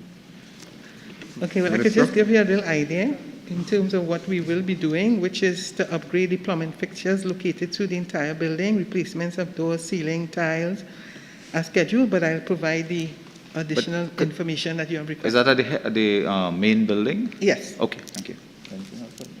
Couva North. Couva North. Yes. Thank you, Mr. Chair. Just following up, Honourable Minister, on item 22, short-term employment, Minister indicated that the procedure is persons who would have applied to the ministry. When the opportunity arises, they are called in, interviewed, and so forth. So is it that persons who are seeking employment must send in a general application to the ministry to be on file so that consideration can be given to them when the opportunity arises? It's not necessarily a requirement, but as you know, a lot of people send in requests to ministries. I mean, you keep it on file, so that if someone applies, the ministry will keep that on file because, as you see, it's short-term employment. So that you use the cadre of existing persons that would have applied. Thank you very much, Minister. Carney Central, member. Please. Item number 23, fees. Can the minister indicate what is the purpose of these fees? Where are you? Page 285. Oh, 23 fees. Right, okay. Proceed. Proceed. Yes. Line item 23. Can the minister indicate what are these fees for?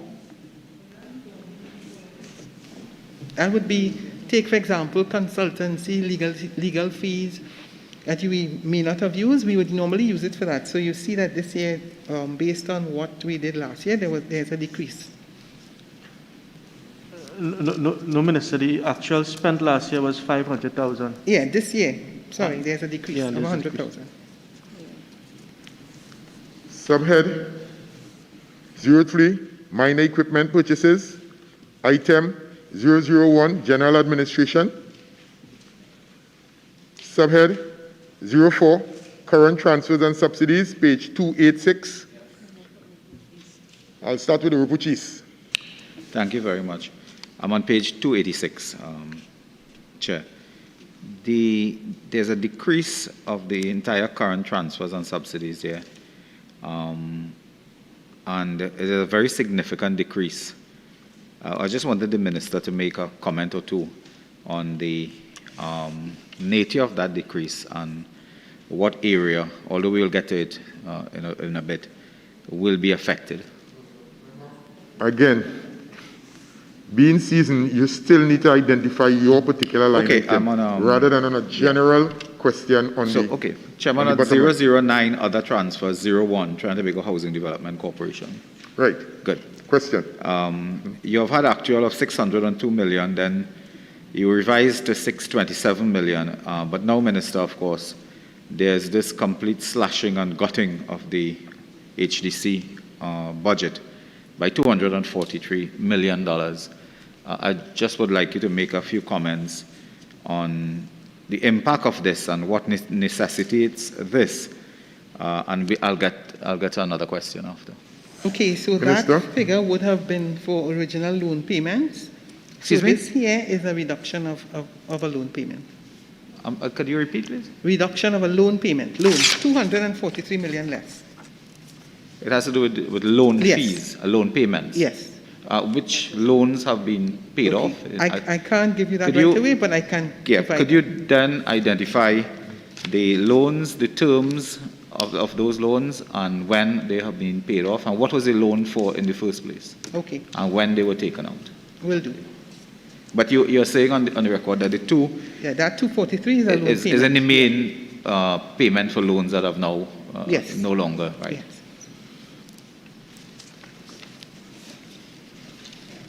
Rupuchis, you still with us, so move on? Yes, could I ask as well the area of the, no, I'll come to it later. Member for Tabaki. I had a question on line item 11, the Port of Spain shopping complex. I see we're allocating $7 million in fiscal 2022. Can you give us an idea of what scope of works we anticipate will take place at this Port of Spain shopping complex? Minister? Okay, so that repairs, maintenance, air conditioning units for both buildings, promotions and rebanding, purchase of a vehicle for the couriers, as well as the monthly subvention and operational services. Member for Rupuchis? I am on 011, transfers to state enterprises. For the records up to date. Item 007, households. Item 009, other transfers. Item 011, transfers to state enterprises.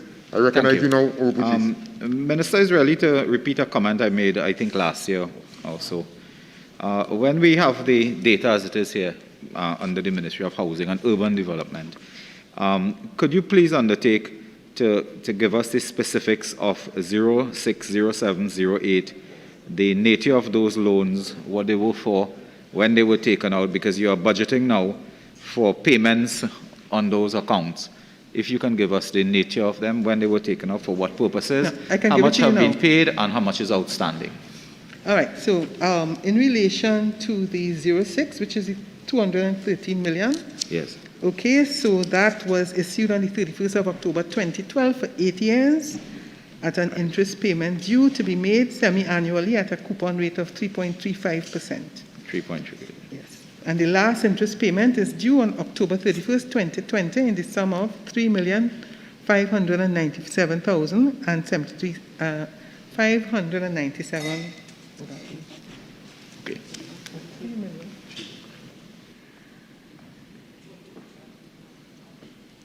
Okay, so 3,597,073.97. Sure. 20 to the last payment, October 31st, 2020. Oh, she wants to know which was government taken took it out. 30 That's what yes, she's interested in. it was taken out the 31st of Yes, October. for the construction program. And that was for the purposes of the Real Spring Housing Development in Valsayn. Sure.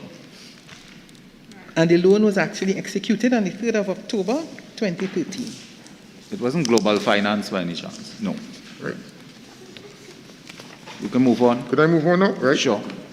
Yes, Chairman, the Minister is just disturbing me, my concentration. Subhead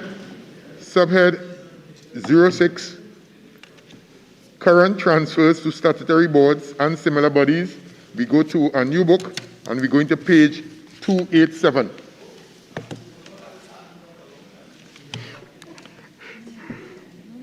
Governor, no. Why are you doing this to me, Governor? I looked up you. Chair, I will ask, why are you doing this to me? No. Because my hand was up. Couva North, we have a different procedural clerk in the house and all, and there's no notification. Chair, I saw Urupush's east head blocking his hand. Chair, have you placed on the record you calling out 06 current transfer and statutory body and similar bodies and raise your hand to acknowledge? No, well, we are now going to the book. Yeah, we now going to it, so you have the opportunity. We were on 04. One sec. After 04 is 06. Remember, we are now going to the new booklet. Ravi. Yeah, but we didn't complete 06. No, we're going to the new book now. We're going to it now. In this page. No.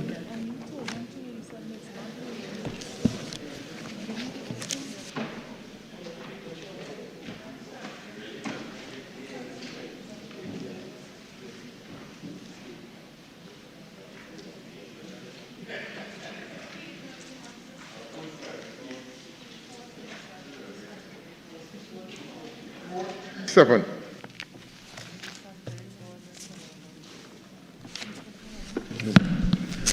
Mr. Chairman, just to be certain, are you on the draft estimates of the revenue and expenditure of the statutory boards and similar bodies?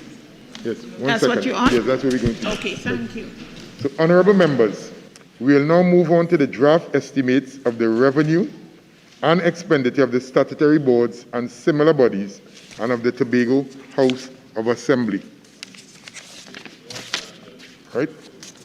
We are going to page 437, 18, Sugar Industry Labor Welfare Fund Administration. Subhead 01, Personal Expenditure, Item 001, General Administration. Couva North. Thank you very much, Mr. Chairman. Mr. Chairman, line item 01, Salaries and Cost of Living Allowance. There's a decrease of $1.57 million. Can the Honourable Minister explain this decrease, if it is that workers have been sent home?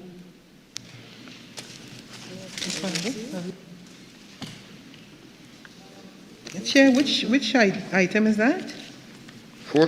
Beyond subhead 01, Personal Expenditure, Item 001, General Administration, page 437 we on.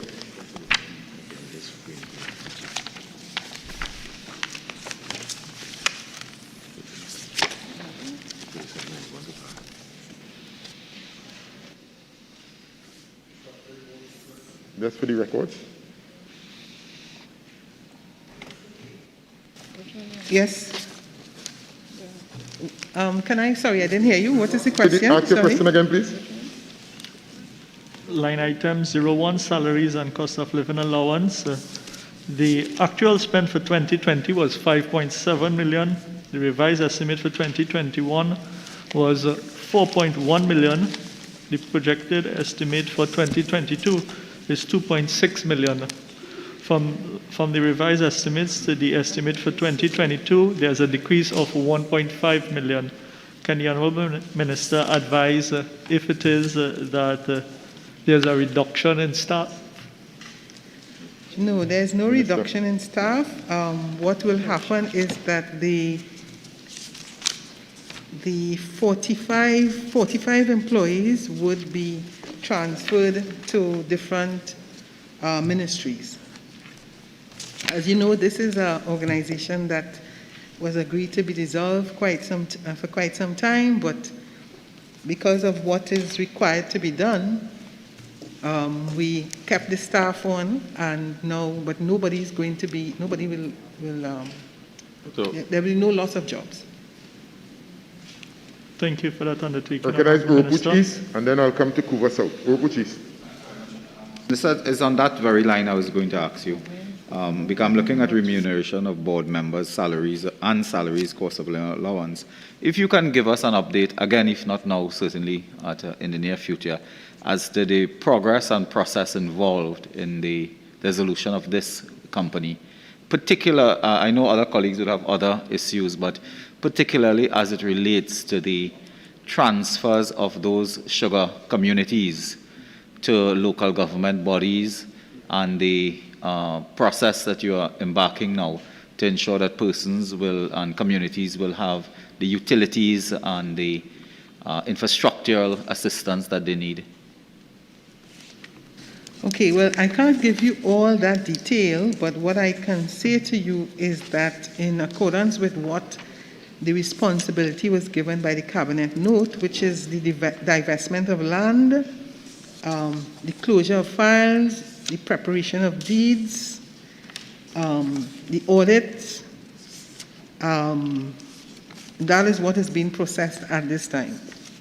And is there a time frame that this will come to an end? Yes, that should come to an end. We're looking at March next year. Sure. Yes.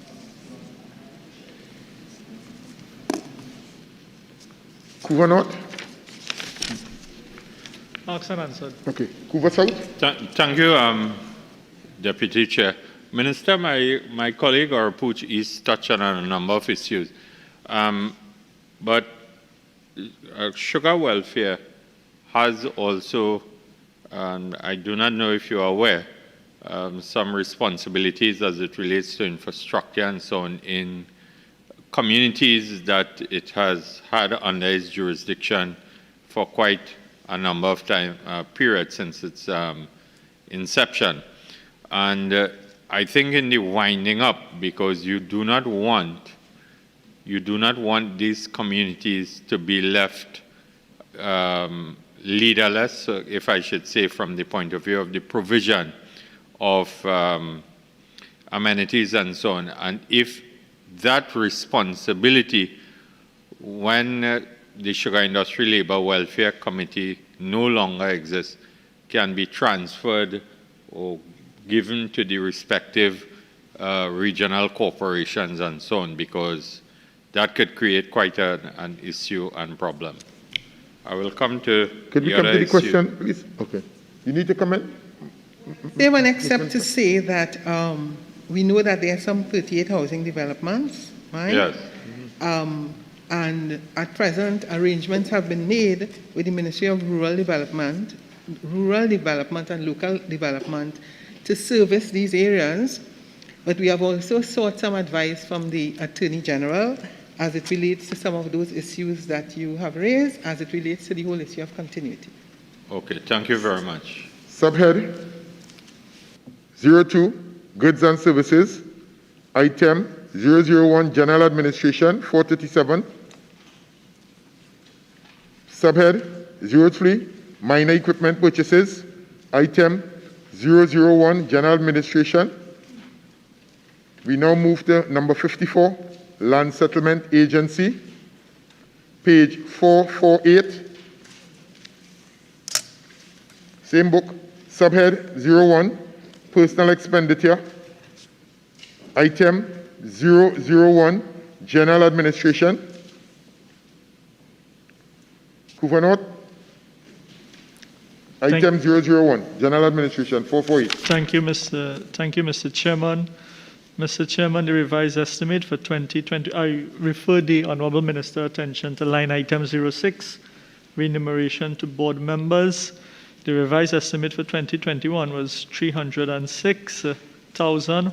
The estimate for 2022 is 621,000, an increase of 314,000. Can the Honourable Minister indicate if it is that the board was short of members and if it is that the entire board is now filled?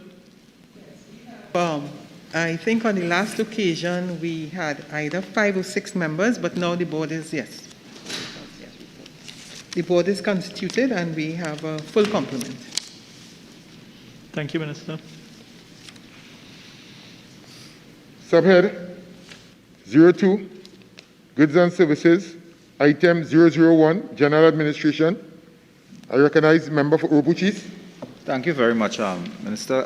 Sub-item 16, there's an increase in almost $3 million on the contract employment. Could you give an explanation? Minister. Okay, sorry, Honourable Member, could you just repeat, please? Item 16, the $3 million increase for the what I believe is contract employment. is there an explanation of some unit or some department that is expanding?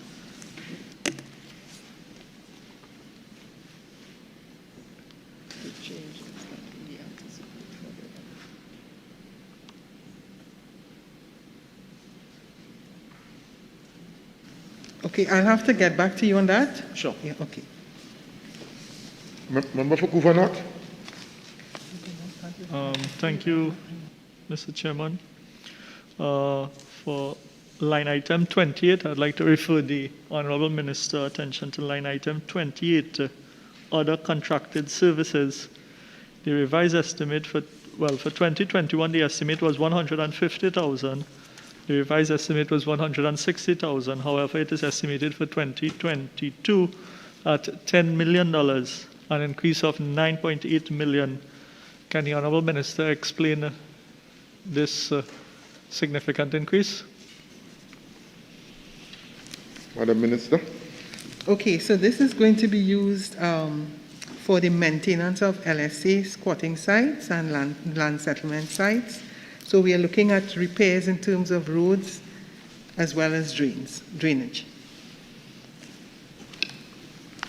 Just Member for Couva South.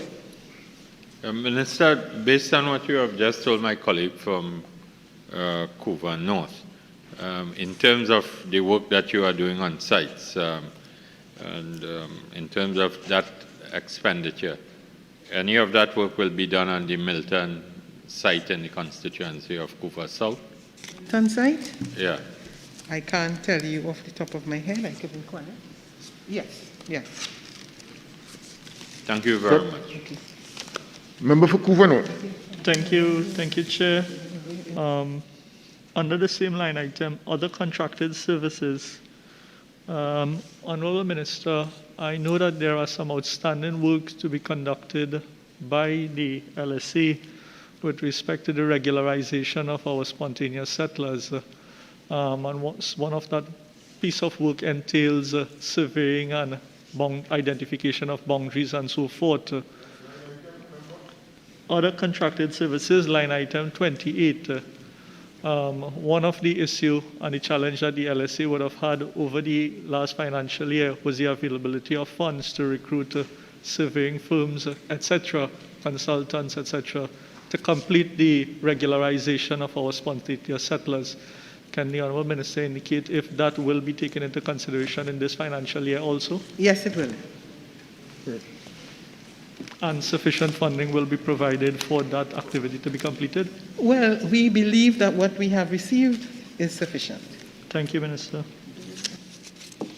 Subhead 03, minor equipment purchases, item 001, general administration.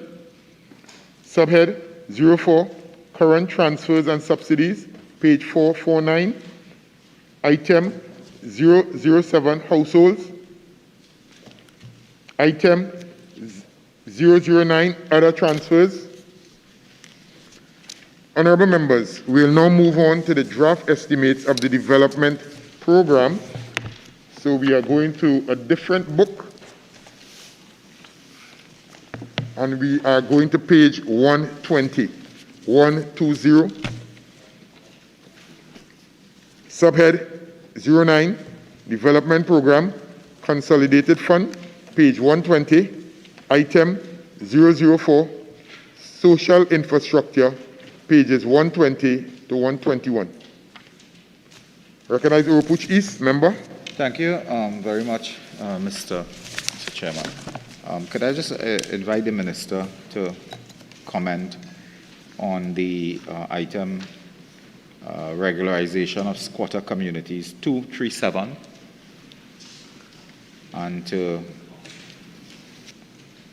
give some detail as to the communities identified and the process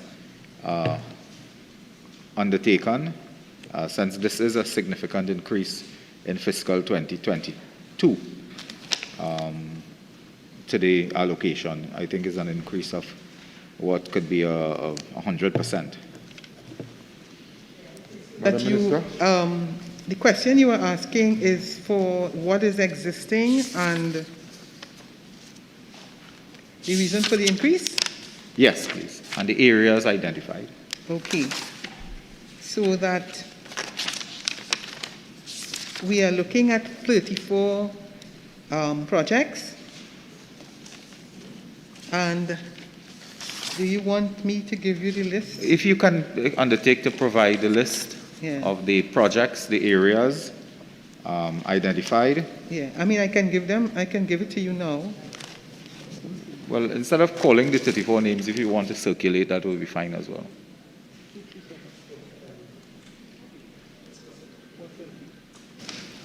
Well, I mean, just very quickly, if you wish, I can.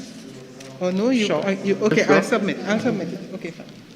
If you want, you can call a few, but when I say in terms of, the time frame, I could just if you want to identify. I can just quickly call just a few. Boabande, Sandy Grande, La Pai, Caroni, La Plata, Valencia,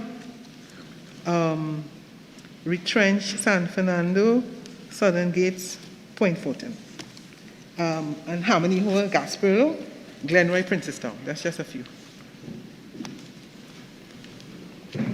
But there are 34, so yeah, you can. There are others I didn't, Sure. rather than listing all of them. I recognize you again, Member for Ubuchis. Yeah, thank you. Item 239, Government-Aided Self-Help Program. Minister, there was an actual of 2.5 million in 2020 fiscal, and that is now going to 20 million in 2022, from 2.5 million to 20 million. Could you undertake to also provide in writing the list of beneficiaries of this program, the areas, their application, date? Beneficiaries. Yes. Right, yes. Thank you. Because in the fiscal 2021, you have a revised estimate of 10 million, more or less, 9.1. 9.1. Yeah, so we can get the beneficiaries, their date of application, and the areas. Thank you. Okay, I could list some Because of the... I can't ask for 2022 in the thing because that's the projection. Yeah, well, I could list some of the areas for 2021, 2022. A few, I would just call Sure. Orangefield, Carpet Chima, Korea, Village, Rupsing Road, Waterloo, Freeport, Chinchin Phase, Canupia, Chinchin South, Milton Village that the Member of Parliament asked about, Cashew Gardens, Picton Extension, Diamond Village, Factory Road, Chagonas, and so on and so on. Balmain, Couva, and so on. You see, I prefer, in addition, if those areas all would be circulated. Yeah, well, as I said, I just because call as you called list a the few. one or two, there are questions that arise Yeah. even from listing it, because there are certain infrastructure problems in Picton, for example, Yeah. that we may want to consider and to ask further questions and bring clarity to. So, Madam So I Minister, provided a few, you have and that I will undertaken. provide the rest, yes. Right, lovely. Yeah. Governor, do I have... Sorry, if you, I can give way to my colleague to continue. Thank you, colleague. Can Thank come you, back. Chairman. Chairman, I'd like to refer the Minister's attention to line item 233, Survey of Squatter Sites. In the 2021 estimate, it was 1.5 million. However, only 500,000 was utilized in the revised estimate. Can the Minister advise why the work was not completed, why the 1.5 was not utilized? Is it a shortage of releases from the Ministry of Finance for the last fiscal term? Minister. Then the main thing that we are doing really at this time would be the perimeter surveys, topographical surveys, general plans, and we have 29 areas so that we now would be in a better position to move forward. Right, Member for Ubuchis, you still? Thank you. Okay, proceed. Minister, again, I would just crave your indulgence to provide the information rather than detailing now. On 241, that budgeted figure is $40 million, 241. There was no expenditure in 2020. Now, this program obviously stalled for some reason because you had budgeted in 21 fiscal 20 million, but used or revised your estimate to a mere $37,000. So what was the problems being faced by the ministry in terms of dealing with this matter? And if you will undertake to present in writing the policy of the ministry as it relates to the development of the residential lots, the beneficiaries who have been identified for these lots, the areas that are identified for development, and if you can confirm if this is a project of the Land Settlement Agency as well. Thank you. It is, and well, we do have substantial outstanding bills to the tune of 19.6 million.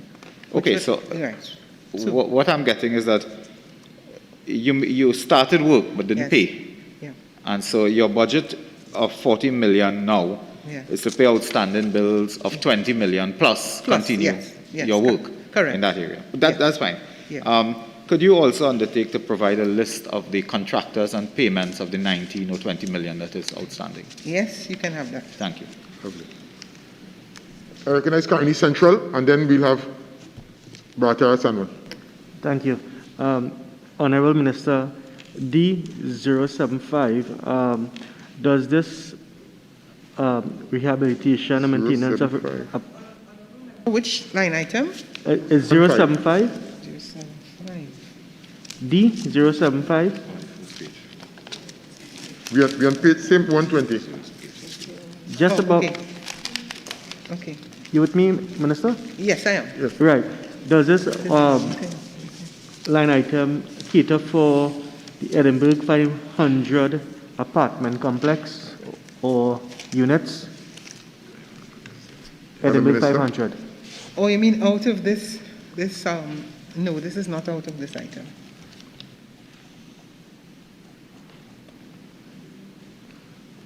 Member for Bratara Sanwan. Thank you very much, Mr. Deputy Chair. Mr. Deputy Chair, I'm on line item 241, development of residential lots, Petritrin. Minister, can you indicate what is the mandate of the ministry in terms of the total number of lots that you all have earmarked for development, for distribution to, I believe this is for the former workers of Petritrin? Okay.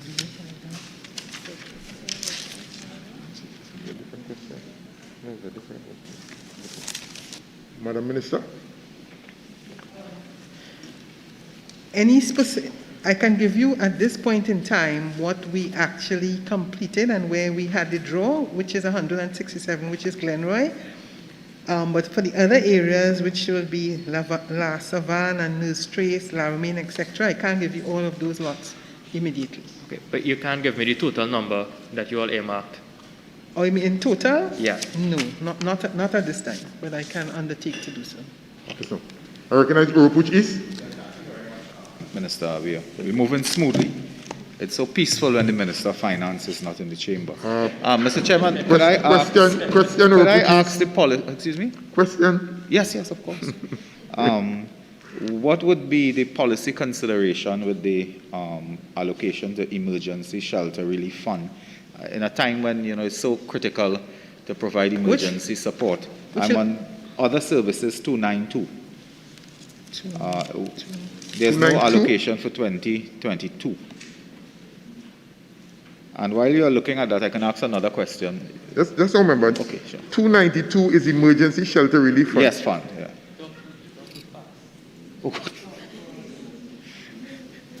Yes, right. I'll finish. The Minister is looking for some information, I believe.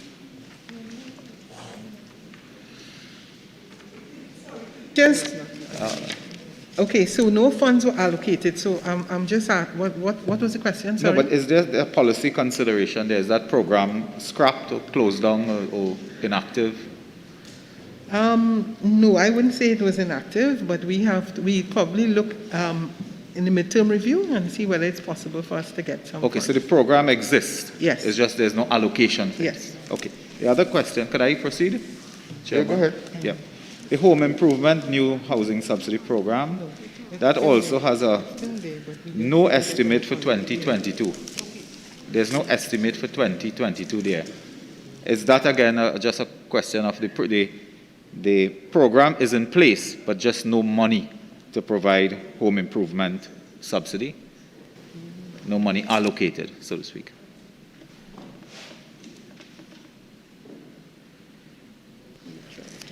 Okay, well, I would, the same. 1 second, Minister. Sorry. Members, let's bring, for the records, let's bring it up to date because you have now gone on to... I'm on other services. Right. H, which is Housing Opportunity Program. Yeah, sure. Yeah. Okay. All right, proceed. All right, go ahead, Madam Minister. Yes, I would the same explanation for that as well, that we would be still asking for some money midterm. Okay. But it still exists, yes. Okay. Thank you.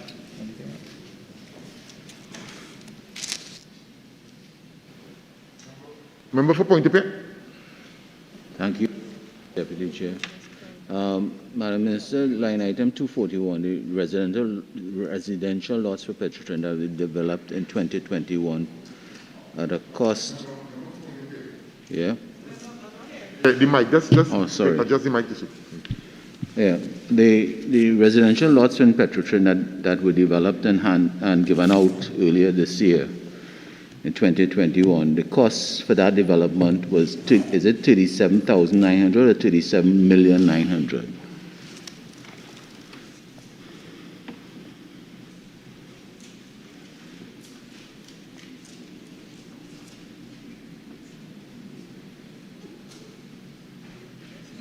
Speaking about Glenroy?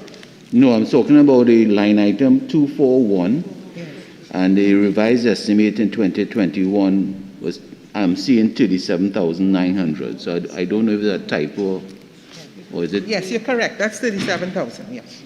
Pre-construction works, yes. But those lands were developed in 2021, correct? If they were developed when, sorry?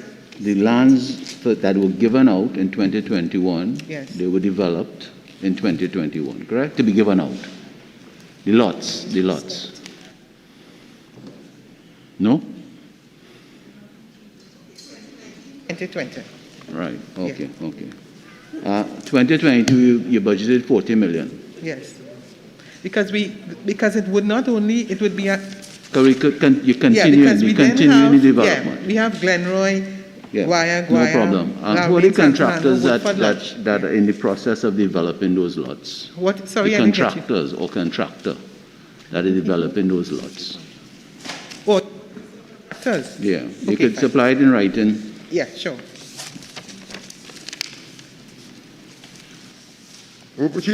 Okay, right. A, Community Development, page 121. Item 005, Multi-sectoral and Other Services, page 122. Opuchis. Thank you very much. Chairman, are we on 005 multi-sectoral and other Yes, services? sir. And Yes, Honorable Member. Yeah, I want to go to 011, Digital Transformation Program. It is a new project, I believe. Would the Minister care to speak to that new program? What is the $2 million, sorry, to be used for specifically? Okay, so that is, as you know, the government announced a policy as it relates to digital transformation of all ministries, and certainly for our ministry, that's very important. You know, in terms of easier for access for your customers, I mean, it's an important for us.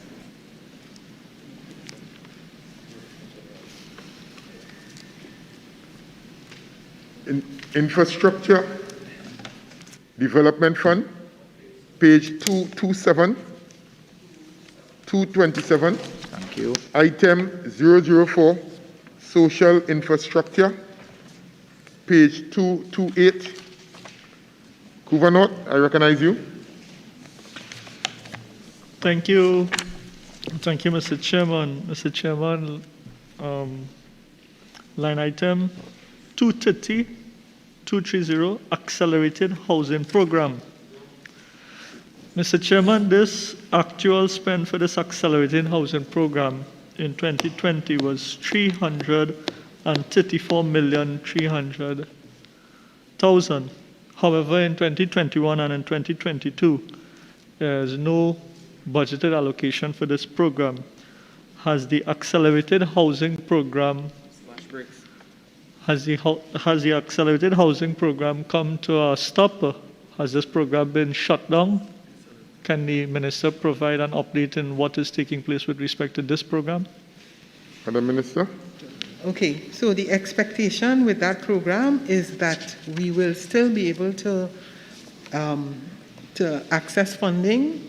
Okay, the HDC can fund itself. We can fund either off budget. We can, as you know, request from the Ministry of Finance the possibility of loans to be able to deal with this item. So even though there is no allocation at this point in time, it does not mean to say that we are not going to be able to access funding.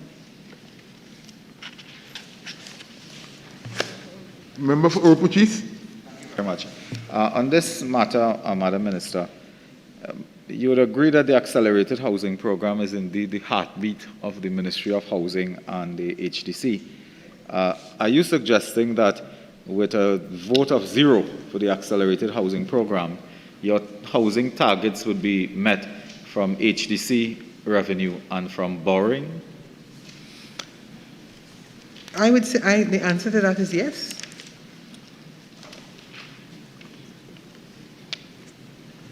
I mean, we did not... Okay, go ahead, Madam Minister. I said yes. Yes. Can the Honourable Minister identify what those housing targets for 2022 are? Okay. And that's on the same line item? On the same line item. Okay, so for the... What is the figure they have? How much houses they plan to build without any funding? Okay, so our expectation so let me just say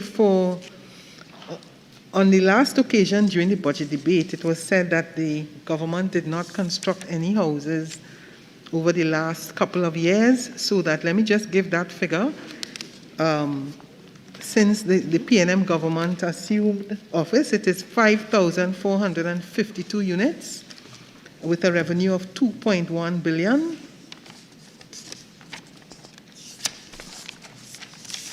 And what is and in 2022, we are expected to construct and complete some 7,692 mixed family units. Right. Orupuchis, I have Barataria Sanwan first, and then I'll come back to you. You want to go down? You want to go? All right, Orupuchis, once you give way. I'm on the exact matter, Madam Minister. Madam Minister, do you consider it to be scandalous that there's a 0 allocation for the Accelerated Housing Program? And the second question related to that is, could you just give some details on the Carlton Lane San Fernando project, the status of the project and the source of funding for that project? And that will come under what line item? Well, it is part of the Accelerated Housing Program. Okay. Madam Minister? All the projects are part of that program.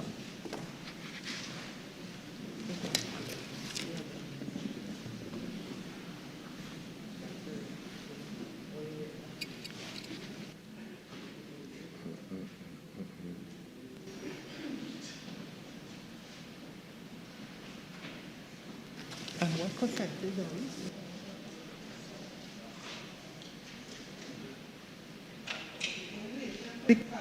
Project that is about 60% complete, and that would have been funded by virtue of what we call our mortgage conversion. So it was domestic, so to speak, Yes, internal domestic. funding by the HDC. Could I ask as well, related to the Accelerated Housing Program, the status of the attempt to revive the Endeavour, is it? Enterprise? Edinburgh Towers of Chaguanas, yeah? That was an ongoing matter for many, many years. And yes, it started where it ended. Yeah. Allow the lady to. Don't disturb your ministerial colleague. Yeah, that's simple. Okay, so that Honourable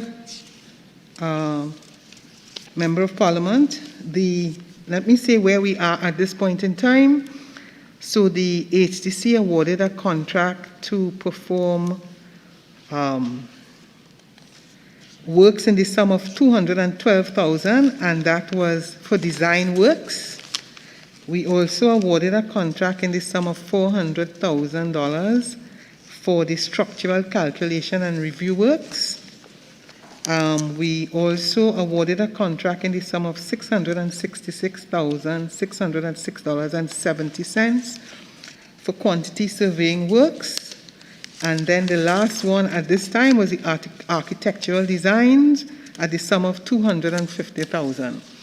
So what I would like to say is that the most important thing for us is to ensure the whole issue of the structural integrity of the building, so that is why all these awards were given. And that would allow us then to make a solid decision in terms of moving forward. Good. Item, Barter Sanwan, member. Thank you very much, Mr. Deputy Chair. Mr. Deputy Chair, what I'm trying to get clear here is that the minister said that the ministry would have constructed about 5,000 homes within the last 6 years. And then in 2022, the target is 7,000 homes. Complete. Construct and complete 7,000 homes in 2022. So in other words, we have existing houses to be completed, right, and houses to be constructed. But in 6 years, 5,000 was completed. Yeah. But in 2022, without any funding, your target is 7,000 homes. Can the minister now indicate? Well, you are saying without any funding. I didn't ask. If you allow me to just ask the question. The question is, where exactly are you going to construct and complete these homes? I'm just saying to you that you are saying without any funding, and I'm saying that you cannot simply say that because the allocation is not there, we're not going to be able to access funding. That's all I'm saying. But if your target is 7,000, Minister, it would be prudent or obvious that there should have been an allocation for this fiscal year. Based on the estimates before us, there's $0 allocated towards the housing program.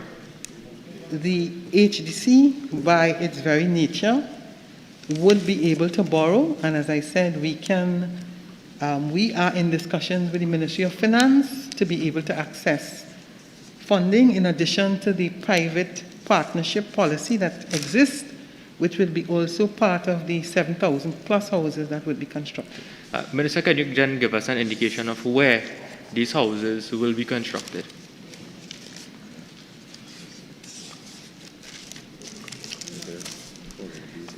Can I provide that information to you after? I can give you some of the areas. Bonnet, Buenitento, Carlson Field, Cypress, Harmony Hall, Lakeview, Marava. That's a few, and then I'll provide the entire list. Minister, those areas already have HEC development. So they have HEC development, and we will also be constructing some more. So those would be for some of those would be for completion. Yes. Okay. Member for Upichis, you okay? Well, I'm not okay. What's up? Item 005, multi-sectoral and other services, page 229. Honorable members, the question is that the sum of $647,060,100 for Head 61, Ministry of Housing and Urban Development, stand part of the schedule. Those in favor say aye. Those in favor say aye. Those against say no. I think the ayes have it. The sum of $647,060,100 for Head 61, Ministry of Housing and Urban Development, now stands part of the schedule. Thank you, Madam Minister. Thank you, Minister in Housing and Development. And thank you, Madam PS, and all the senior technocrats. Thanks for coming.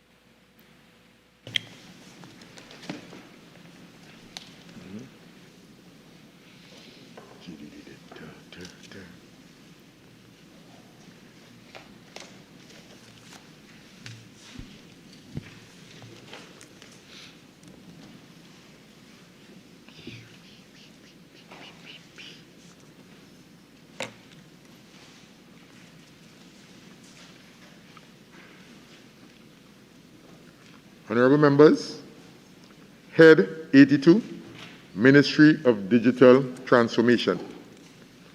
Welcome to the Minister of Digital Transformation. Welcome to your Permanent Secretary and all the senior technocrats from your ministry. Welcome. Head 82, Ministry of Digital Transformation, $281,722,620. So, Minister, you ready with us? Right. I will now invite the Minister of Digital Transformation to make a brief opening statement, not exceeding 5 minutes. Over to you, Mr. Minister. Thank you, Mr. Deputy Chairman, and thank you, members of the committee.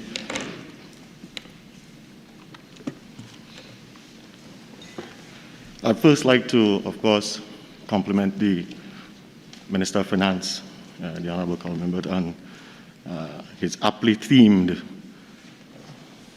budget presentation on resilience. And just to also including that, my compliments to the Ministry of Planning and the Minister of Planning and Development, the Honorable Commissioner Robinson Regis, for assistance as far as it pertains to the PSIP and the formulation and pieces where that is concerned. So again, my compliments.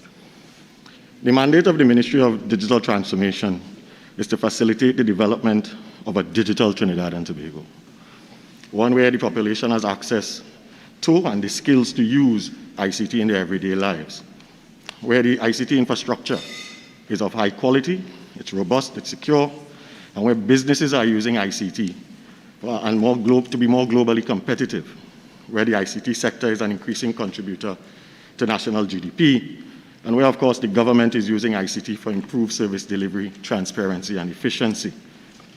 The ministry carries out this mandate in close partnership with other ministries, departments, and agencies, the private sector, international agencies, among other places. The work of the Ministry of Digital Transformation is supported by two key agencies, the Telecommunications Authority of Trinidad and Tobago, TAT, and the National ICT Company of Trinidad and Tobago, IGOV. TAT is the regulator for broadcasting and telecoms, as we know, and oversees the USF, significant contributor towards ICT access. IGOV handles is the government's ICT business center, and it handles things specific to other ministries, divisions, agencies, and of course, all the things really that God has. Members will note, of course, that that generates a surplus from the revenues, mainly from concessions, and so the operational expenses are offset in that manner.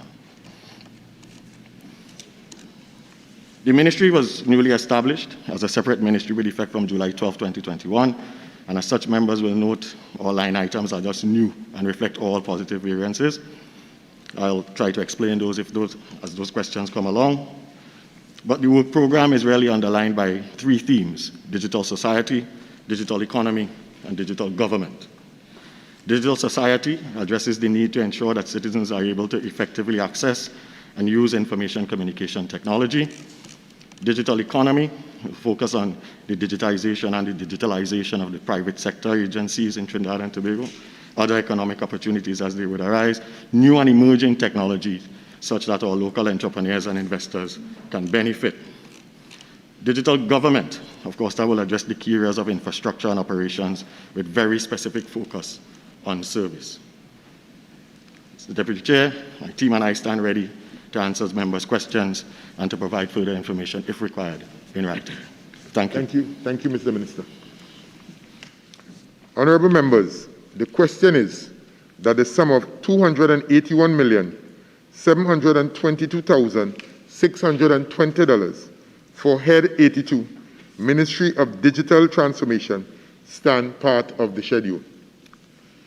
Honorable members, the sum of $281,722,620 for Head 82, Ministry of Digital Transformation, is comprised of monies proposed for expenditure under the following subheads, and items to be found in the draft estimates of the recurrent expenditure, the draft estimates of the revenue and expenditure of the statutory boards and similar bodies, and of the Tobago House of Assembly, and the draft estimates of the development program.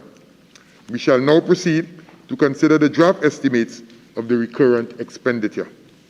So we are in the recurrent expenditure booklet, page 416, subhead 01, personal expenditure. Item 001, general administration. Member for Princestown, page 416. Thank you, Mr. Deputy Chairman. Honorable Minister, line item 001. This being a relatively new ministry, having been separated from the Ministry of Public Administration, can the Honorable Minister indicate to us how many staff members are there on the establishment currently at this ministry? So we have an idea of the manpower at the ministry. Mr. Minister. Certainly.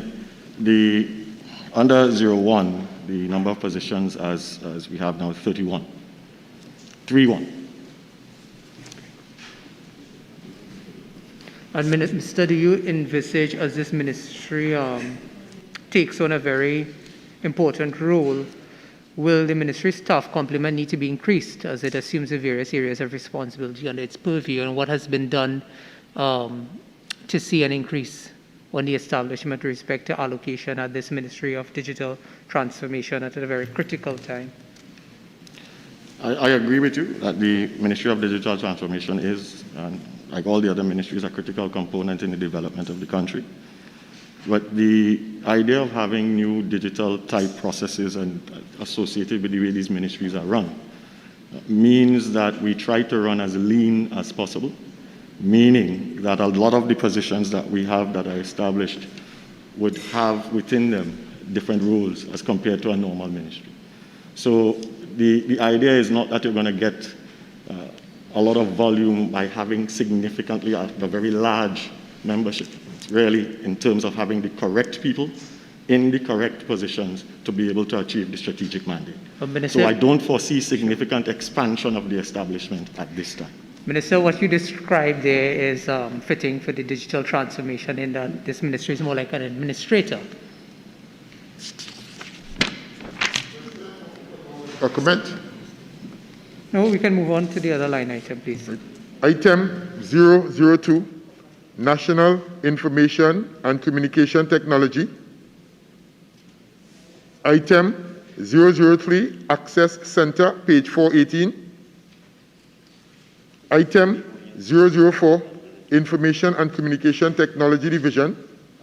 Subhead 03, Minor Equipment Purchases, page 419. Item 001, General Administration.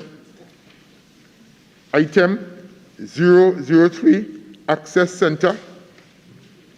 Item 0, Member for Princestown. Yes, thank you. Item 003, Access Centers. Sure, proceed. Can the Honourable Minister give us an indication of the location of the access centers that will be subject to repairs in fiscal 2022? Did you say subject to repairs? Yes, under line item 0200321, repairs and maintenance.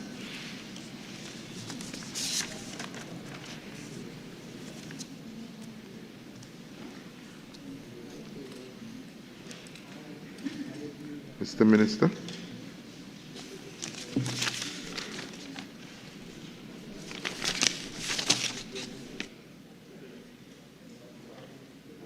Specifically, Mr. to the zero count? Sorry? Are you referring specifically to the zero count? I'm not seeing. This is item 21? Line item 21, yes. Yeah. Repairs and maintenance to buildings under access centers. Mr. Minister, we are on page 418. Right, we are 003 Access Center and line item 21, Repairs and Maintenance Buildings. That's so, member? Yes. Right there we are. Yeah.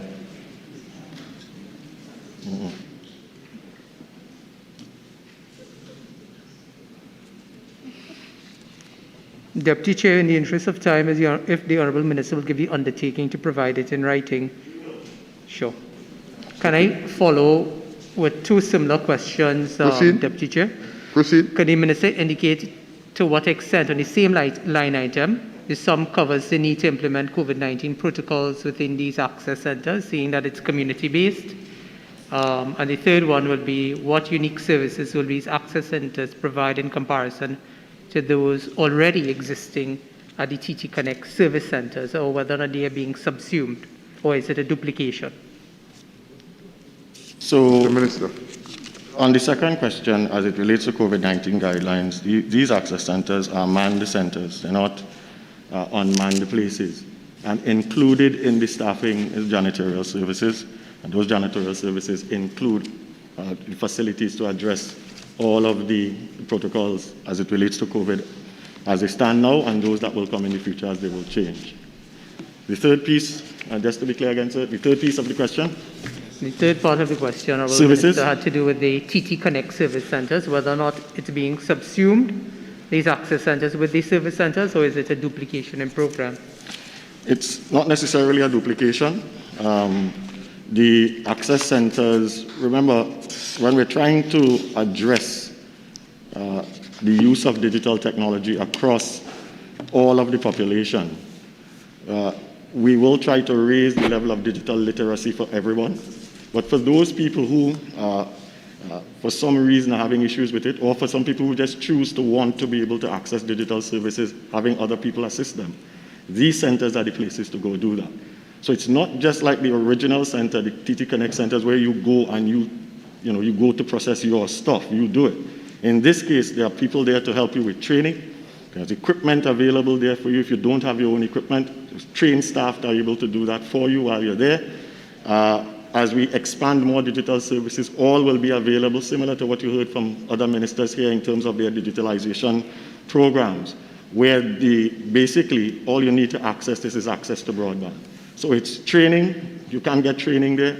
You can go to access services there. You can go to use devices there. So it's a very different model to the original model of TT Connect. Okay, Minister. In a follow-up to your answer, I know the Minister of Finance dealt a bit with digital goods and services in his budget presentation. Digital goods and services. Mm-hmm. And the Minister of Finance indicated it is an area that we will be looking at.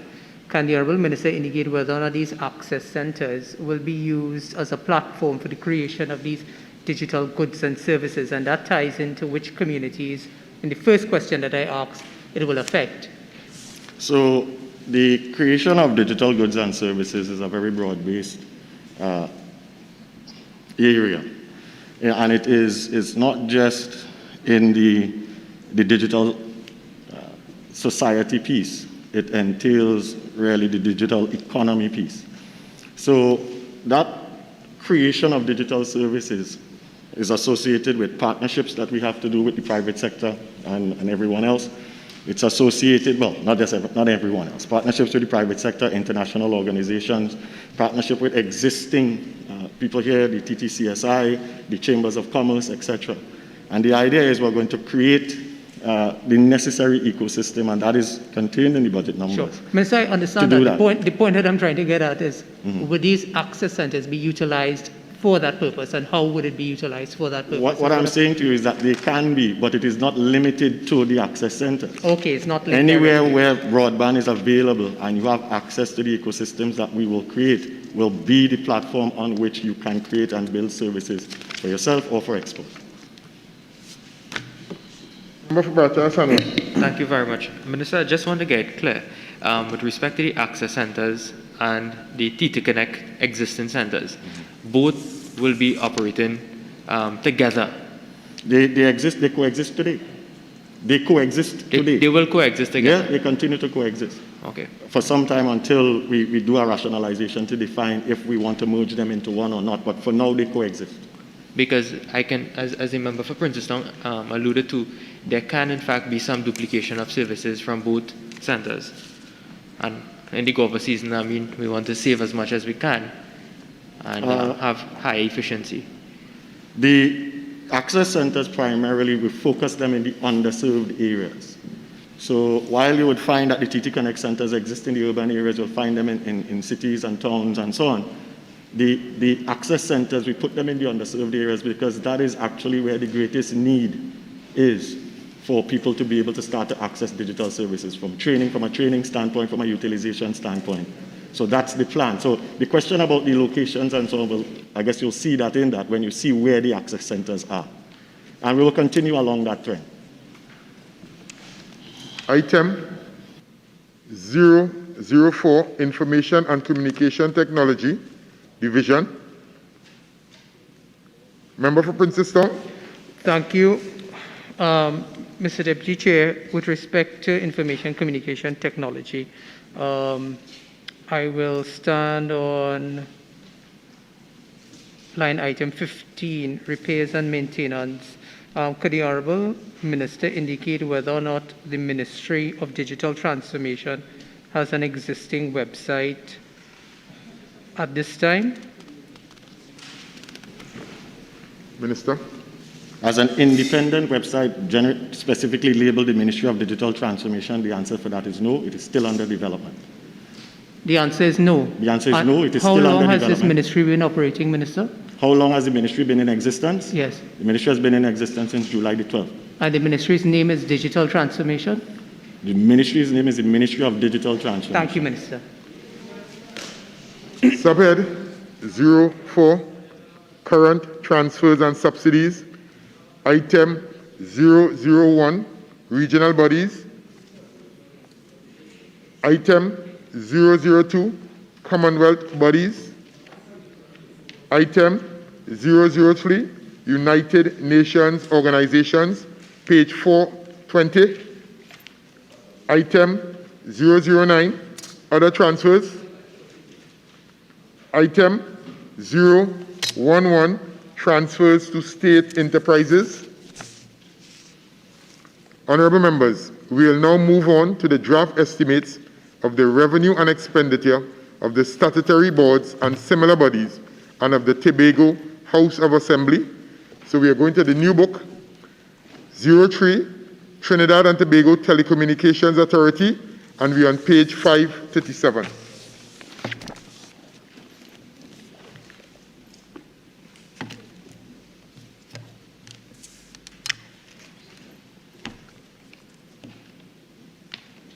Subhead 01, Personal Expenditure, page 537, item 001, General Administration.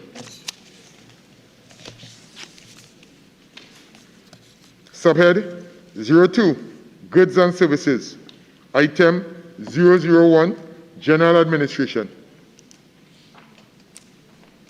Subhead 03, Minor Equipment Purchases, item 001, General Administration, page 538.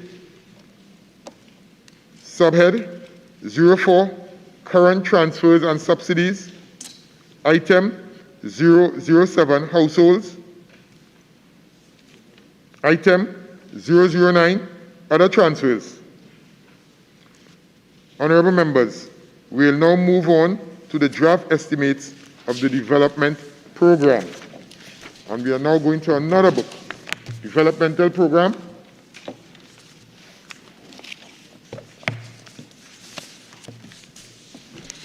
Subhead 09, Development Program, Consolidated Fund, page 177. Page 177, and I recognize the member for point up here. Thank you, Deputy Chair. Minister, line item under Administrative Services 003, Computerization of the Ministry of Digital Transformation, $5 million.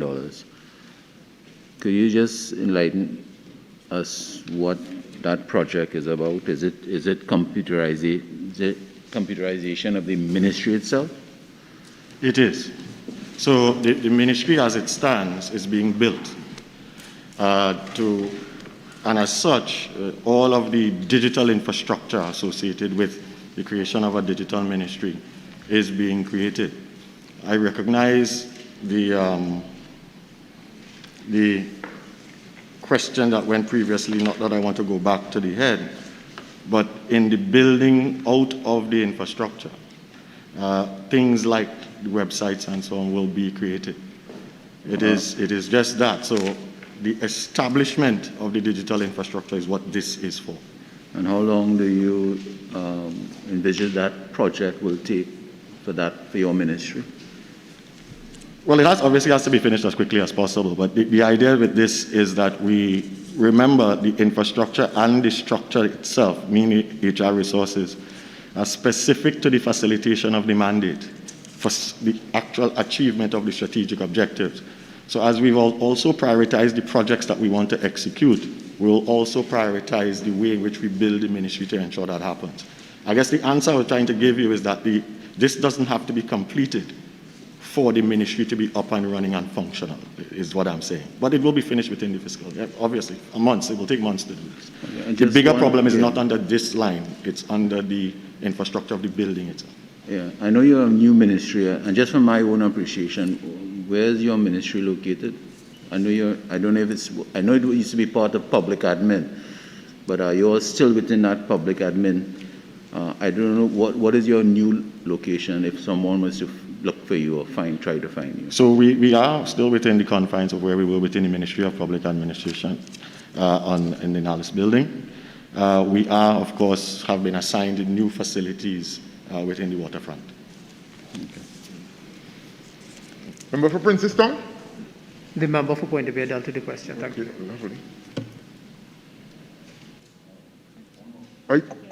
Member for Point of View. Minister, dovetailing out of my original question, the computer of your ministry, I see a new project for $50 million for the Digital Society. How long that project is supposed to last? If that $50 million is sufficient for this project? Society is a program, so it's a number of projects. It's a journey as well. The idea is, and this really pertains to, and I alluded to some of it earlier, it pertains to increasing it's societal things, increasing the level of digital literacy for everyone in the society if you want to be able to partake. This is the no one left behind pieces. So there are training components to that. There is the increase of the type of access that you have in Wi-Fi, the TT Wi-Fi programs. You would have heard people saying, well, when will this end? When has it started? That program is also included in there, but just think about it. What was sufficient Wi-Fi for a piece just previously, for any service that was done previously to COVID, is now inadequate, simply because of the demands of the services that you want and so on. Therefore, that is included inside of that. The increased broadband to underserved areas is increasing that. So the idea is there an end? Probably. Is it a defined end that we'll finish it at the end of this fiscal? This will go on for some time as the needs of the customers changes.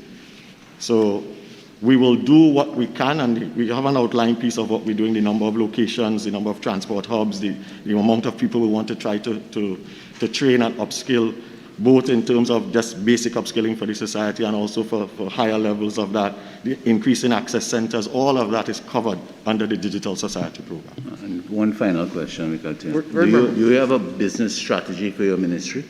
If there is a... Do you have a strat plan for your ministry? What's it? Members, 1 second. Sorry. Again, remember we going into operation and policy, but I'll give the minister the opportunity to answer. I'll give him the opportunity. No, it's okay. The minister answered the question. It is interesting. It would be very difficult to build out a structure, prioritize a list of projects, and not have it aligned to a plan or a strategy, to have it aligned to a strategy. So yes, we do have. Just to answer the question, as per your permission, sir. Princess Tong, member. Mr. Chairman. Honorable Minister, line item 003, and I'm asking this because the last IDB report on technology use in Trinidad and Tobago across the public service lamented that in every ministry there seemed to be different software and programs that were being used. The question that I have is, seeing that the IDB has identified this as a deficiency, would this ministry, with this line item, be harmonizing across all state institutions, all ministries, the same software and programs that are used in every ministry? And that's why I made the point earlier about being like an administrator across the public service. Is this the intention? And is work being done geared towards this? So the Ministry of Digital Transformation cannot achieve all of its goals on its own. all of the ministries, and you would have noticed it in the contributions from other members to the committee, that all of the ministries still have their own aspirations and still have requirements to do in this build for digital government. What the Ministry of Digital Transformation will do is to ensure that those things are aligned, prioritized, and harmonized so that the exact situation that you're speaking about does not, one, stops, and two, we reverse it where applicable. Not all things are to be shared across all ministries. Some things are to remain independent. Even if it is the same program, it still has to remain independent. The judiciary would be a good example of that. It is not part of the government. Sure. Minister, I don't mean in terms of access. What I meant in terms of the actual software and programs that will be utilized across ministries. In terms of whether or not there will be a uniformity, not necessarily access from one ministry to the other. No, again, maybe you didn't get it. The idea is, so 3 ministries could be using Microsoft Suite. They are using the same software, but they have them as separate engagements with Microsoft. What the ministry will do is harmonize that so you get the economies of scale and that we are able to put it into the necessary infrastructure to provide for the security and the right amount of access, as well as the reduction in the operating measure. So the answer to that is yes. What I was saying, though, is that that is not going to be for every individual item of software.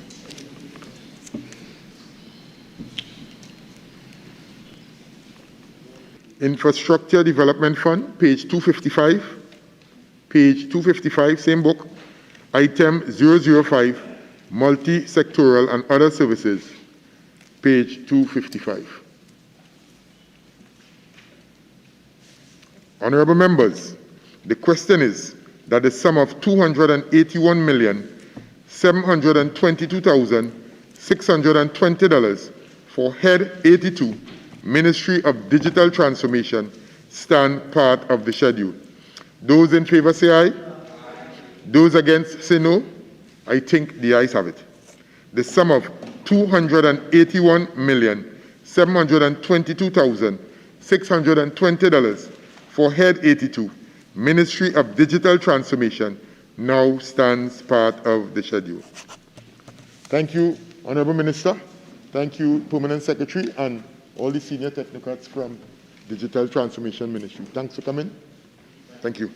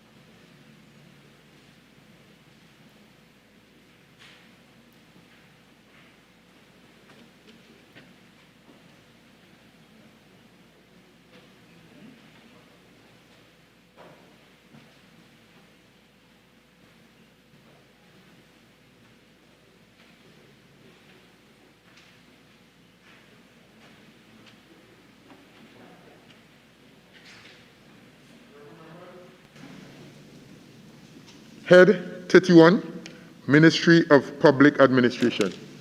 Welcome to the Honorable Minister of Public Administration, to your Permanent Secretary, and again to the members of the Senior Executive of the Public Administration Ministry.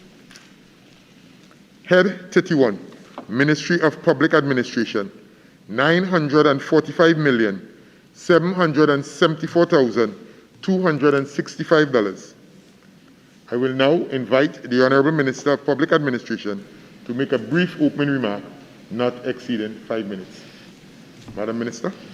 Thank you, Mr. Chair. Good day to the members and the members of the listening and viewing public.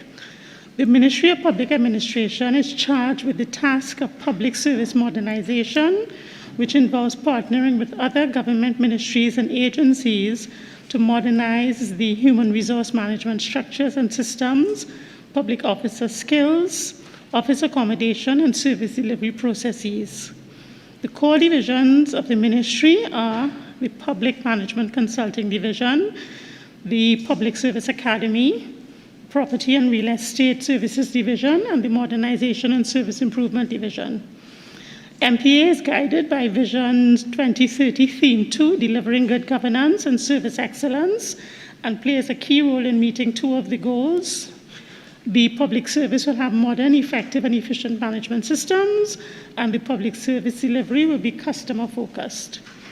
Our work touches on all of government. We provide services to other ministries and departments and support them in their transformation of people, processes, and facilities to allow them to better serve the public in a more efficient, effective, and comfortable manner.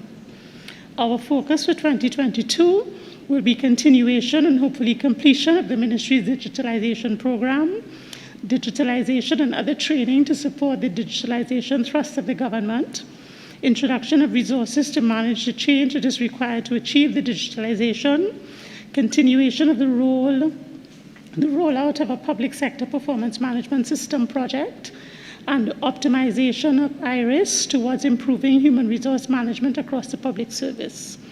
MPA is focused on our transition to a modern, agile, and effective public service.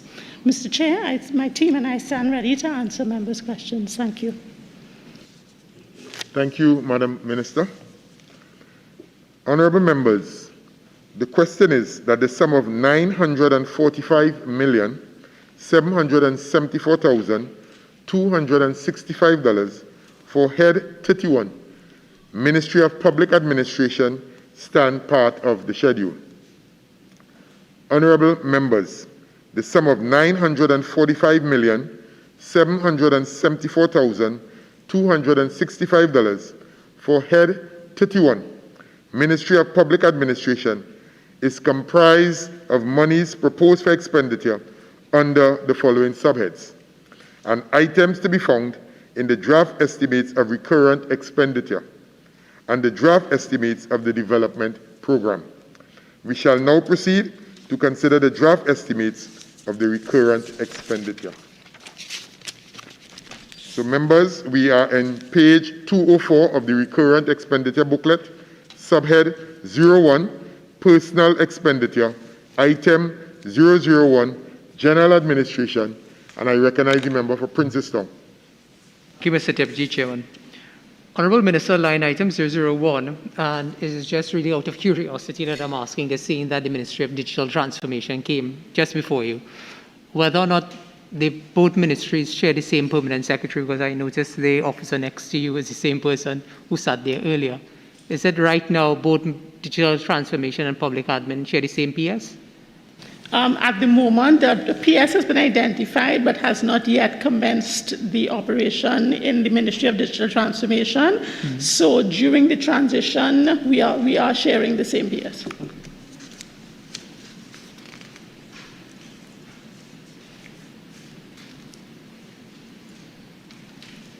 Item 005, Property and Real Estate Management Services. Item 006, Public Management Consultant Division, page 205. Item 007, Public Service Academy.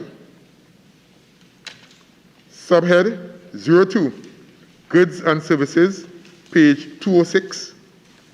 Item 001, General Administration. Item 003, National Information and Communication Technology Center, ICT Secretariat, page 207. Item 005, Property and Real Estate Management Services, pages 207 to 208, and I recognize the member for Princestown. Thank you, Mr. Deputy Chairman. Madam Minister, line item rent lease office accommodation and storage. Would the Honourable Minister be kind enough to provide to us the number of rentals, the total cost, whether it's commercial use, all with commercial use, sorry, who are the owners and which ministry is rented to? Madam Minister. Mr. Chair, I can provide that response in writing subsequent to today. Okay. Similarly, on the last occasion, the Honourable Minister was here in the House for the last time the Standing Finance Committee met. The Minister indicated under this line item that there were several outstanding lease agreements that were to be signed with the Ministry and landlords. Sorry. Can the Honourable Minister indicate if there are any outstanding leases to be signed or whether these leases have been signed? Madam Minister. Yes, Chair. There are, in fact, leases outstanding to be signed. I have tasked the legal department with expediting and completing any leases that are outstanding, so they are working diligently in getting that done. You will also see in one of the votes that we do have an intention to increase the complement of staff in the legal unit, which will assist in the completion of that exercise. Can we ask you to give the undertaking, Honourable Minister, that you will provide to us the ones that are outstanding? In providing the list of the renters, we can indicate where there are leases that are not executed at this point, yes. Member for Kumuto Manzilina. Thank you, Mr. Deputy Chair. Through you, Madam Minister, line item 21. I see there's a $21 million increase. Can you explain the rationale? For the 2022 estimates. Yes, we currently have amounts outstanding to UDCOT, which maintains both the International Waterfront and the Government Plaza. So we need to settle those outstanding amounts, and we want to ensure that maintenance going forward is properly effected. So we sought and received an increase from the Minister to address both of those issues. So basically settlement of arrears. Some of it is settlement of arrears, and some of it has to do with improving the way we maintain our buildings going forward. All right, thank you. Thank you. Member? Just one. I'm on 08 rent lease office accommodation and storage. Minister, just to be clear, with respect to one of the questions that Princestown asked, when you provide the list, can you just provide whether or not all the buildings have the necessary town and country approval, especially for commercial use by the ministries? And if any of those buildings don't have the necessary approval for commercial use? Mr. Chair, there's a statutory requirement and the government policy that we secure approvals on all buildings before we rent them, so I can indicate that to the members. In terms of providing the full list of what he is requiring, while the ministry has no difficulty in doing that, I will alert the chamber to the fact that we are currently in the process of digitalizing our PRESD records, and so for those that are not yet digitalized, this will take some time to pull all the information that's being requested. One member. Yeah, I'd just like to remind the Honourable Minister also that this information has already been provided in the past when I sat in another place, so I don't think it might be very difficult to just update and pull up the appropriate records for the rentals in respect to the public service. Well, I gave the undertaking already, Mr. Right. Chair. The Minister gave the necessary undertaking. Item 006, Public Management Consultant Division. Item 007, Public Service Academy, pages 208 and 209. Item 015, Strategic Services Division. Item 020, Modernization and Service Improvement Division. Item 021, Information and Communication Technology Services Division, page 210. Subhead 03, Minor Equipment Purchases. Item 001, General Administration. Item 003, National Information and Communication Technology. Item 005, Property and Real Estate Management Services, page 211.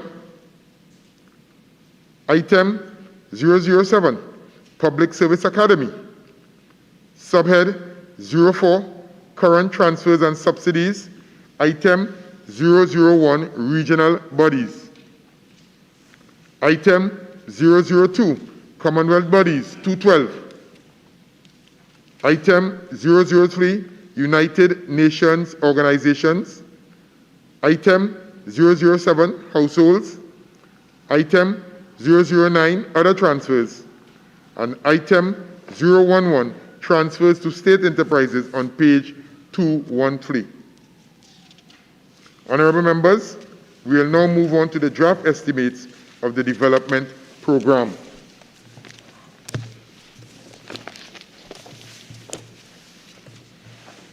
So we are in the development program book, and we are going to page 77.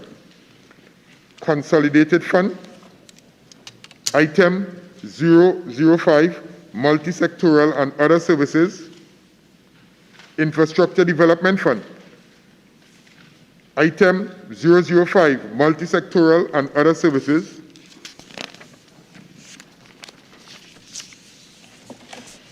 Honorable members, the question is that the sum of $945,774,265 for Head 31, Ministry of Public Administration, stand part of the schedule. Those in favor say aye. Aye. Those against say no. I think the ayes have it. The sum of $945,774,265 for Head 31, Ministry of Public Administration, now stands part of the schedule. Thank you, Madam Minister. Thank you, Permanent Secretary, and all the senior executives of the Ministry of Public Administration. Do have a safe afternoon.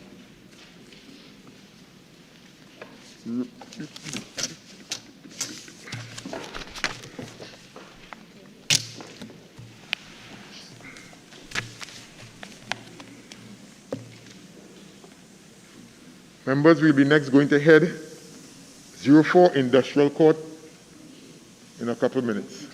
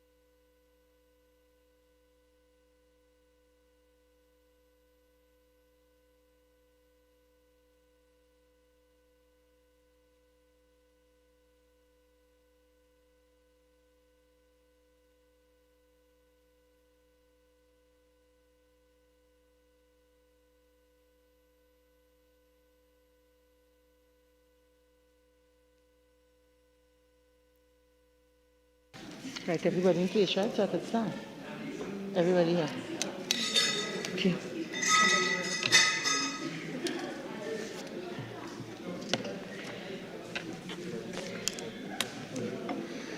Okay, members, we are about to continue. Head 04 Industrial Court. Head 04 Industrial Court, $22,855,000. I will now invite the Attorney General to make a brief opening statement, not exceeding 5 minutes. Attorney General. Thank you, Madam Chair. Madam Chair, the Industrial Court is well known to each and every person in Trinidad and Tobago and now stands at the cusp of significant reform in terms of its digitization program, in terms of its move towards services of the type that we now see rolled out at the other courts in our countries, including the High Court and the district courts, as we now refer the magistracies as. The developments have been, of course, challenged during the course of the last year as a result of the pandemic, but most commendably, the efforts of the President and the judges of the Industrial Court has been to rise to the challenge in the face of these very difficult times. As Attorney General, with responsibility for coordinating some of the services that are resident at that particular court, I look forward in the coming year to encouraging the growth and further build-out. I ask you to note, Madam Chair, as we did with the judiciary, that at the mid-year we propose to meet the matters which we could not calculate in precise form at the mid-year expenditure in respect of some of the heads that would show a variance between the last year and this year. So we have already had discussions with the Minister of Finance in relation to that, and it is immediately the expectation that we will treat with those at the mid-year. I make myself available to answer any questions that my colleagues may have in Standing Finance Committee. Honourable members, the question is that the sum of $22,855,000 for Head 04 Industrial Court stand part of the schedule.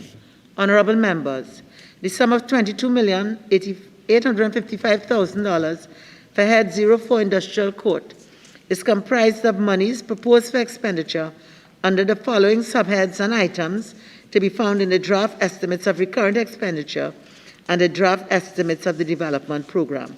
We shall now proceed to consider the draft estimates of recurrent expenditure. We are at page 17. Subhead 01, Personal Expenditure, Item 001, General Administration. Subhead 02, Goods and Services, Item 001, General Administration. Item 002, South Office. Item 003, Tobago. Subhead 03, Minor Equipment Purchases. Item 001, General Administration. Subhead 04, Current Transfers and Subsidies. Item 007, Households. Honourable members, we will now move on to the draft estimates of the development program, and we're going to the development program book with those estimates. Subhead 09, Development Program Consolidated Fund, we're at page 5. Item 005, Multi-Sectoral and Other Services. Honourable members, the question is that the sum of $22,855,000 for Head 04 Industrial Court stand part of the schedule. Those in favour say aye. Those against say no. I think the ayes have it. The sum of $22,855,000 for Head 04 Industrial Court now stands part of the schedule. Thank you, Adri. Thank you, Minister. Thank you, Registrar, and the other representatives from the Industrial Court. We now go on to tax.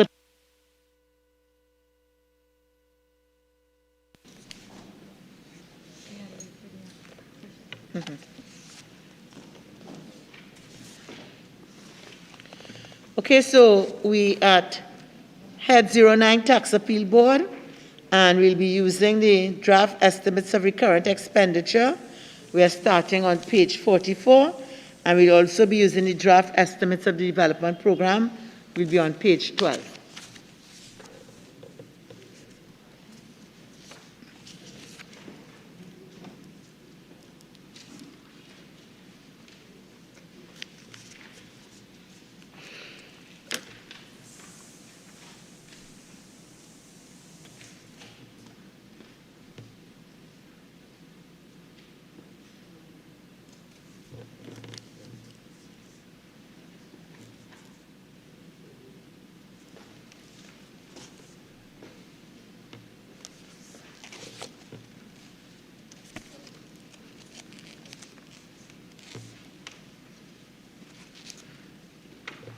Head 09, Tax Appeal Board, $4,598,980.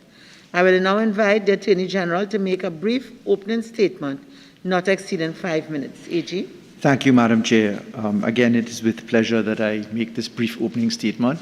Madam Chair, the Tax Appeal Board, in conjunction with the Office of the Attorney General, we have in fact engaged in a significant amount of proposal for reform. We have a draft bill ahead of us to better improve the processes at the Tax Appeal Court. That includes very much similar systems to that installed in the High Court. We're looking at the full digitization platform. We're looking at the plant and machinery and processes in that particular court. This is one of the significant courts for this country, as it is a significant generator of revenue and in dispute resolution. Obviously, Madam Chair, this is an entity which has a correlation to the development and implementation of the Revenue Authority insofar as appeals coming from that arena, coming out of the reformation of those particular entities at Customs and, in this case, the Board of Inland Revenue, will have intersection at the Tax Appeal Court. I wish to express my gratitude to the head of that court and to the judges who sit in constant fashion right throughout this pandemic for the work that they have engaged in. I open myself to questions that my colleagues may have. Thank you, AG. Honourable members, the question is that the sum of $4,598,980 for head 09 Tax Appeal Board stand part of the schedule. Honourable members, the sum of $4,598,980 for head 09 Tax Appeal Board is comprised of monies proposed for expenditure under the following subheads and items to be found in the draft estimates of recurrent expenditure and the draft estimates of the development program. We shall now proceed to consider the draft estimates of recurrent expenditure. Subhead 01, Personal Expenditure, Item 001, General Administration. Member for Oropouche West. Thank you, Madam Chair.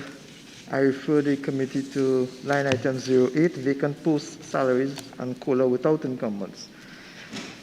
Mr. AG, can you kindly advise why you think, given the explanation you provided in your introduction, that this was such an important court, and especially given the initiatives that you are taking going forward, increasing the mandate of the court itself, why you think a $125,000 increase? I note that there was none in 2020, none in 2021, but I remember that in 2019, the chairman of the court at that point in time had indicated that there were already shortages, and now we have vacant posts and salaries in a situation you're increasing by $125,500, and you have just indicated that you're increasing the mandate of the court. Why do you think that this is a sufficient allocation? I thank the member for the question. This is directed to the fact that there are 2 additional members added to the court for the first time recently, and in those circumstances, there's a direct correlation between the figure and the number of persons. Until the legislation is passed, because we have a draft bill up and running, which creates further expansion of the court, until that is in gear, we will not have the expansion that we're looking for in the figures as reflected.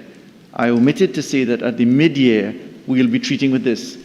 Under the rubric that the Ministry of Finance operates by, The cabinet note will be taken for the expansion of the court, its processes, its digitization, the number of members.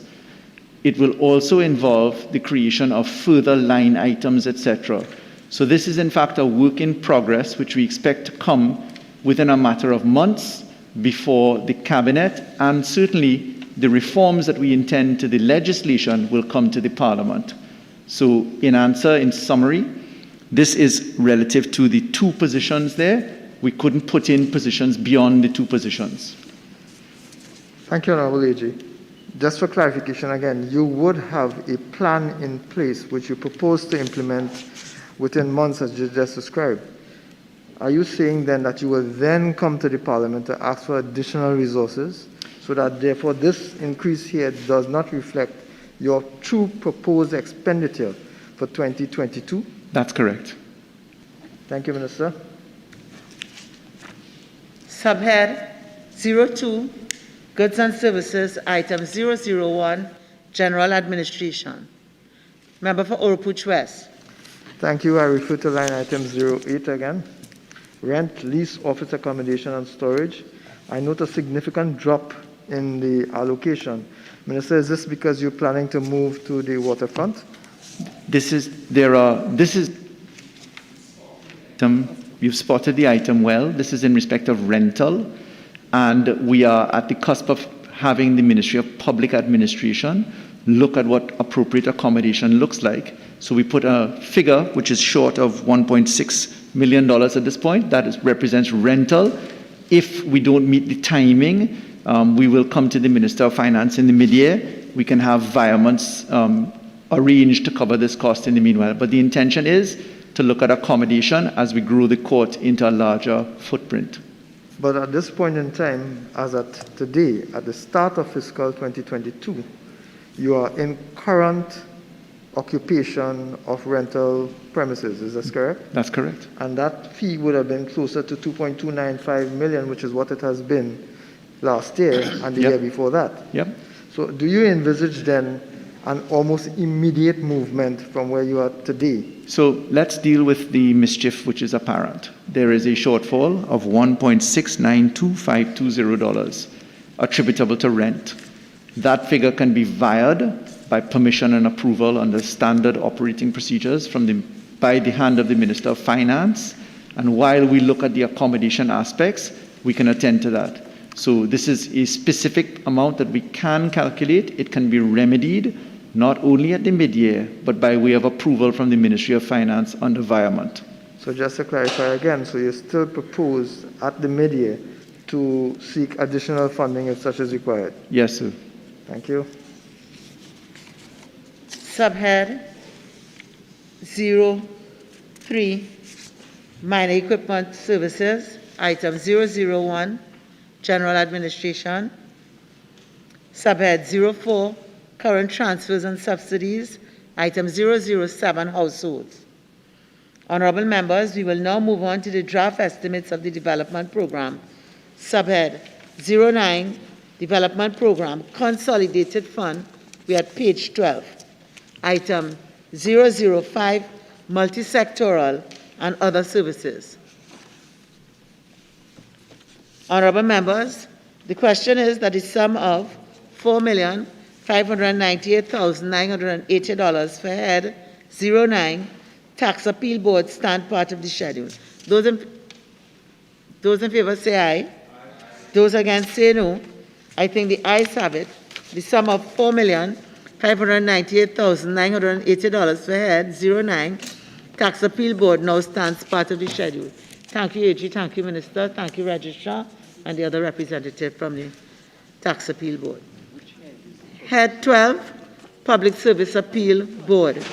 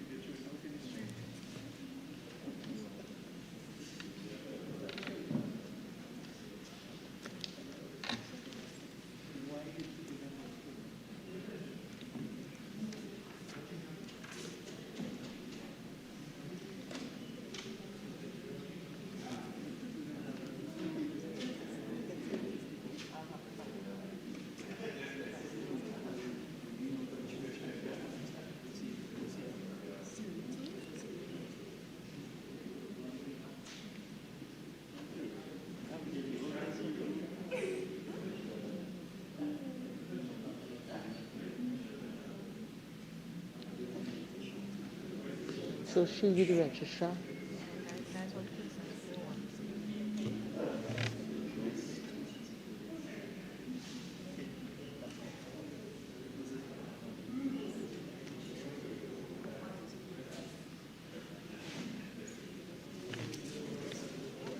I feel you belong tomorrow.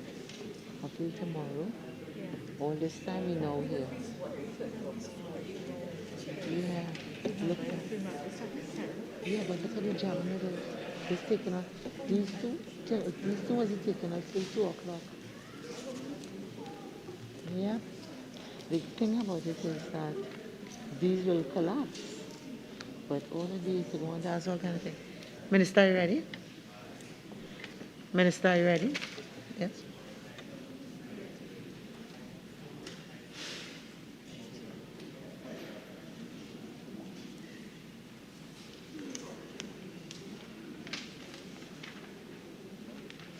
Okay. Yes. Okay. Right. Head 12, Public Service Appeal Board. Head 12, Public Service Appeal Board, $2,648,000. I will now invite the Minister of Finance to make a brief opening statement for a maximum of 5 minutes. Minister. Certainly, Madam Speaker. The Public Service Appeal Board is a form of dispute resolution designed to mitigate or minimize actions in court that derive from disagreement or grievances with respect to decisions of the Public Service Commission. So the purpose of the Public Service Appeal Board, like the Tax Appeal Board and other alternative dispute resolution mechanisms, although this is quite similar to a court of superior jurisdiction, is designed to be the first step in the process of appeal against a decision of the Public Service Commission. The commission is comprised of 5 members, currently headed by a retired Court of Appeal judge. That's it. Honorable members, the question is that the sum of $2,648,000 for Head 12 Public Service Appeal Board stand part of the schedule. Honorable members, the sum of $2,648,000 for Head 12 Public Service Appeal Board is comprised of monies proposed for expenditure under the following subheads and items to be found in the draft estimates of recurrent expenditure. Subhead 01, Personal Expenditure, Item 001, General Administration. We are at page 52. Subhead 02, Goods and Services, Item 001, General Administration. Subhead 03, Minor Equipment Purchases, Item 001, General Administration. Subhead 04, Current Transfers and Subsidies, Item 007, Households. Honorable members, the question is that the sum of $2,648,000 for Head 12 Public Service Appeal Board stand part of the schedule. Those in favor say aye. Those against say no. I think the ayes have it. The sum of $2,648,000 for Head 12 Public Service Appeal Board now stands part of the schedule. Thank you, Minister. Thank you, Madam Registrar. Okay, so members, we've come to the end of the work program for the day. I want to thank you all for your participation and cooperation. I want to thank the Director of Budgets, who's been with us for the entire day, and the Deputy Director of Budgets. The Standing Finance Committee is suspended to Wednesday, October 13th, 2021 at 10 a.m. Do reach home safely and enjoy the remainder of your afternoon and evening.